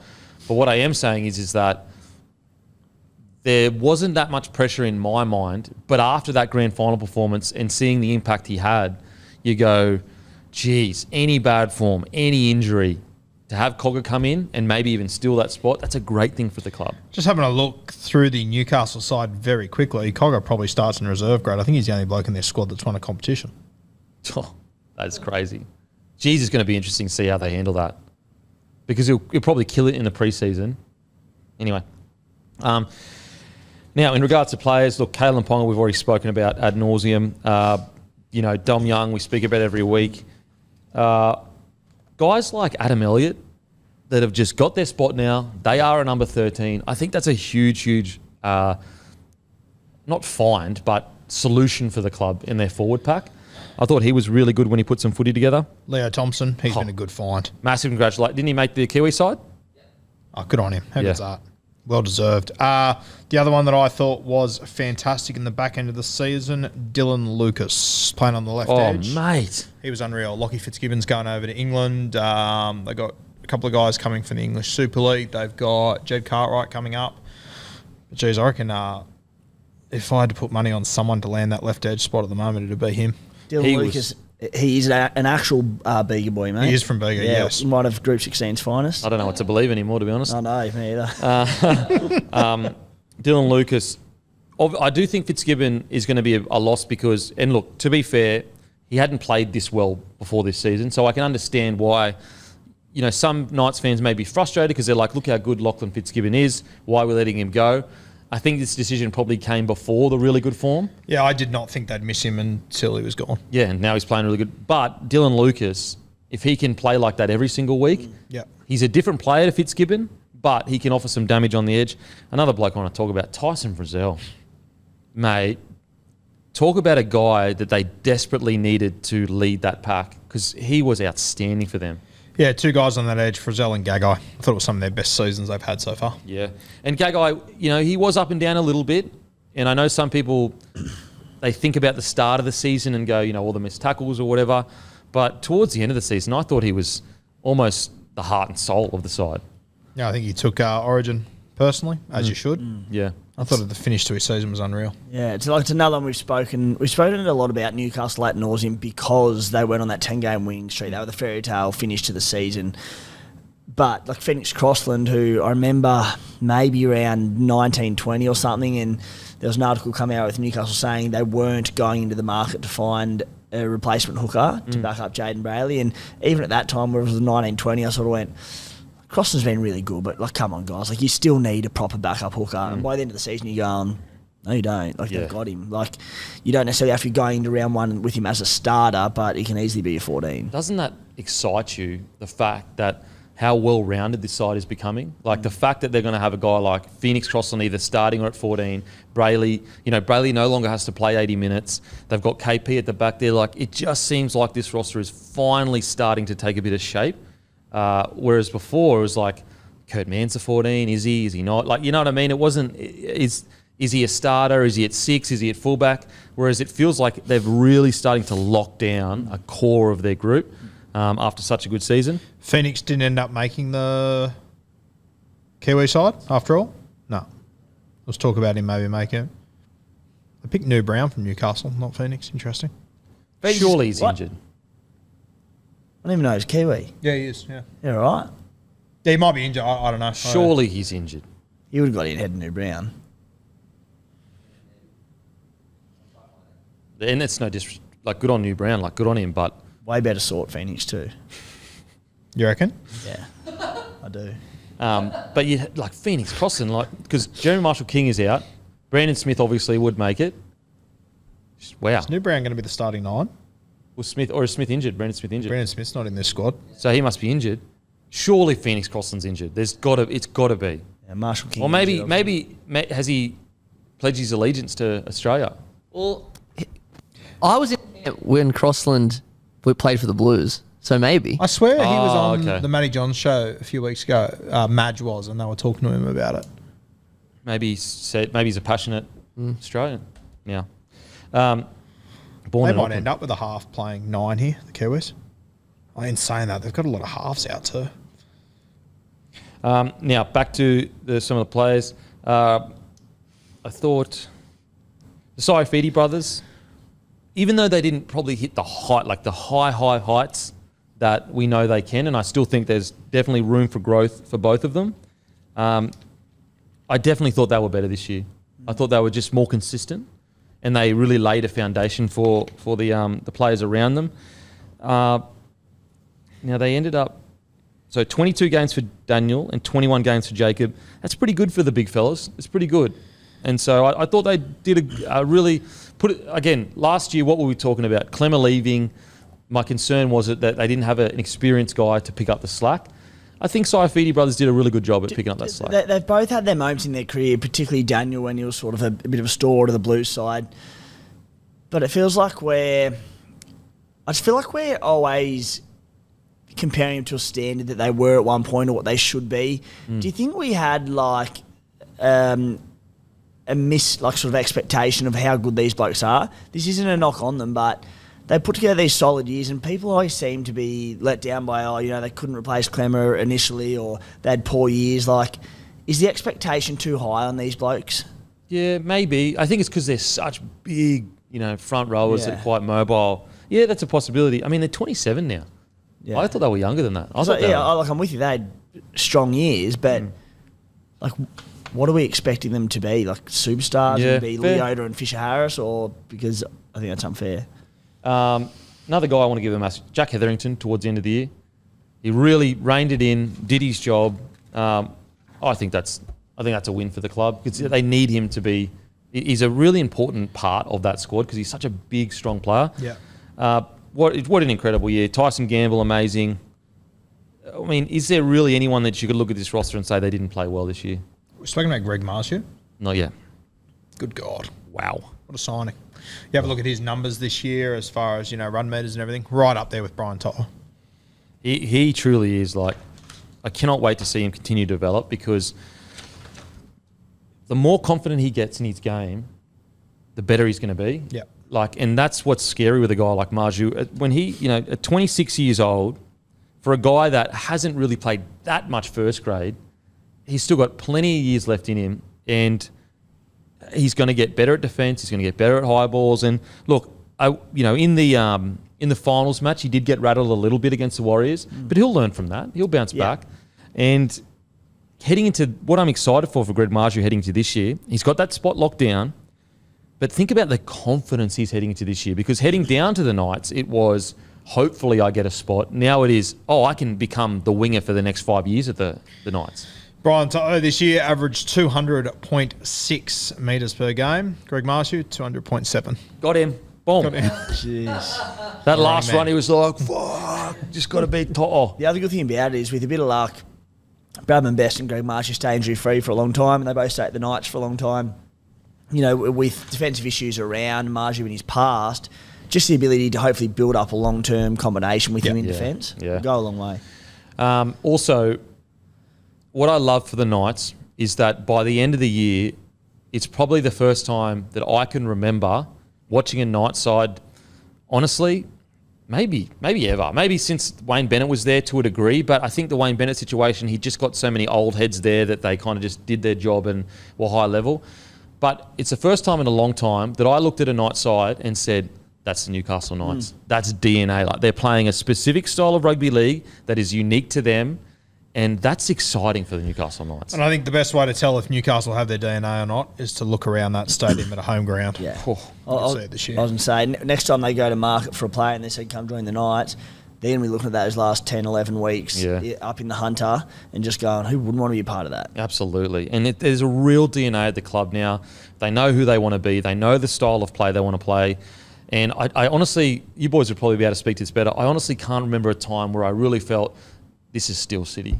This is Steel City. I honestly can't. Yeah, there was even during the season, like you heard Matty and Andrew Johns at different points sort of point out that they've never seen it like this before. Yeah. Like for them to say that, like I remember when I was a kid going up to Marathon Stadium as it was there and just thinking, oh my God, this is Disneyland. Well, even the women's side, I think a couple of weeks ago broke the record for a standalone women's game in NRLW, about 13,000 fans turned up. Was, yeah. 780,000 people watched it, the grand final. How good's that? What a win for rugby league. Yeah. Cracking game, by the way. Cracking game. What about Chapman scoring a hat-trick and not winning like Ezra Mann? Jesus. What about Upton being an absolute freak? What about Queensland and Newcastle fullbacks winning both Dally M's and then she takes home insane player of the match? Just grand that final. Queensland Crazy. spirit, you know. Men or women, we've all got it. It's bizarre. And how many Queensland clubs won NRL titles this year? Oh, wow. Don't get September footy, mate. Wow. Start Real it. low from Don't you, shoot the mate. messenger. So really exciting for Newcastle. And you know, you've got the women's team that's won back-to-back premierships now. Gee, like I really, like, could you imagine they turn into a powerhouse? Like I fucking want that to happen so bad. So yeah, really good stuff. And also, just quickly on Kalen Ponga, I know we didn't speak about much because we always speak about KP, but how often do you get fans go, why do you pay so much money for one player? So much money. If you ever need an example, just look at this season. Because they pay him, he's the highest paid player in the competition. He literally took that side from a disaster to finals footy and in second week of the finals. And without him, they don't even get close. Yep. That's why you pay guys like that. And look, clubs get it wrong all the time where they identify a guy and they go, hopefully he's the man that can take us into the top 8. KP proved he genuinely is the guy that can take a team into the top 8. And not just taking it to him on field, made him winning 10 on the trot and producing all those great moments on field, winning a Dally medal, bums on seats. He sells tickets. massive. And we saw with the Knights crowds this year, that's why. He said something really interesting in his speech where he said, I was tired of letting people down. Something along those lines, paraphrasing, but that was the gist of it. Stop letting people down. Yeah, and I thought, geez, that's an interesting thing to say because one of the knocks on KP, too casual, does he really care as much? Like very laid back. So does he have the same fight as like a Joey or whatever? And for him to say that, I think it really proves that, first of all, he's come full circle and he understands his role. But also, he does care. He just expresses it in a very different way to most people. And he proves that there are champion players. They don't all have to be the same. They don't have to fucking walk and talk the same. KP cares about that club and he cares about that town. And he proved it this year. He really proved it. So very, very excited for him. And it was a really interesting to say. And look, the Dally M situation, look, I do believe SJ was the best player for the season. But the way the Dally M is set up, KP was the best player in that system, and you can feel bad for SJ whilst not ripping and tearing KP down. It's an incredible moment for rugby league that this superstar, that was arguably the first social media superstar we've ever had, has finally fulfilled his destiny individually. Like, that's an incredible story. Midway through the year, he was quitting rugby league. He was done due to medical retirement. And then a Dally M. It is one of the great stories in rugby league. And even when medically he was able to play, people were still telling him to retire. Yeah, like, mate, even I'm sitting there going, I was saying, I just want what's best for KP. That's the rhetoric I was using mid-season. And then he wins a Dally M. And it doesn't take away from SJ's amazing story and amazing year, but it's just a different story that's amazing. All right, let's get into it. Warriors. Another team where you just go, what an absolutely incredible season. Webster, Coach of the Year, you know, to go and win Coach of the Year and be the assistant coach to Ivan. First of all, it shows you how good Ivan Cleary is. But to win it at the Warriors with the roster he's got, because yes, it's a good roster. It's a solid roster. But let's be honest here. Heading into this season, that was almost our biggest concern. We weren't sitting here going, oh, this is a really good roster, I just don't know how they're going to click. We were going, has he really recruited anyone that's much better than the people that were there already? But it has been a masterstroke the way he has gone, I don't want anyone else. I like this roster. And that's one area where I think coaches can improve. As soon as you start throwing out things like rebuild, and look, sometimes you need to when your club has just been struggling for so long. But as soon as you start like going, oh, we're looking for a 7 or we're looking for a 6 or we're looking for 10, like what does that say to the players that play for you? They go, oh, so you don't rate me. Sweet, no worries. Whereas Webster, the key ingredient to his success was, I think the roster I've got is good and I want to keep it. And I think there's no better example of that. As soon as RTS signed, he called Chance and said, Chance, just so you know, you are fullback next year. We have signed him as a centre. That's great coaching. Great coaching. Yeah, I think the big thing for me with Webby this year, and it was that he coached the team that he had. Yeah. He didn't coach the team that he wanted. He coached the team he had. He worked at each and every one of their strengths. I remember him talking about Jackson Ford earlier in the season and saying, he's going to be an 80-minute guy there all year because the longer the game goes, the better Jackson gets. He obviously had Sean Johnson, got him back in form, and they played to their strengths. They played to that right edge, and they were just about untouchable down there. He got DWZ back into, not even back into form, in the best form of his career, I think. Yeah, 100%. I think that he, I think in the preseason I looked at, who they'd signed. They had good players, but they'd lost good players as well. And I would have described it as they've broken even.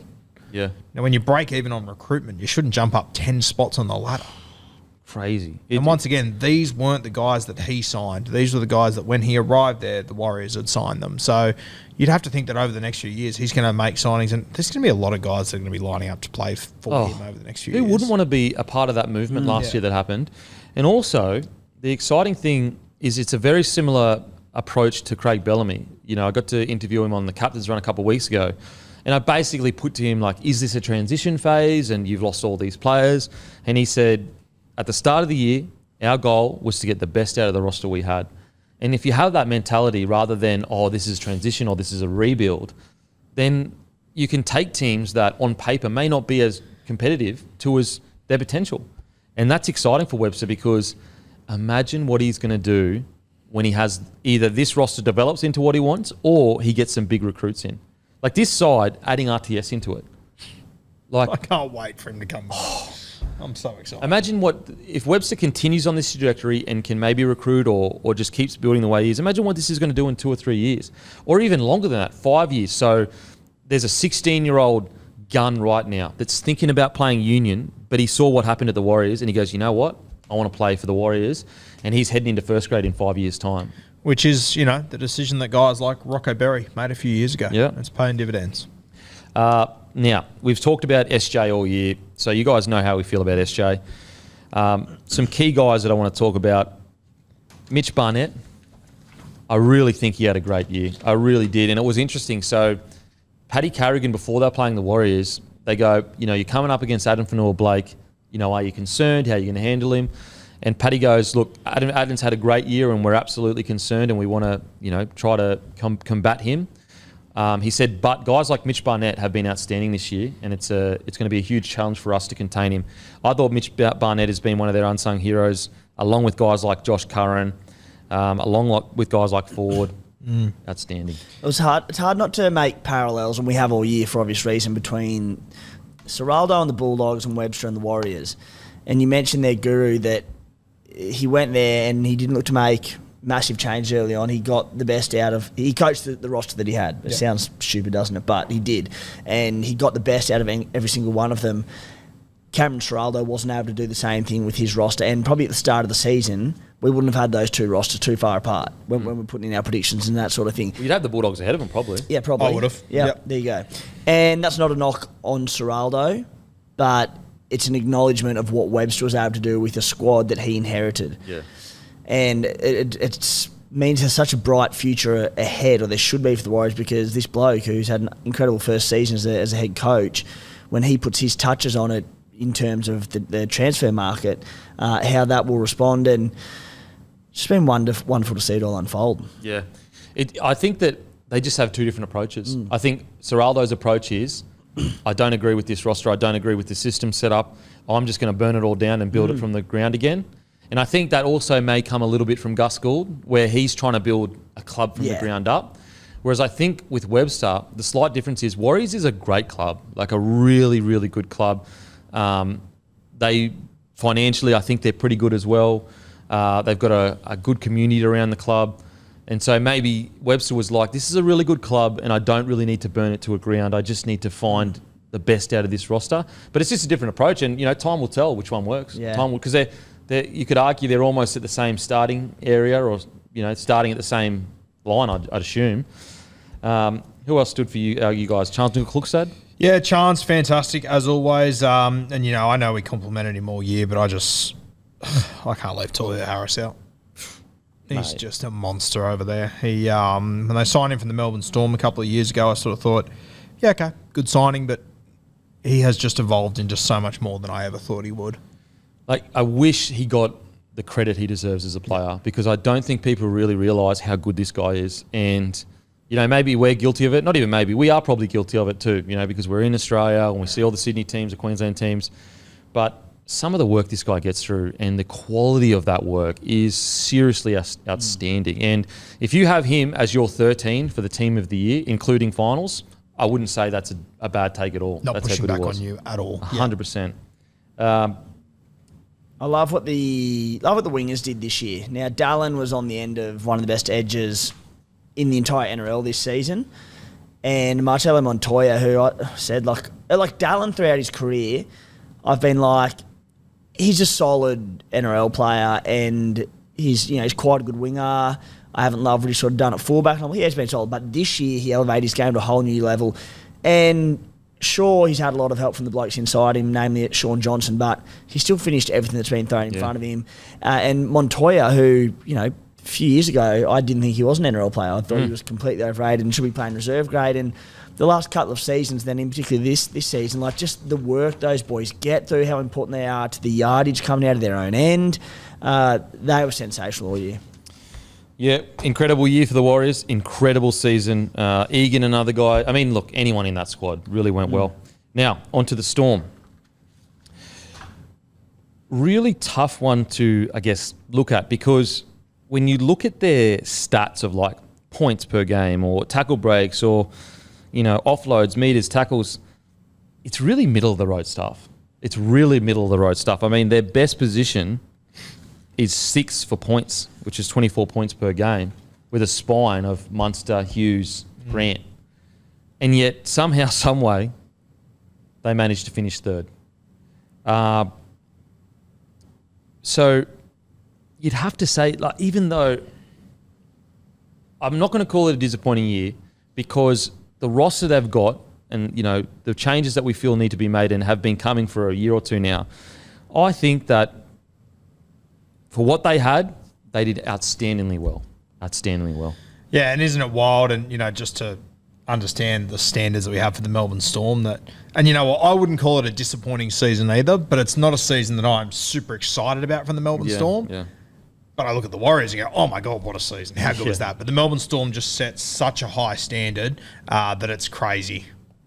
Well, when you sit here and we say, Tigers on paper have a better forward pack, arguably, that puts into perspective how good this year has been for what they've done. Finished third, and they were in a prelim.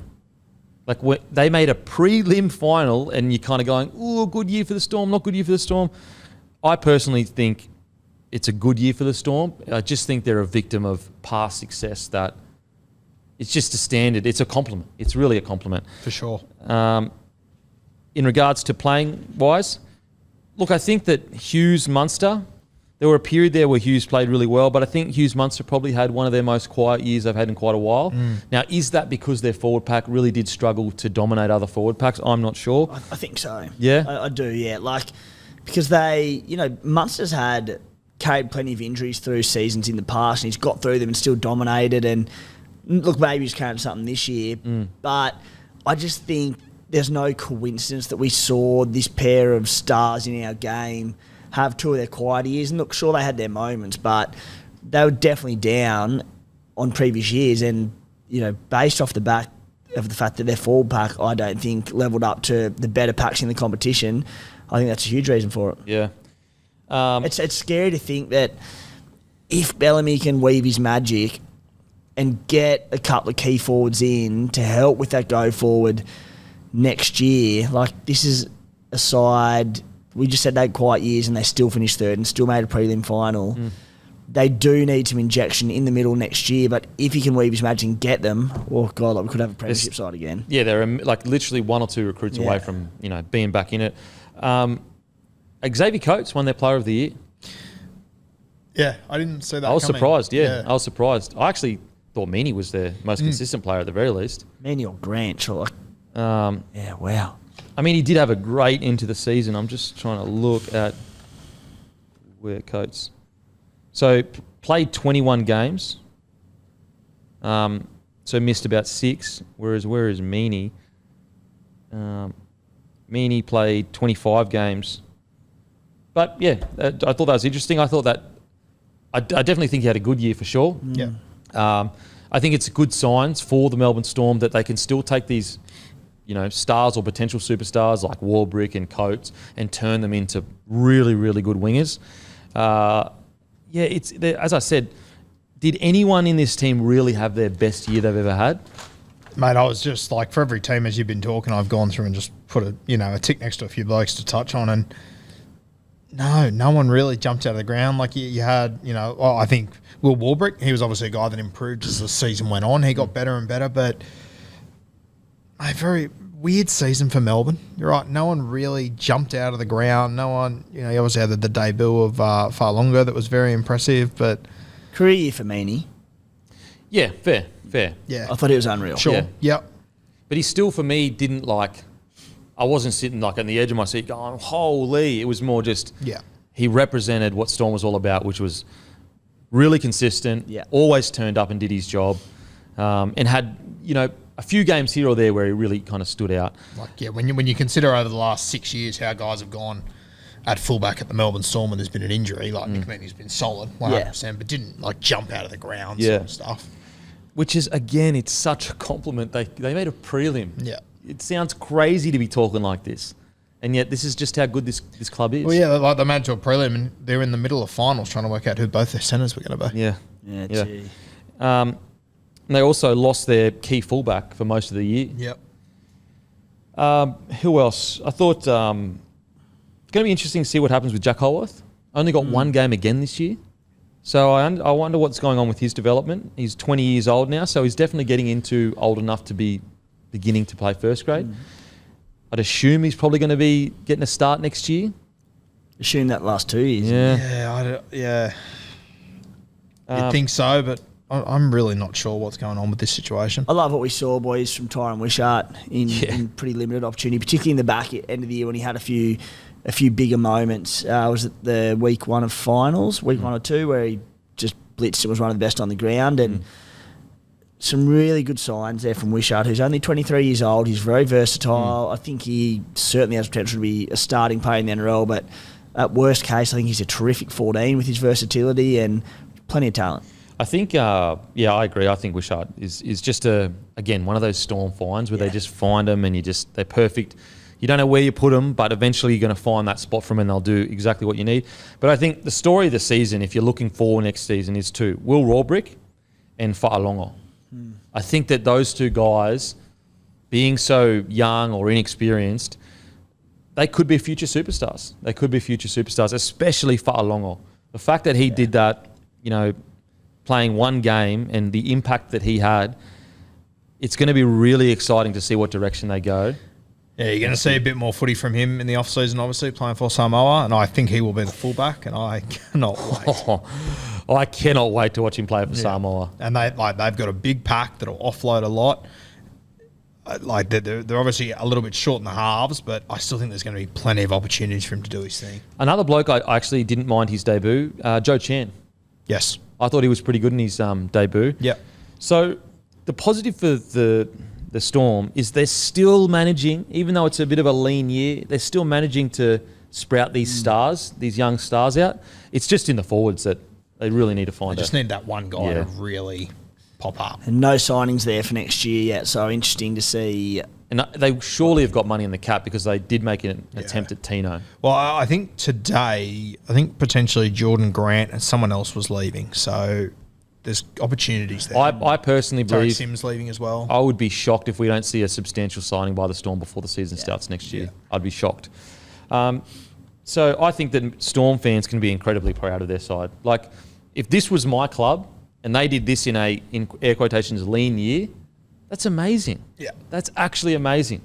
So I give them a pass mark. I really do. I think they had a good year for what they were dealing with. And to make a prelim, you can't really ask for much more. Jeez, you can't ask for much more. Okay, now onto the Broncos.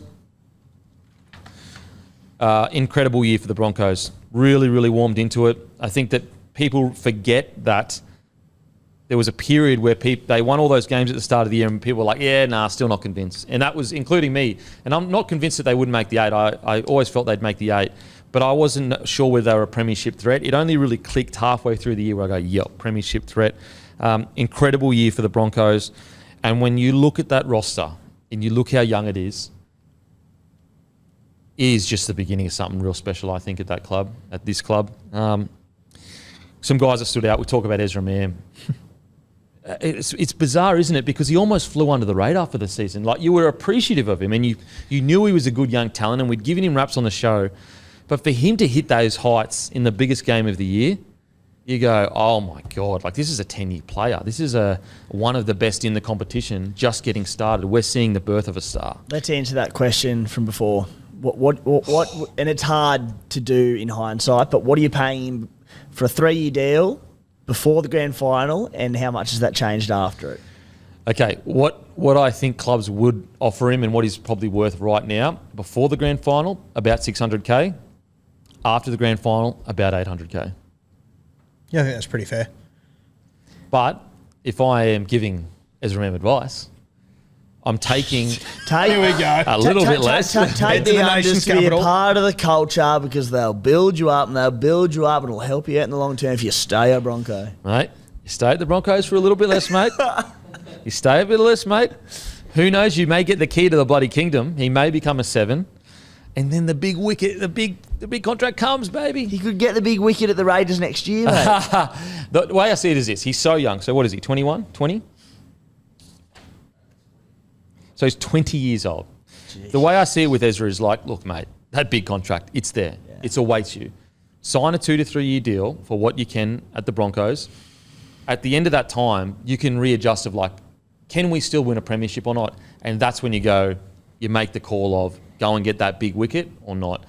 Whereas you'd hate to be Ezra Mann, leave now, and then Broncos go and do something special. Yeah. And you go to another club for, let's say, 800K, and they're struggling. It's like, was that extra 300 or 400K a year? I know it's a lot of money, but in the grand scheme of your career, was it worth it? I personally don't think it is now. That's easy for me to say as someone that's like older and, seeing the length of a career or whatever, but when you're younger, you're getting these huge numbers thrown at you. Very hard to say no to. Very hard to say no to. Well, when you have a look at the Brisbane Broncos season, their 2, worst weeks on the ladder was after round 1, which they won, to be fair, but they played Penrith. They were 8th at that point. They didn't drop below, 3rd for the rest of the season. 5th was their lowest. Yep, and guess who they played that Penrith. week? Penrith. And they played Melbourne, Penrith back-to-back. Yeah. Mate, incredible year. And, the really exciting thing for the Broncos is that this is a young team that hasn't really played much finals footy, hasn't played much footy together. They've played a lot of footy together in regards to at the lower tier, but they're all relatively young. They've just started to hit their straps. They'll learn so much from the grand final. Some guys I want to shout out, obviously Adam Reynolds, he was outstanding for us. Billy Walters really grew into his own towards the end of the year. Going to be really interesting to see what happens with Moser next year. But, Smoothie was great off the bench. I like Herbie Farnworth, outstanding. Paddy Carrigan, what do you say? What do you say with blokes like this? They were so good. We've spoken at such length about, the key players in this side and whatnot over the past month or so in particular, and, on last week's podcast. But Brendan Pikura. Love what I saw from him this year. Yeah. He limited time, few sort of 60 to 80 minute games there when there are injuries, but a bloke like him, he could be an absolute weapon next season. He runs a great line, seems like he's got decent work ethic. He's a very exciting prospect. Well, I mean, Jarrell Yayi, we're talking about, out of all of this young roster, Jarrell, who's been the guy where you've gone, oh my God. Now, think about all the young guns at the Broncos right now. All the young guns we're talking about. Jarrell was like, when I saw Piakora playing, coming through the grades, it was some of the best footy I've ever seen from a young player. If that's the case with the calibre he was playing with, geez, that's scary. So scary. In regards to the season, like similar-ish to the Newcastle, like they were playing like the Broncos. You know, the DNA where attack, you know, almost a cocky style of play, almost we just think we're better than you. Regardless of where we are on the field, we just think we can outplay you. And look, you could argue, did it come back to bite them slightly in the grand final? Maybe. But look, it got them to a grand final, so why change it? Another guy I want to give a massive shout out. I know he didn't play that many games, but I thought Kobe Hetherington showed why he is such a bloody good player. Origin Smokey. You reckon next year? Is he a Smokey? I don't know if it's next year, but I reckon over the next few years he will. Well, he was so good in his initial year. I actually had Paddy Carrigan and Haas up front and him at starting 13 and Flegler off the bench. Yeah, I get that. Yeah. But obviously, you know, Carrigan developed ball playing and he's 13 now. But yeah, I thought he was outstanding. The one that I like, and he played a fair whack of footy this year, but I think that he will become more and more important next year is going to be Corey Jensen. Mate, he was so good for us. Yeah. So important. Another guy, Marty Tapau, he's going around again. Yeah, two guys that sort of, you know, they were really important to you during the middle part of the season. Then we just got to the back end and other guys sort of jumped them at the last minute, but I think they're going to be very important next year. I will say Selwyn Cobbo is going to be an interesting one heading into next year. This year, he was so good this year, but it almost feels like we're not even close to how good this guy's going to be. You know what I mean? And he just seems to just be enjoying it. Like, I'm just joining footy, it's all good. When he realises his potential and he realises what he can be, like, who's going to stop this guy? The ceiling is so high, isn't it? I reckon that'll be Selwyn for a few years, though. I mean, he's still only 21, so he's just a kid. He's just a kid enjoying footy, and he loves it. And when you go back and you think of the 2023 season, think about some of the moments this guy had. Yeah. Like, where you're going, what the hell? Remember that game against the Dolphins where he chipped it, like, fucking, where it was like, what the hell are you doing, bro? And I think when you have a look at this side and, you know, you've got young guys there who are already very, very mature and, you know, Haas, Carrigan, these sort of guys, I think that Cobbo can just be Cobbo for a few more years. Yeah. I think it'll be good for him. Yeah. Another guy who I thought had an outstanding year, Jordan Riki. He was great. He was so good for us. He really matured into the player that we thought he could. For most of the year, I think at the start of the year, a little bit touch and go. And then he just realised what he offers the team, which is really good kick chase, big, strong defence. And, like, was he perfect? Of course not. There's not a single player that's perfect. But when you're looking at the season overall, I thought Riki was really, really good. Yeah. Matured a lot. Massively. And he's only 23. Yeah. Walsh and Cobbo were ranked 1st and 9th for errors this season in the NRL. 83 errors between them in 46 games, and you're a whisker from winning a grand final. It's crazy, Like, we say every single week how all these blokes are, how far they've got to go to become the footballers that they will become, and that's how close they were. Like, when they round these edges off, oh, jeez. It's almost like, look, I'm not sure. Obviously, I can't predict the future. But if you could ask, from a career perspective, what's the best thing for Reece Walsh? Is it a grand final loss in essentially his first year? Because then he'll know that feeling and he won't get ahead of himself. We hope he won't get ahead of himself. And then look at Nathan Cleary, gets to the grand final, gets beaten. And it's made him into an absolute animal. All those Penrith boys. And I wonder, and I hope, and I believe it will light a fire under Reece Walsh, which is a really fucking scary prospect. I think Timmy said it last week, it really could be the making of Reece Walsh. Yeah. What a year from Reece Walsh. Man, I'm such a fan of the kid. I know opposition fans, you know, don't like him because he's in your face, he talks, he's cocky, he has swagger. I get it. I understand it. So I'm not going to say you can't not like him. But for me personally, because he's on my side, I love him. I love him. I love his swagger. I love his ability to, if he does do something wrong, he'll go, you know what, I stuffed up. Like even the whole thing at the Warriors, what I loved about that, there was no excuse or this happened or that happened. He came out, he did that video and he said, I stuffed up, I take full responsibility. And I know a lot of people like to, because he is so brash and he has that swagger, they like to put shit on Reece. But tell me how many other NRL players don't do that? Yeah. They don't come out and just go, you know what, I stuffed up. Yeah, and even if you don't like his swagger and the way he carries on at times, don't let it not allow you to enjoy him on the field because it's something special. Oh, mate, unbelievable. Yeah. I love him as a player. I think he's destined for greatness as long as he can handle the superstardom that's going to approach him in the next few years, and as long as he keeps the right people around him, because they are going to be so many vultures that are going to try to lead him down bad paths. He truly can be anything. Like, he could be anything he wants to be. He's still only 21 years old. Wow. 21 years old. Outside of that, I thought Tony Staggs had a good season. Yep. I thought he really rounded his game out and had a real consistent season. Oh, the Kangaroo squad, how good's that for Tony? Mate, so good. And a good reward. A good reward for a bloke that very easily could have just relied on his big plays. But I think what he's developed in his game is all the tough stuff. Yeah, Selwyn as well, obviously, too. We didn't even mention that. He's made the Kangaroo squad as well. So congratulations to both it's boys. Bloody good for the Broncos. Like, got all these guys. I mean, again, it reminds me of when the Broncos had bloody 8 to fucking 9 Origin and Australian players. So hopefully that continues going forward. Another guy I just want to shout out, Dean Mariner, when he came in and played, was phenomenal. Yeah. Phenomenal. Jesse Arthur's outstanding this year as well. What a year. What a year. Tristan Saylor, incredible year from the Bronx. So super proud.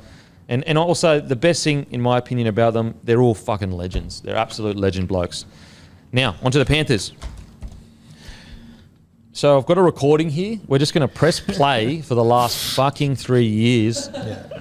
What is more is there to say? Okay, points for first. Line breaks fifth. Tackle breaks first. Meters gained first. Offloads fifth. Like, this is what we're talking about. Errors 17th, which means number one. So doesn't that just paint the picture that represents this side? Like, so when you look at that, you go, well, no wonder they won the comp. Like, you look at points to errors, like first for points and then for least for errors.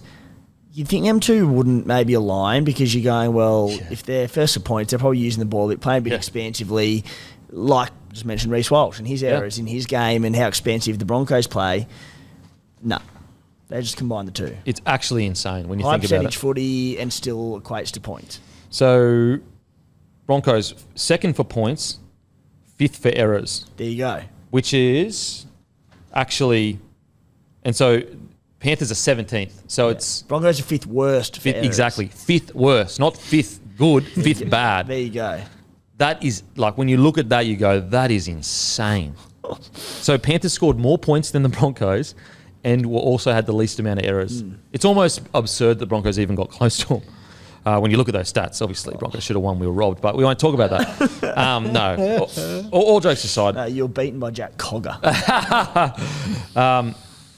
Look, this is greatness. This is greatness, and I've seen some articles about, you know, they shouldn't say they're the best team in the history of the game or whatever because it's disrespectful to past teams. They absolutely Shut up. have every right to say they are the best team in the history of the game. And I reckon you are taking the piss if you don't think that's reasonable for them to say that. They told you they were last year and they backed it up.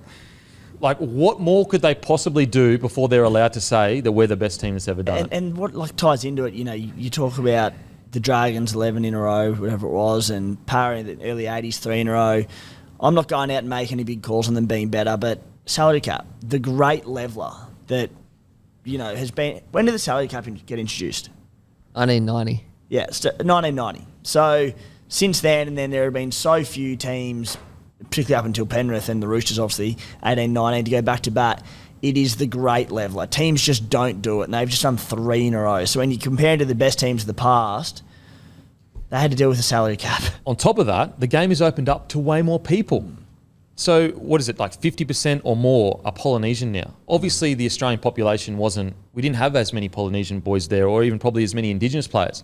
Now, there are way more people, a pool of people that can play the game, which means it's like the NFL. What makes the NFL so great? Because they have 300 million people to pick from. Yeah. And so with the NRL, as more people, the pool gets bigger, the standard increases. Now, look, maybe those sides of the past, it's a different game, it's a different era. So they are incredible. They'll go down in history. But the game is only ever going to get harder. It's not going to get easier, in my opinion. Gosh, add something to that as well. You say it's a different game, and obviously a lot of people have said, the Dragons won 11 in a row. They're not the greatest team ever. Sure, the Dragons won their 11th premiership in a row in 1966 December 1966. We went to 4 tackles instead of unlimited tackles. Yeah. Literally a different game. Yeah, and also wasn't that just New South Wales Rugby League as well? Yeah. So it wasn't a national game yet. But it was unlimited tackles. It was just hold the ball as long as you can. Like, it's literally a different sport. Yeah. So it's like it's hard to even compare because it's like they're not even the same sport. Panthers absolutely can make the claim to the greatest team ever. Like, I don't care. I'll die on that hill. 100%. Don't kill me, but I'll metaphorically die. Look, we could talk about Cleary. Like, it's bizarre to think that this big game nonsense. It's like he won. He was the best player of the final series. Like, that's 4 big games. Anyway. 3 for him because he was so dominant. Yeah, true, my bad. Okay, let's talk about the squad. I really think this was Moses Leota's breakout year. Yeah. I know he played really well in the grand final last year, but it was almost like, oh shit, Moses Leota is a bloody good player. Put it this way, Moses Leota last year, I honestly think there's a lot of footy fans that be vaguely aware of who he is as a player. Gets through all the tough stuff, but he doesn't get all the raps.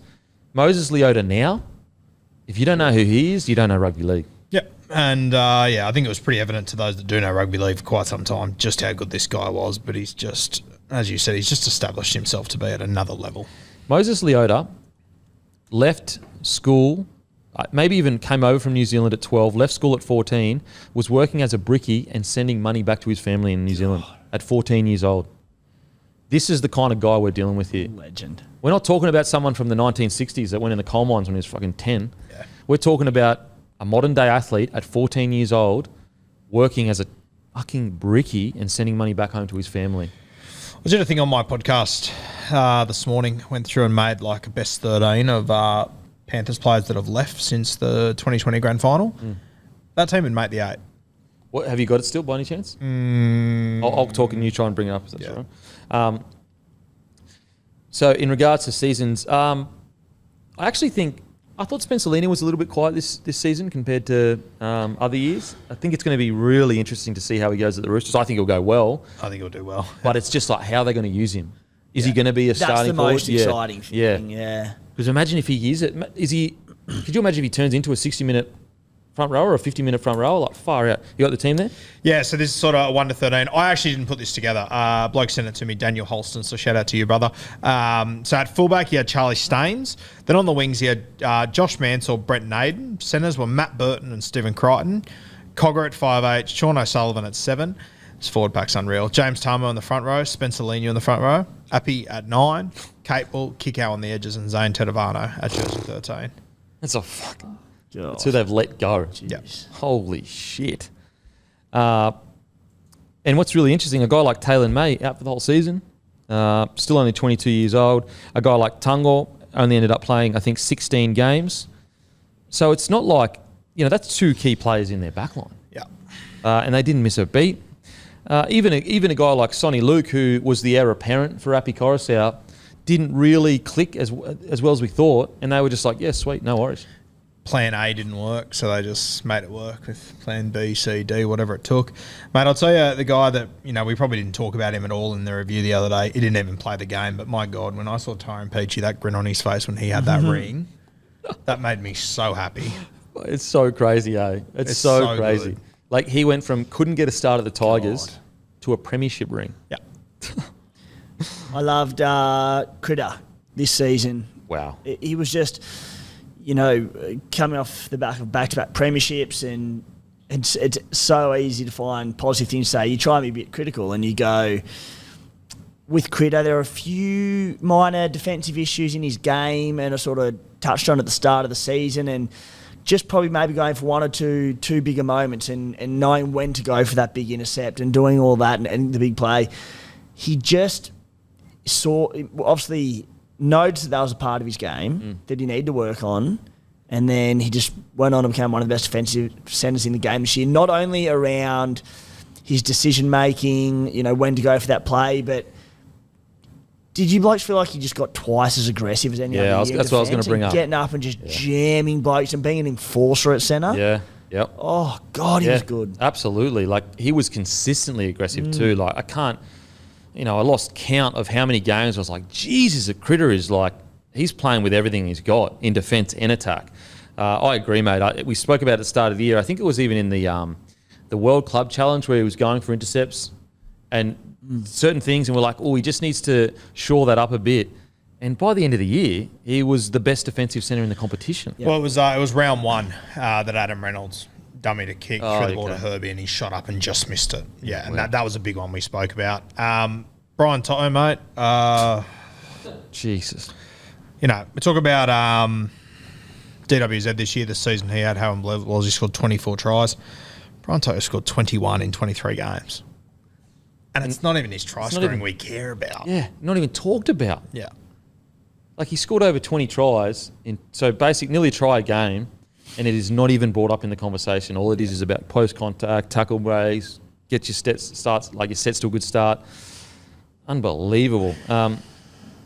Look, this team, it is great, and what's scary is they have the biggest nursery in the NRL.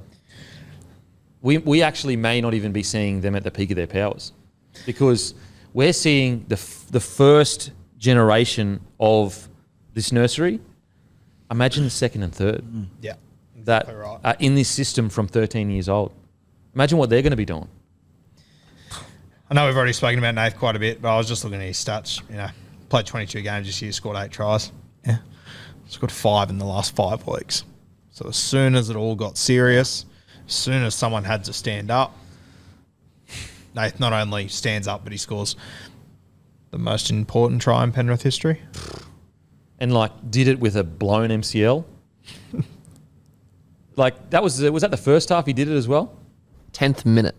So Critter kicked the goal at the first goal, remember? Everyone's like, why Critter kicking? So he obviously was looking after his knee.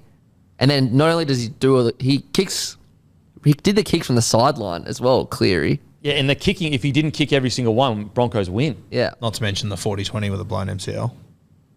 Jesus Christ. How can you not say this guy's great? What more can this guy do? And also, last year's grand final, he needed a shoulder reconstruction, didn't he? Yep. Or the year before. The one before. Yeah. What more does this kid have to do? It is amazing. They literally brought a fresh half on the field. You could have thought maybe Nath could have said, hey, can you take over the kicking for me? Yeah. Nah, fuck it. Fisher Harris, we've spoken about him all the time. Look, incredible year for Panthers. Incredible year. What about Luke Garner? Goes from the Tigers to a premiership. Unbelievable. And halfway through the season, I thought he was next to no hope to be in that team come the end of it. Did very well, Luke Garner. Mate, he played 12 games. He's got a ring. It's more of Luke Garner to come. Yep. For sure. But for a guy that came and probably didn't hit the straps we thought he would, fights his way back into first grade, gets a ring. What a feel-good story. Incredible. What a great story for the bloke. And what I love about it, I love the fact that he didn't kick rocks because he would have been the front runner for that edge spot. Didn't get it. Went back to reserve grade, kept working hard, gets the premiership ring. If that isn't a good story about just fucking hanging in there, I don't know what is. Jerome Luai, solid year, played 22 games, and for a long period there. So how long was Cleary out for? About 6 games? Yeah, 6 or 7 games. And so basically, could you get when Cleary had out? 6 or 7 games. It was basically the middle of the year, from round 10 to round 18. Round 14 to 21 he was out. 14 to 21, they lost 1 game. Yep, they lost 1 game to North Queensland, and I think that was during Origin. And I don't even think Luai played. Did Luai even play in that? I don't think he did. So basically, they didn't lose a game. How long ago does that World Club Challenge and Broncos round 1 finish? Oh, jeez. Is it over? Are they struggling? Fucking please. Jesus. We're witnessing greatness, and I'll be honest, guys, they're the favourites to win the premiership next year again. Without a doubt they are. Yeah, Luai didn't play that game. So all of these people that are like, yeah, he's nothing without Cleary. That look, the team isn't as good without Cleary for sure. He was 100% without Cleary this year. They've won 3 premierships in a row, and I don't know. Tell me if I'm wrong. Have they signed anyone? It's amazing. All right, incredible year for the Panthers. Anything else you guys want to talk about? Yes. Kempy going into the footy off season, but SC Playbook covers cricket as well. Okay. In depth. So SC Playbook Cricket on Twitter, Facebook, Insta, all that good stuff, and being very Supercoach centric in the past, but branching out to cover a lot more general cricket as well. So if you're not a Supercoach fan, general cricket too. So big plans for that. And also for the listeners, the Bloke podcast, it continues. The Monday review, it continues. We'll obviously keep talking about footy, but we'll lean a little bit in, obviously, to cricket, a bit of boxing, a bit of MMA. What about you, Guru? Any sports that you're going to lead into? No, mate. I'm getting ready for Harold Matt's season. When does Harold Matt start? Not soon enough. Anyway, as usual, guys, we'll go and fuck ourselves. Thank you.